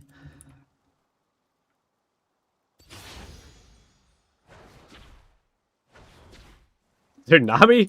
Can we, need to lock in here.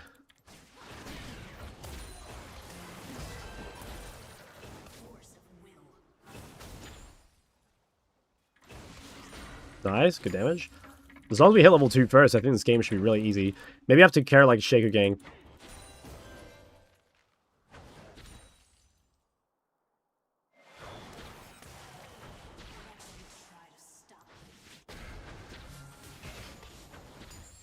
I really, really do not want to give them level 2 first. That's like my whole thing here. Okay. Should be safe. We could get 3 camped, but their gang setup's not great. I'm just going to hold my A, I think. We should have crashed that, I think, actually. I should have pushed a bit quicker. As long as I hold E, I'm pretty sure even if Shaker 3 camp ganks, we'll probably live.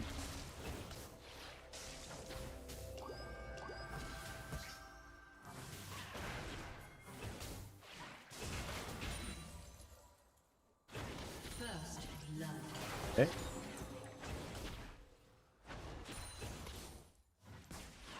Nice. I should get Rockabelt versus Bloodletter on lock. I don't really know if you build either of those items normally, do you? Bloodletter is like if you need pen, percent pen. Rockabelt's like for tankiness or like if you need the dash. But they're not really like that comparable. Zero, my god, 36 months. Thank you, thank you. I miss you. Hey, how are your minions not always blue? Bro, people keep saying that. I swear to God, I've never changed that setting in my life. I've literally never changed it. This is default. Like, why would I change the color of my minions?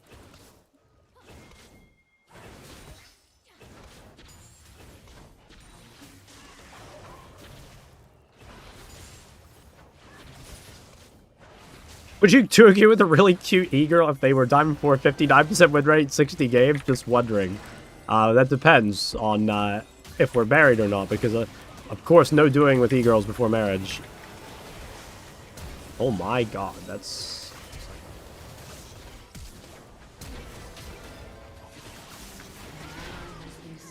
Oh, I'm dead. Maybe? Use my paw. No, he lived on fucking 10 HP, man. Oh, that is tragic.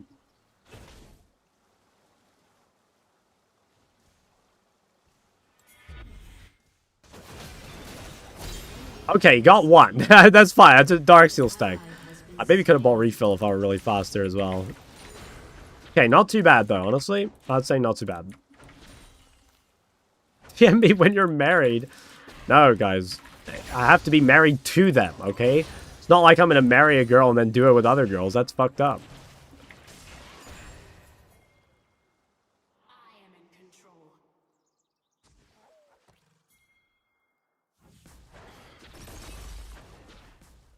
You guys have this, like, the wrong way around, okay?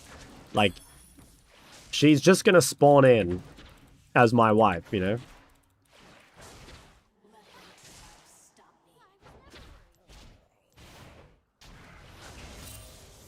Open queue relationship? Oh, Bard's behind us.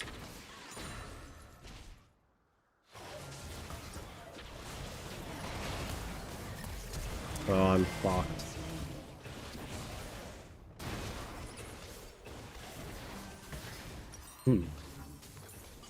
Bit annoying, but it's okay. Wait, why do I have 2 M-tomes?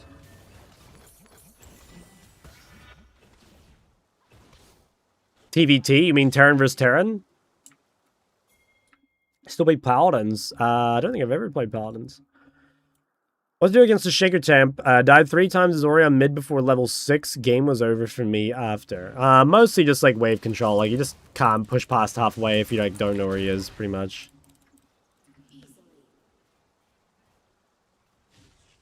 An enemy has been slain. And I guess like key windows as well. Like if your jungler's really far away, obviously don't play aggressive. You don't have any vision, you don't have flash, etc. Mostly just about like wave control and understanding like when you're punishable versus when you're not.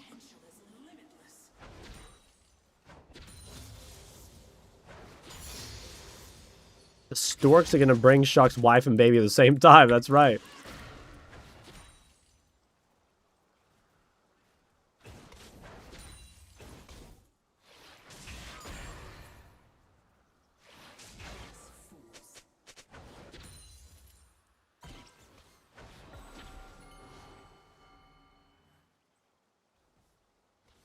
Okay.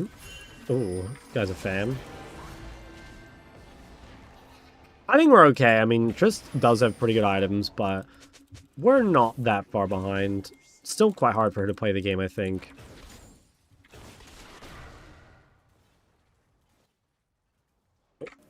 StarCraft joke made me laugh so loud I woke the whole neighborhood. They all got mad, but when I told them the joke, they forgave me, twirled my hair, and blushed. Oh. Shock Twitch chatters, man. Guys, I have to show you this Twitch chat game afterwards, okay? It's where basically you get to guess, like, who said a certain, like, who typed a certain message in your chat. I'll show you guys after if you remind me. I have it bookmarked. The problem is I think it goes back a bit too far, though. Like, it'd be nice if it were a little more recent.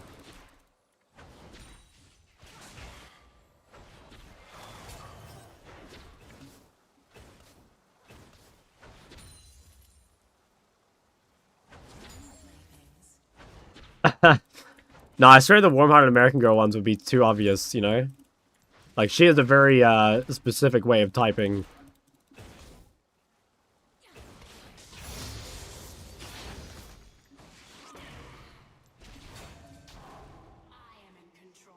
She's a storyteller. Yeah, that's... I think that's giving her a bit too much credit, buddy.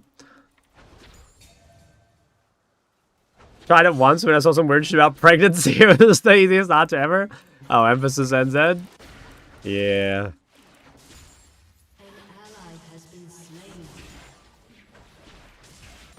I assume it is somewhat skewed to, like, people that type a lot in your chat. Like, not just by message volume, but I assume it's, like... Because they've got to make it somewhat playable, you know what I mean? Maybe it's, like, based off people who have, like, yeah, I don't know, high volume of messages total. Only take from people currently in the chat. No. It like goes through the logs of like you can do it even when the chat's offline. I'll show you after. It's pretty cool.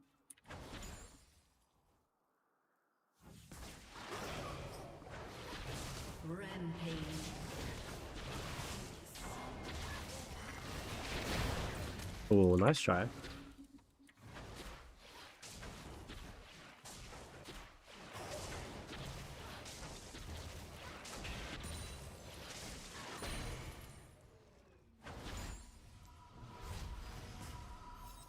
Who alerted you about such a cool game? Would be telling.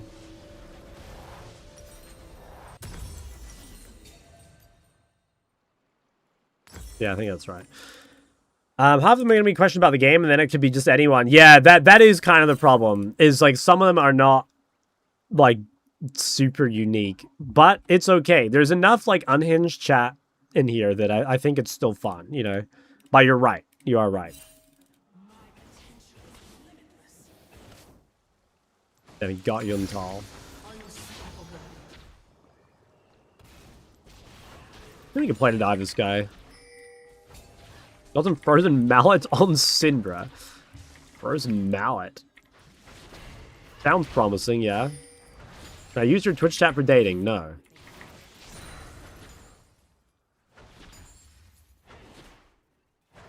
What was a Frozen Mallet? It was like AD Rylai's, basically.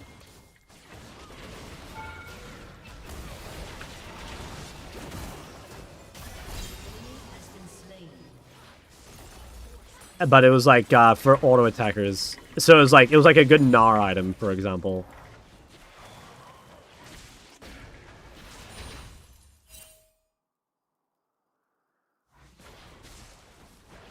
Who else bought Frozen Mallet? Does anyone remember? I only remember Gnar.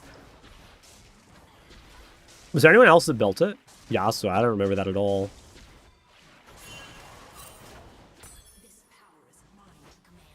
Ezreal? Really? I don't remember it at all. I guess it makes sense. Like, so it was like before Cyrilda, right? Tryndamere? Honestly, guys, like I have no fucking clue. Like I think you guys might know more than me. I literally only remember Frozen Mallet Gnar.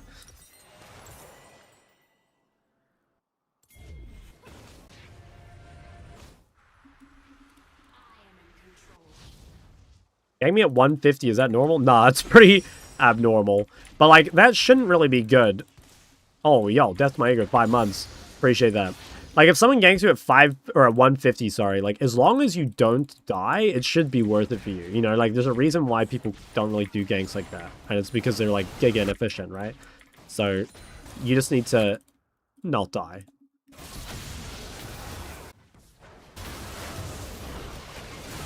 Damn, they're so low. Built an ADC's mid. I still think overall they're not going to be great. A lot of the meta champs are quite good against ADCs, like Cassio, Syndra, Victor, for example. But I think probably Trist has potential, especially. I think Corki maybe.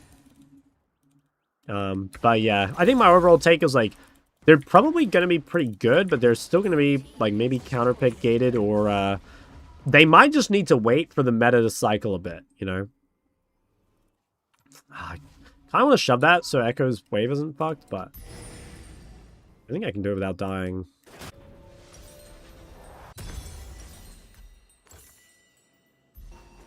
Wait, Victor top of the Iceborne? Nah, I didn't. I remember it, though. I do remember it.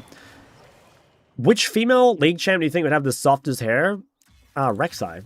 Easy.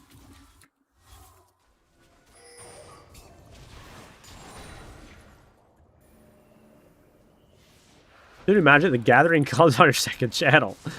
Never played Magic the Gathering in my life.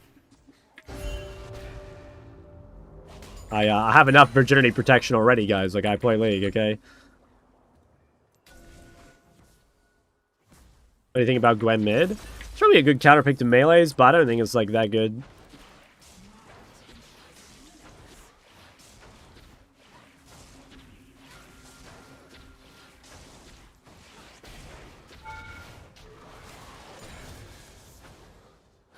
Yeah, host PNG gets it, man.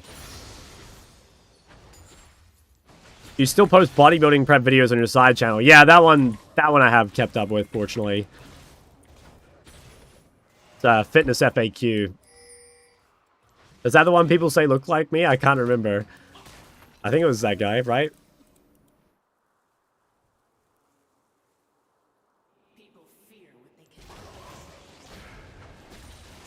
I think anything from the patch has had an effect on the game. I mean, like, it all adds up. I'm not, like, super sure that it's, like, a huge deal yet. Oh, wow. If I comboed quicker, maybe. Yeah, I don't know, like, it probably swings the balance a little bit. I'm not sure it's, like, I'm not sure they've actually solved the support issue.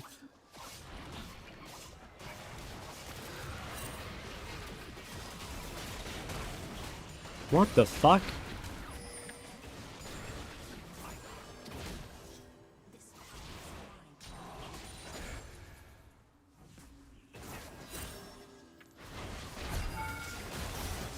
Oh my god, you little rat. Oh. Don't bother me. Think Shaco is ugly and annoying? Yes. Everyone hates Shaco. All my homies, okay? You should do a side channel like Mr. Beast. Doing what? I think tier 3 Zork's the best boots. I think as a default, they're pretty good. Yeah. I still think Situation, the other ones go hard, but yeah, I think good default. One Gathering Storm, minute 25, minute to come back. Not really, no. I should probably do this. How do women your age react when you tell me you play League for a living? Or this guy thinks I talk to women. Before marriage? I don't think so.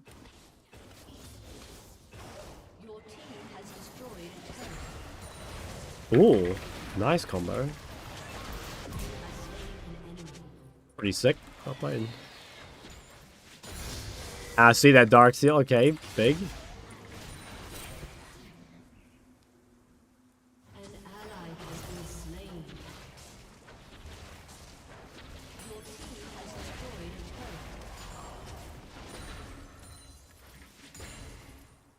You deadass never talk to women?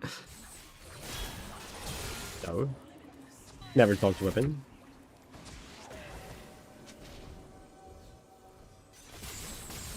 I don't want to lose my mechanics, guys. Oops.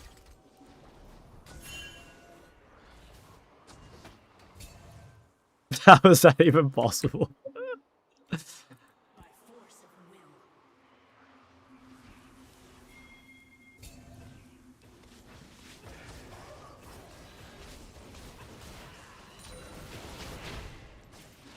Why do you go such early pen? Because we're playing triple AP, and they have a Mountain Dragon, and they have, like, a lot of MR already. Like, Bard has Magic Resist, Silas has Magic Resist. Like, they can definitely buy more.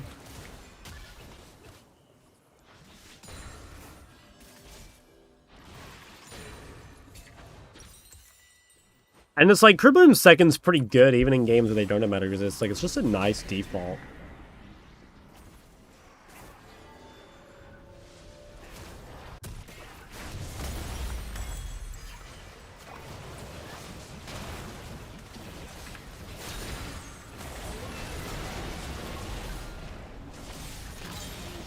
I think these guys just entered for the turret. This one, right? Oh, big. Bro, I swear I'm so bad at getting a Shaco clone, but this one we actually got from the sweeper.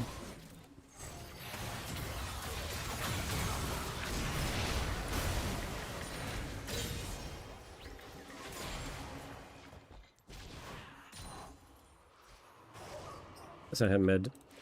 There's any reason we won't see Trist mid back. I mean, the biggest reason is the meta champs. I think Trist mid will probably still get picked, at least a little. But the meta champs are pretty good against Trist. You know, like Syndra, Victor are both, and even Cassio are all quite good against Trist. So it's like, maybe just not quite the time. Don't you know, women love it when a guy streams solo queue to her and rages about his teammates all game. Guys, I don't rage about my teammates. I'm cool, calm, and collected, I think, is how they describe me. And handsome and humble, of course. My friend got a girl and after him mask for the first time.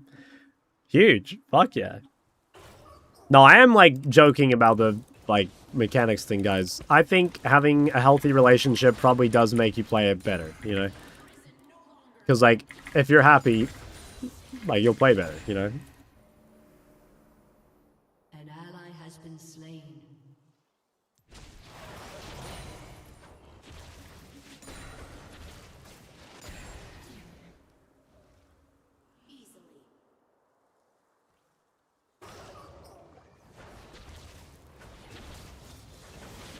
Your team has destroyed a turret.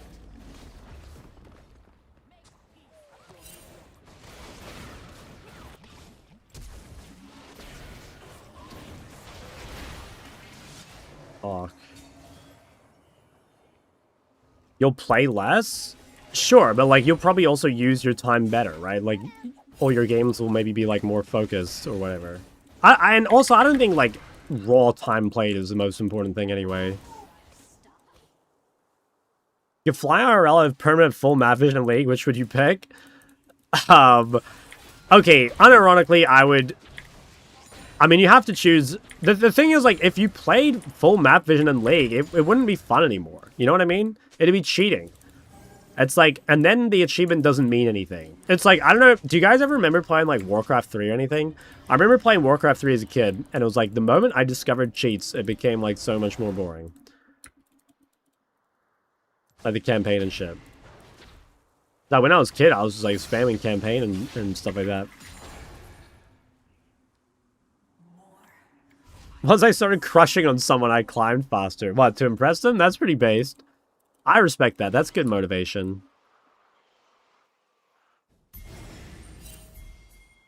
A DPS is pretty shit. We can give it a try, though. Actually, Yarick... Doesn't Yarick, like, one-shot these things? Shut down.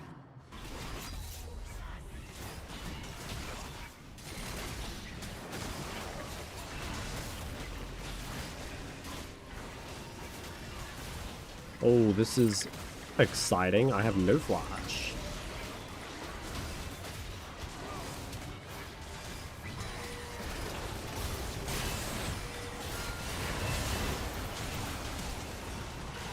Well, it's not that bad.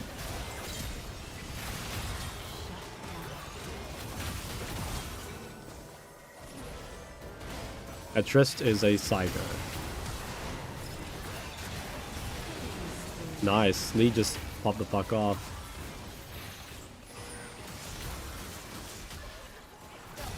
Damn. Oh, Lee. Whereas Triss does negative damage. Oh yeah, look at her items. I'm like looking at this guy and I'm like, why is this guy just pea shooter? Such a good boy. First time chatter. Gulp.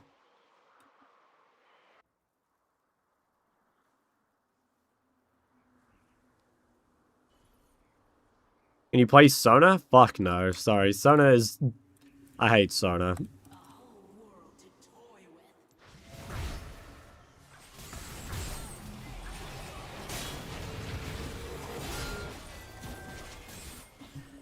Dom is gifting subs for Sona. I'm sorry. I will not be locking in Sona, Dom.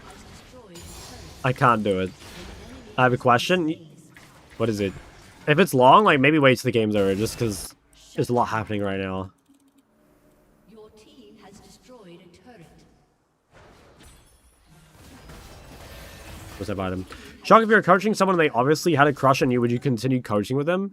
I mean, yes, but what are you gonna say? Like, oh, hey man, you just, like, spent your money, but, like, because you feel some attraction for me, like, now I can't coach you. Like, no, I would just ignore it. Or I would just, like, yeah, I would just ignore it, you know? I mean, it depends. Like, if they're fucking sexually harassing me, like, yeah, I would stop the session. But, like, I'm assuming no one's gonna do that. Right, guys? Like, none of you fucking freaks are gonna do that.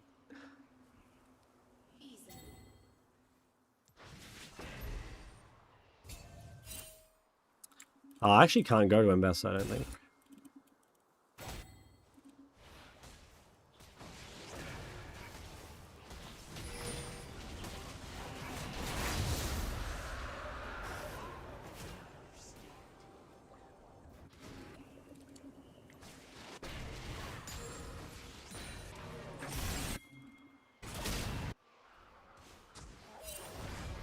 Oh my god!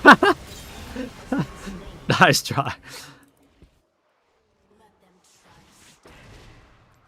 Yo, Nami, watch yourself. Okay.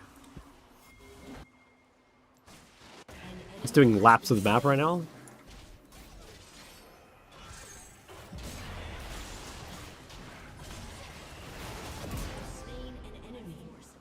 We get a Yuumi mid game.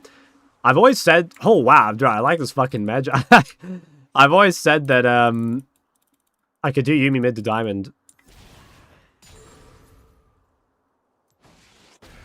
I'm pretty sure I could.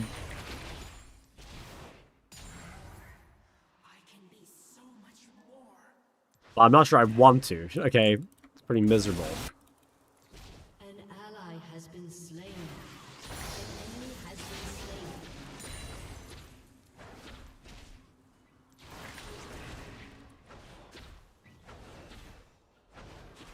That's still all. Holy shit. She has exploded.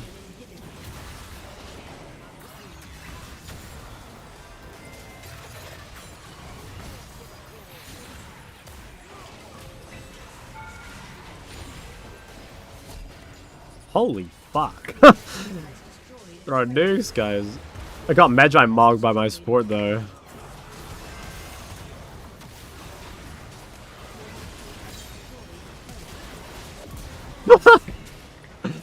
Oh, so funny, man. Just fucking magic trick. Oh, no. Okay, no, I'm fine.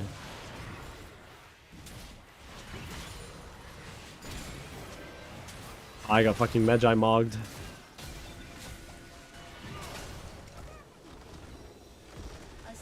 What'd you do if someone released a Google Doc on you? I'd read it on stream. Good content.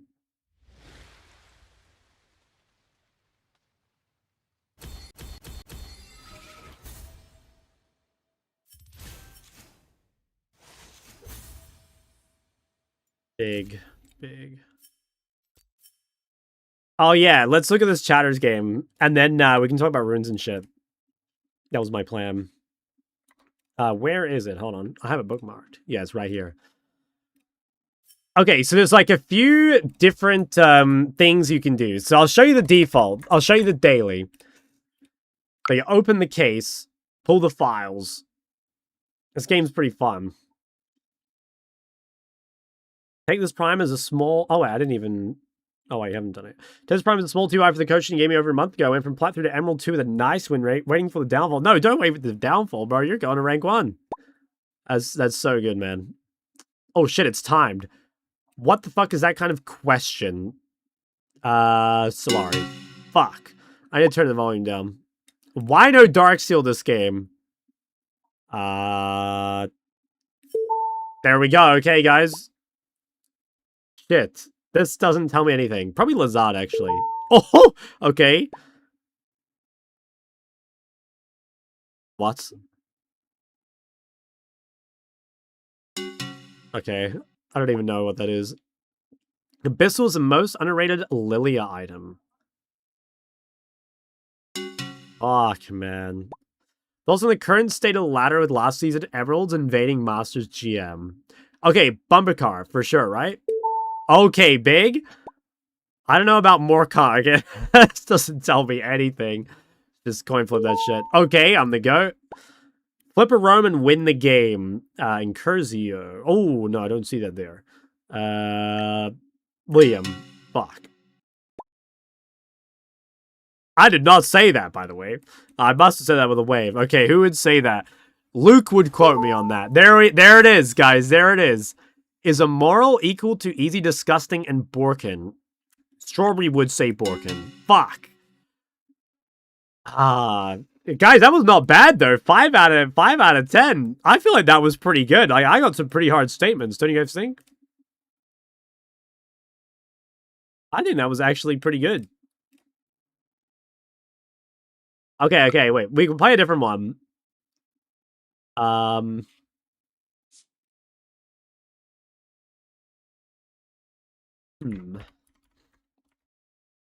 What else could we do? The long read, 10 exhibits, no clock. No clock, no strikes, no end, or most wanted. I don't know if 6 statements, 1 suspect. Can we go to try? I don't know if I can do this one.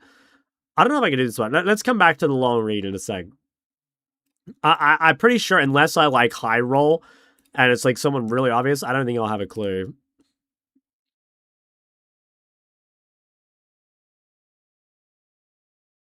$162 suspects. Fuck, man.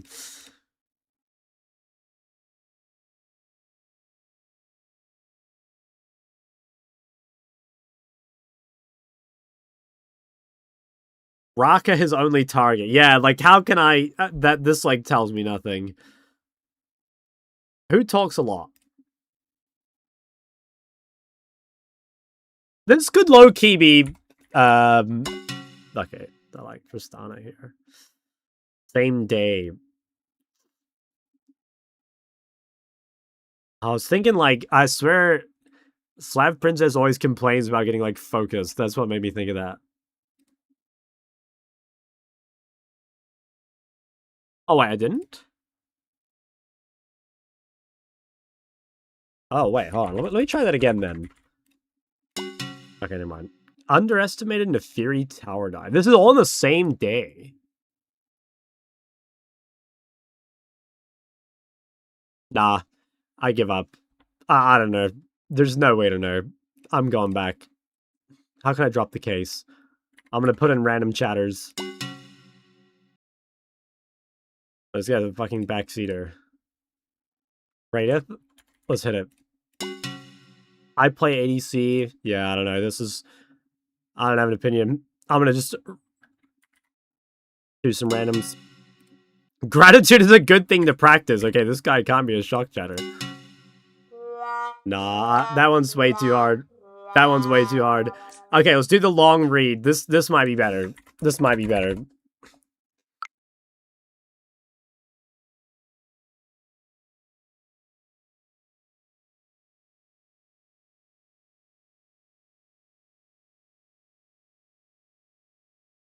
Are you in queue? No, I want to talk about runes.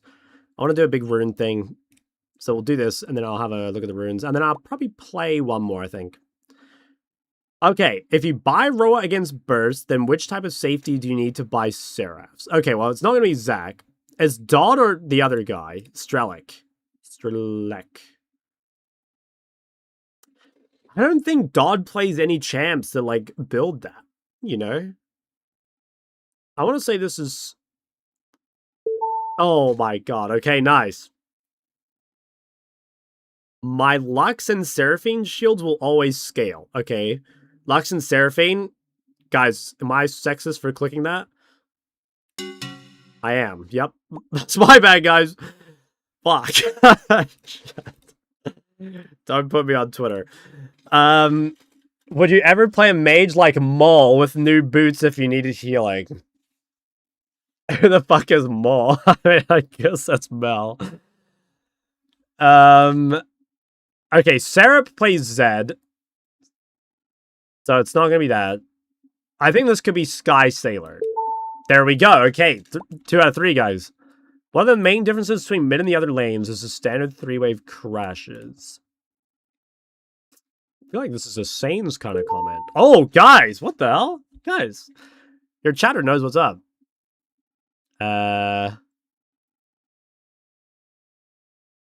It's bad touching. Sorry, I'm a bit slow. Okay, Ketsis would never say some shit like that. His ego's too big. Dawnclaws seems like he has the nicest name here. Guys, what can I say? What can I say? They don't make him like me anymore. How do we turn the effect? The Mer amount of damage on him goes kind of crazy, but MR should help kind of.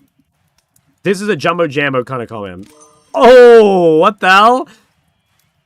Ah, shit. Do you think he'll get nerfed? Oh.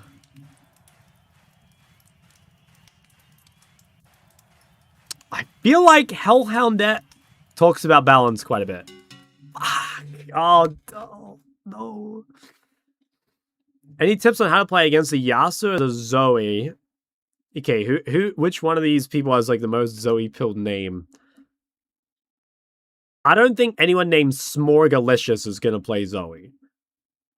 I think Wusangi is a pretty Zoe-pilled name. Oh, guys, easy, easy. You need to hit the enemy ADCs with Cursed Knowledge. Would Zez say that? Probably not. He did say that. Do you think AP Ezreal mid can make a comeback on this patch? Okay, I should just ban whoever this is. Sorry, Leah. Damn, that was pretty good though. I feel like I made some like crazy magic happen that time, no? They unironically do not make him like me anymore.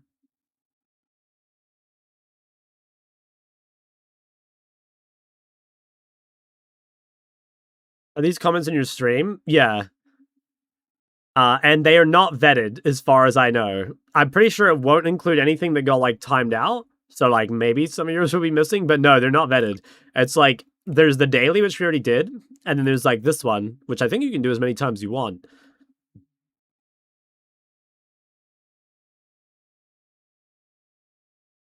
It'll be, one day I'll get an emphasis comment and I'll one-shot it. I probably remember most of the things you said. I feel like I'm actually pretty good at this, guys. I thought I'd be kind of bad, but I feel like I kind of popped.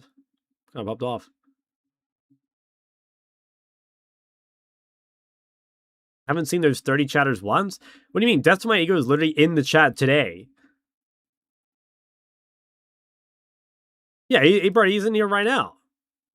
Missed the news. Yeah, you did, but I rage quit. Like, today's ones were bullshit, man. Last straight rage quit. Okay, should I do the runes thing? How should I do this? I did have a list. Okay, let me bring up my list. Where would that be? Yeah, let's go over here. Do I still have my map cover on? I don't think so, right? No. Okay. I'll get this, and I'll get the Mobifar one in case we need that as well.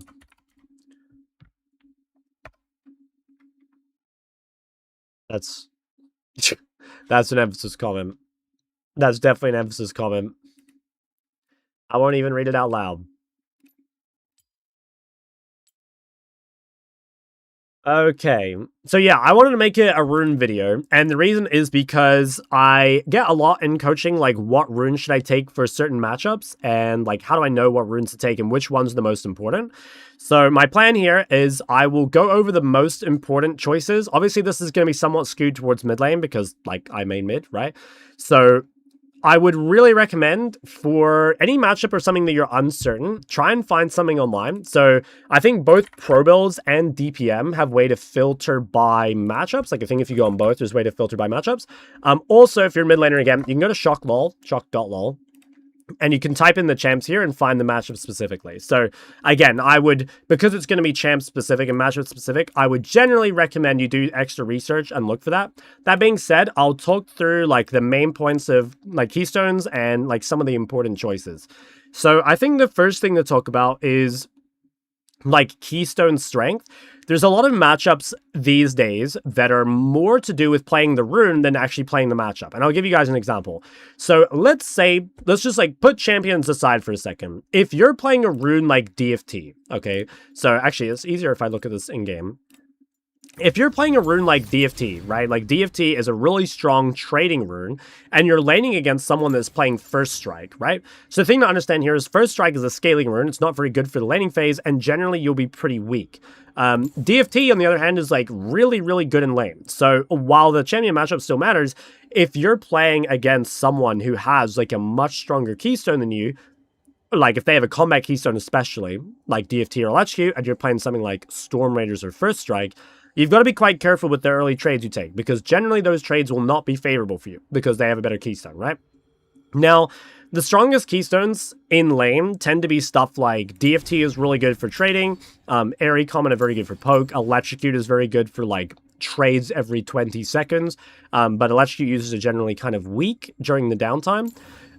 Some of the other runes can be quite good as well, like, Fleet, for example, is good for sustain. Lethal Tempo is good for long trades.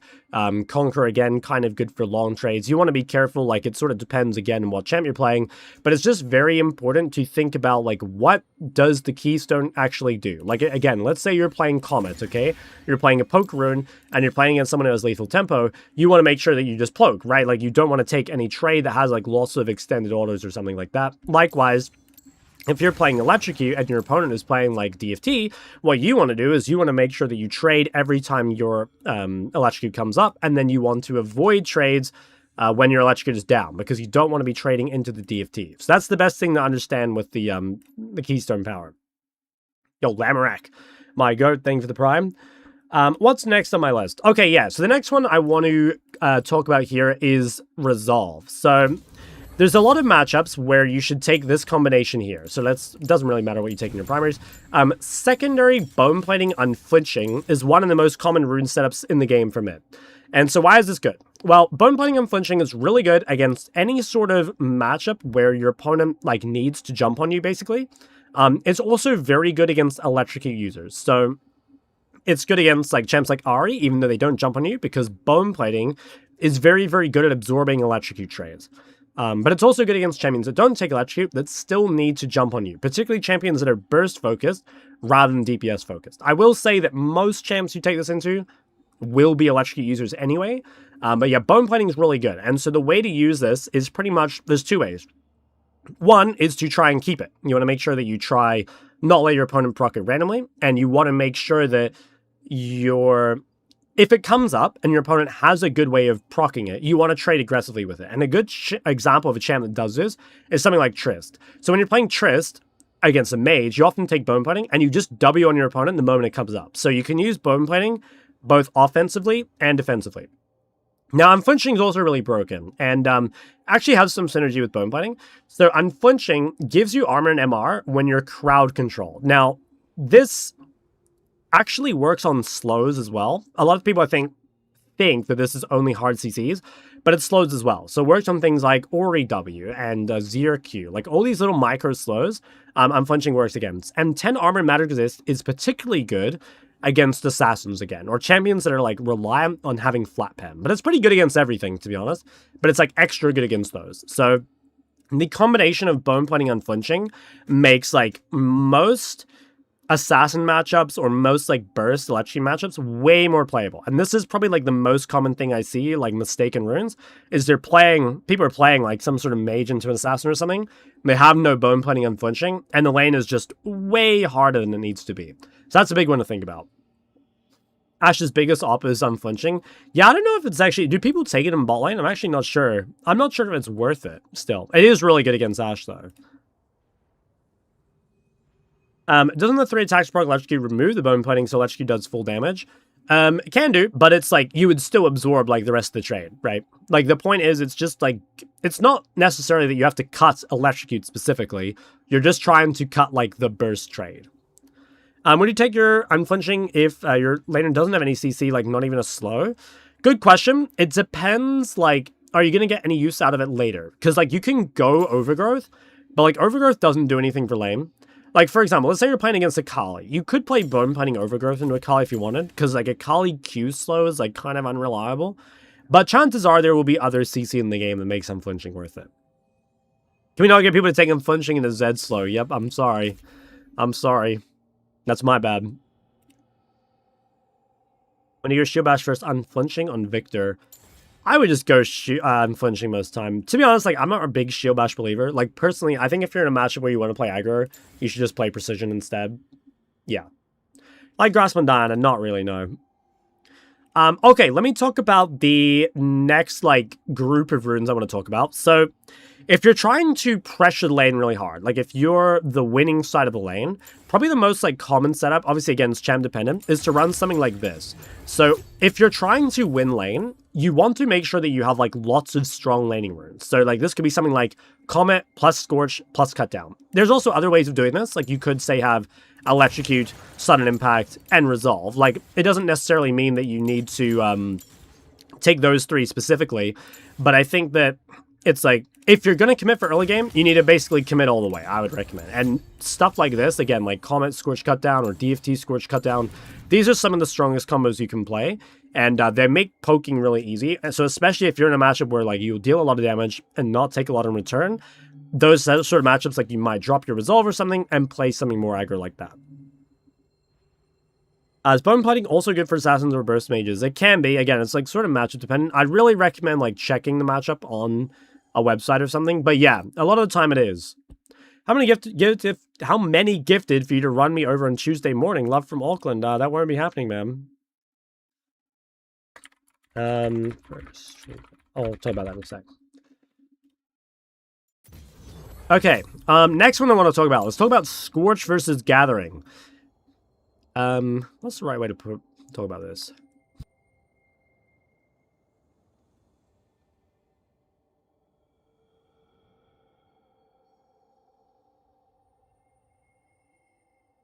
Okay, so Scorch versus Gathering. I think this is one that people get wrong a lot of the time. So it's pretty simple on like a first look. Like Scorch is your laning rune and Gathering is your scaling rune. But there's some more nuance to it than that. So first off, there are some matchups where Scorch doesn't really stick. So if you're against a champion with a huge amount of sustain, like D-Shield Second Wind, or against like Catalyst users, Scorch will be lower value. Now, it doesn't necessarily mean it's useless. You know, like it could still help you get better bases. You can even use it sort of defensively sometimes to help you get better bases. But like think of it like this. If you're laning against someone and they have like an effective health bar of like, let's say 1000, because that's their total HP bar plus their pods. Someone with D-Shield Second Wind might have like more than that. They might have like 1500 or maybe even more. And so Scorch is like a lower proportion of your total damage dealt to them in lane, or rather of their health bar. I will also say though that chances are, into champions that do run D-Shield Second Wind, you can normally proc Scorch a little more often because they are melee. So the way I normally think about this is like, take Scorch, particularly into things that don't sustain, or into things that you think you can actually like chunk out or force into bad bases or kill. If you don't think you can get any Scorch value, I would generally go Gathering. But it is worth noting that like Gathering, in my opinion, is not a very good rune. The time it becomes valuable, like post 20 minutes, is pretty late, and the game is heavily early game skewed, especially at the moment. So obviously, again, if you don't think you can do anything with Scorch, you might as well take Gathering. But in my opinion, neither rune is actually particularly good. It's just like, yeah, I think they're both kind of mediocre. I think Scorch is like a little bit better as a rune, but I also think if you don't want to think about it, you're probably better off taking Gathering, because Scorch can sometimes be bad, whereas like Gathering can never really be bad. It just like might not be good. You know what I'm saying? It's like, it's always gonna be okay, but yeah, you will probably notice, especially in like no sustain mage versus mage, or like anything that is like, yeah, vulnerable, I guess, to poke. I think Scorch will find more value, So that's a big one. Other things we should talk about. Let's talk about movement speeds. So a really common thing that people do these days is they run some sort of MS, right? So like you often see into skill shot heavy matchups like Celerity and Movement Speed Shard. In my opinion, Movement Speed Shard is pretty much OP enough that you can actually just take it every game. And I think personally, I do this right now, take Movement Speed Shard every game. Celerity is kind of up to you. So we should maybe talk about this whole row.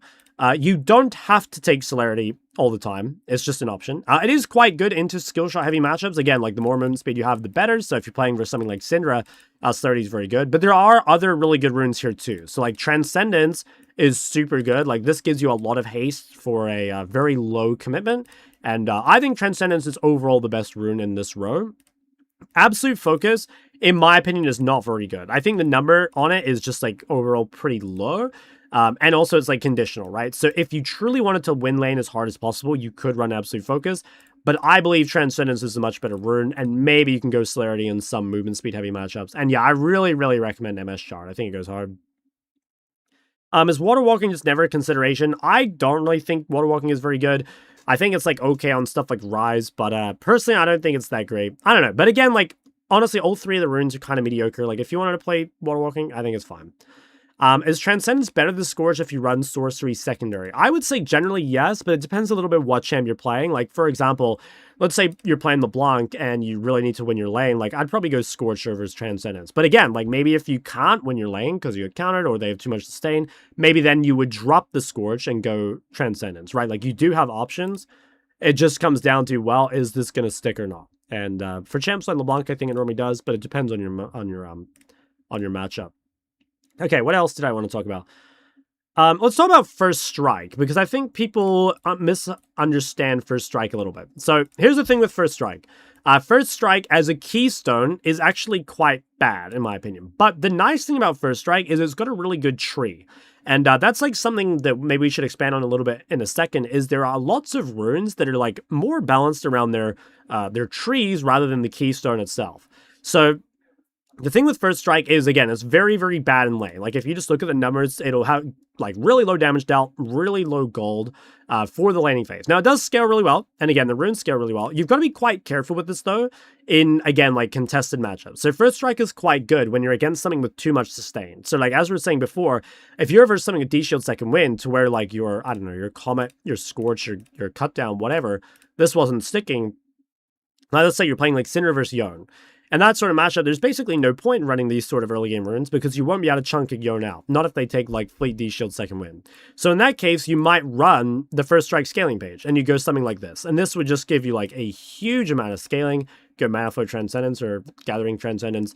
And you would basically be saying like, okay, my combat runes are kind of irrelevant for the laning phase, so I'm just going to opt into the full scaling. And I think, again, it's normally better to commit to like full early game or full scaling. I think going halfway between is like generally not good. I like to commit all the way. But yeah, so like the thing basically I want you to understand with First Strike is like it will make you way weaker than your opponent, especially if they take a combat rune. And so be very, very careful taking First Strike, especially into champs that take like very strong runes. If you decide to opt into that, make sure you're just like really consciously avoiding trades and you're like playing a scale, because if you try and trade with like First Strike and a DFT or Electrocute, you're going to get shit on unless you're like way better than your opponent and you can just like outplay them or something. So that's one. Another one that we should talk about is Presence of Mind versus Mana Flow. So people often ask me like, is it better to go Presence of Mind or like Mana Flow? And they kind of do different things. So Mana Flow is much better for lane, but Presence of Mind is much better for team fights. So like if you really need mana just for the laning phase, Mana Flow, especially on your first base, is a really big deal because it gives you a lot of extra max mana. And if you do manage to stack it fully, you're actually getting quite a lot of mana returned. Presence of Mind, the numbers on the mana in laning phase are just super low. You should not rely on this for mana in the early game. That being said, if you're a champion that doesn't want to build any mana, like let's take a Deer or something, Presence of Mind can be really, really good because that way you can skip mana items altogether. And as long as you can manage your mana in lane, you will then have basically infinite mana for team fights. So they're both mana runes, but they're for different stages. Mana Flow after lane is okay, but it's not great. Like it's definitely outperformed by Presence of Mind. What else do we have here? Oh yeah, I think the only other thing I really want to mention is like minor runes in general. So like, for example, people ask me a lot, like, why don't you go Electrocute on Syndra? Because like, it seems good, right? And the reality is like, Electrocute is a really good keystone on Syndra. It is a really good keystone on Syndra.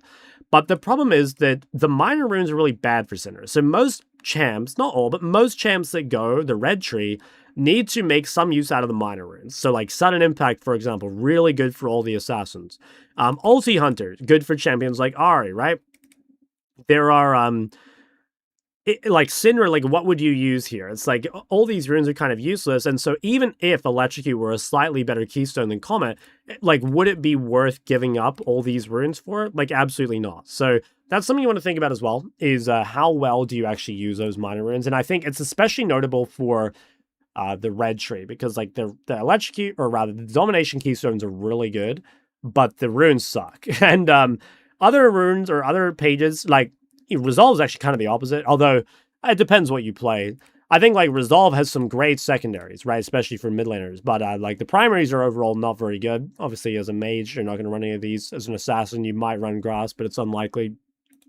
I think those are the big ones. I don't know. Can you guys think of anything else? Legend Haste, I mean, I don't know. Yeah, we could talk about Legend Haste versus Transcendence a little bit. I think both are very good. I think if you needed the haste slightly earlier in lane, it's obviously better to go Transcendence, but they're both pretty comparable. It's mostly just like what tree do you want around it. Like for a lot of champs, you just prefer the blue tree. For some champs, you prefer the red tree or the yellow tree. I don't think that's a big deal though. Can't think of any other like really important runes that make a difference. I guess like I kind of mentioned it already, but Cut Down is just a really broken rune. Like you know, there's a lot of the time people are running stuff like this, and part of the reason is because, like, not only is cut down Scorched Comet or DFT really good in lane, but like cut down haste scales insanely well. Like cut down does a shit ton of damage over the game. Haste is very good on basically everyone. Cashback versus magical footwear. Oh yeah, that's a good one. That is a good one. Good question. So most champs, I think, should just take cashback. I think overall cashback is a much better rune. Magic boots can be used if you're just trying to get your first item as quickly as possible. But the reason most people don't run magic boots is because playing the laning phase without MS, especially in the skill shot champs, is really, really greedy. So I generally recommend staying away from this. I think cashback is just a better rune. Let me talk about this in middle tree as well, because I sometimes see people with biscuits. I don't need to say much here. Biscuits fucking suck, and so does Time Warp Tonic. If you're going to go this road, Triple Tonic is really good. The skill point that you get at level 9 gives you an extra point in a basic ability. That is super, super valuable. Really, really recommend Triple Tonic. And then this final row, most of the time you're going to go Jack of all trades just for the extra haze. Cosmic can be good if you really, really need like the flash cooldown. But I think most of the time people just go Jack of all trades. Yeah, I'm trying to think. Are there any other like major runes? I think we talked about all the sorcery ones that actually matter. No one really takes these. They're both pretty weak. Yeah, sudden impact if you have a dash. Taste the blood if you don't. I think this tree is all kind of whatever. I like Deep Ward, but it doesn't really matter. I like Ulti Hunter. I think those are the main things. I'm trying to think of like the other main rune problems people make. I think those are pretty much it. Those are like the key decisions. I think to kind of like TLDR, the biggest thing is like if you play with weaker runes than your opponent, like combat runes, you got to be really careful trading. And then the other one is like don't play into like aggro matchups with no bone plating and unflinching, or you'll be absolutely miserable. Also, on Summon Airy, can be good, but there's not that many champs that use it these days because like typically it's like, okay, if you're a mage, like let's say Ori. Normally you go like Comet into range, and then maybe you'd go Airy into melee. But a lot of time into melee, like you may want to play Storm Raiders instead. And other champs, like let's say you're playing Syndra, again, you can play Airy into melee, but you might want to play First Strike instead. So like, it's kind of like, you can take Airy versus melees without sustain. That's the way I think about it. Talk about attack speed versus adaptive force versus haste. No, I didn't. I think attack speed overall is just the best shard. I think the reason attack speed is so good is because it, one, makes CSing easier, but two, it makes it easier to push, which is really nice. And getting Prime in the early game is very, very important. Like, if you have attack speed and your opponent doesn't, you're normally at an advantage. The other two, I don't know. If you're in a champ that doesn't really use the attack speed, like, some people go, like, double adapt Diana, for example. I think that's fine. I don't really like the haste shard. Maybe if you wanted to commit to, like, literal full scaling, you could. But I would generally say I'm not a fan of the haste shard. I just think the attack speed shard is by far the best. Yeah. All right. I think that's good. Do you ever do attack speed plus MS shard? You always need at least one adaptive force. Yeah, my most standard is this. I suppose I should quickly talk about this last one as well, of like which one you should run here. So in my opinion, this road doesn't matter very much. I normally go scaling health because it's just a good default. You can go flat health into assassins if you wanted. But again, I honestly don't think this matters much.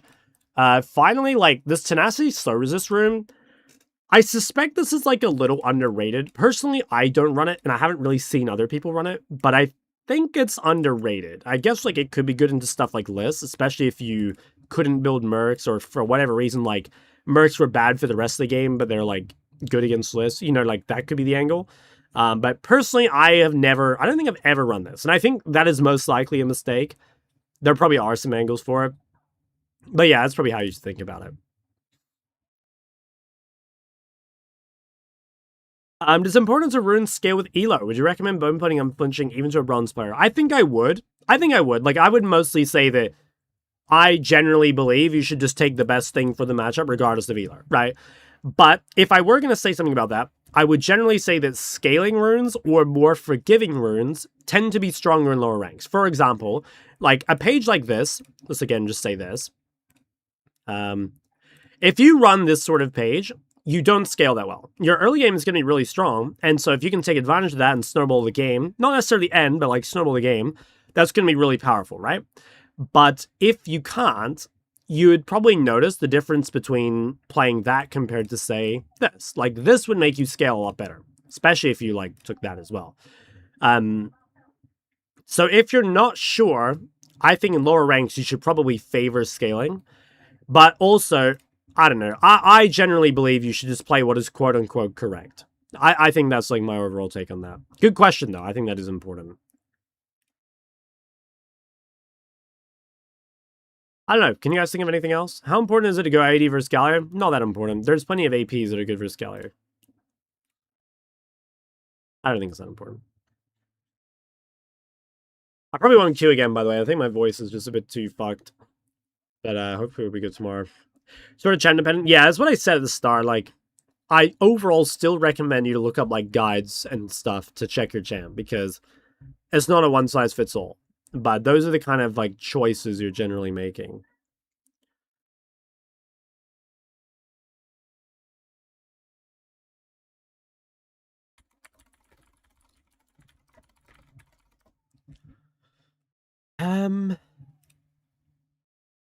Spent today at a film festival. Now I get to enjoy LCKNU. I have bad news. I'm about to end stream. How important is it to have an 80 mid pick in this bot mage meta? Yeah, good question. Because, like, the answer is, in theory, not important. Because, like, the meta is pretty much always 80 top jungle, and then, like, AP mid, AP 80 carry, right? Or, like, AP bot. But there's people in solo queue that troll pick. They pick AP jungles, they pick AP tops. So I'd say, like, mildly important. I wouldn't say it's, like, a huge deal. I definitely would not say it's a huge deal. If you can play one, it's good, but it's not a huge deal.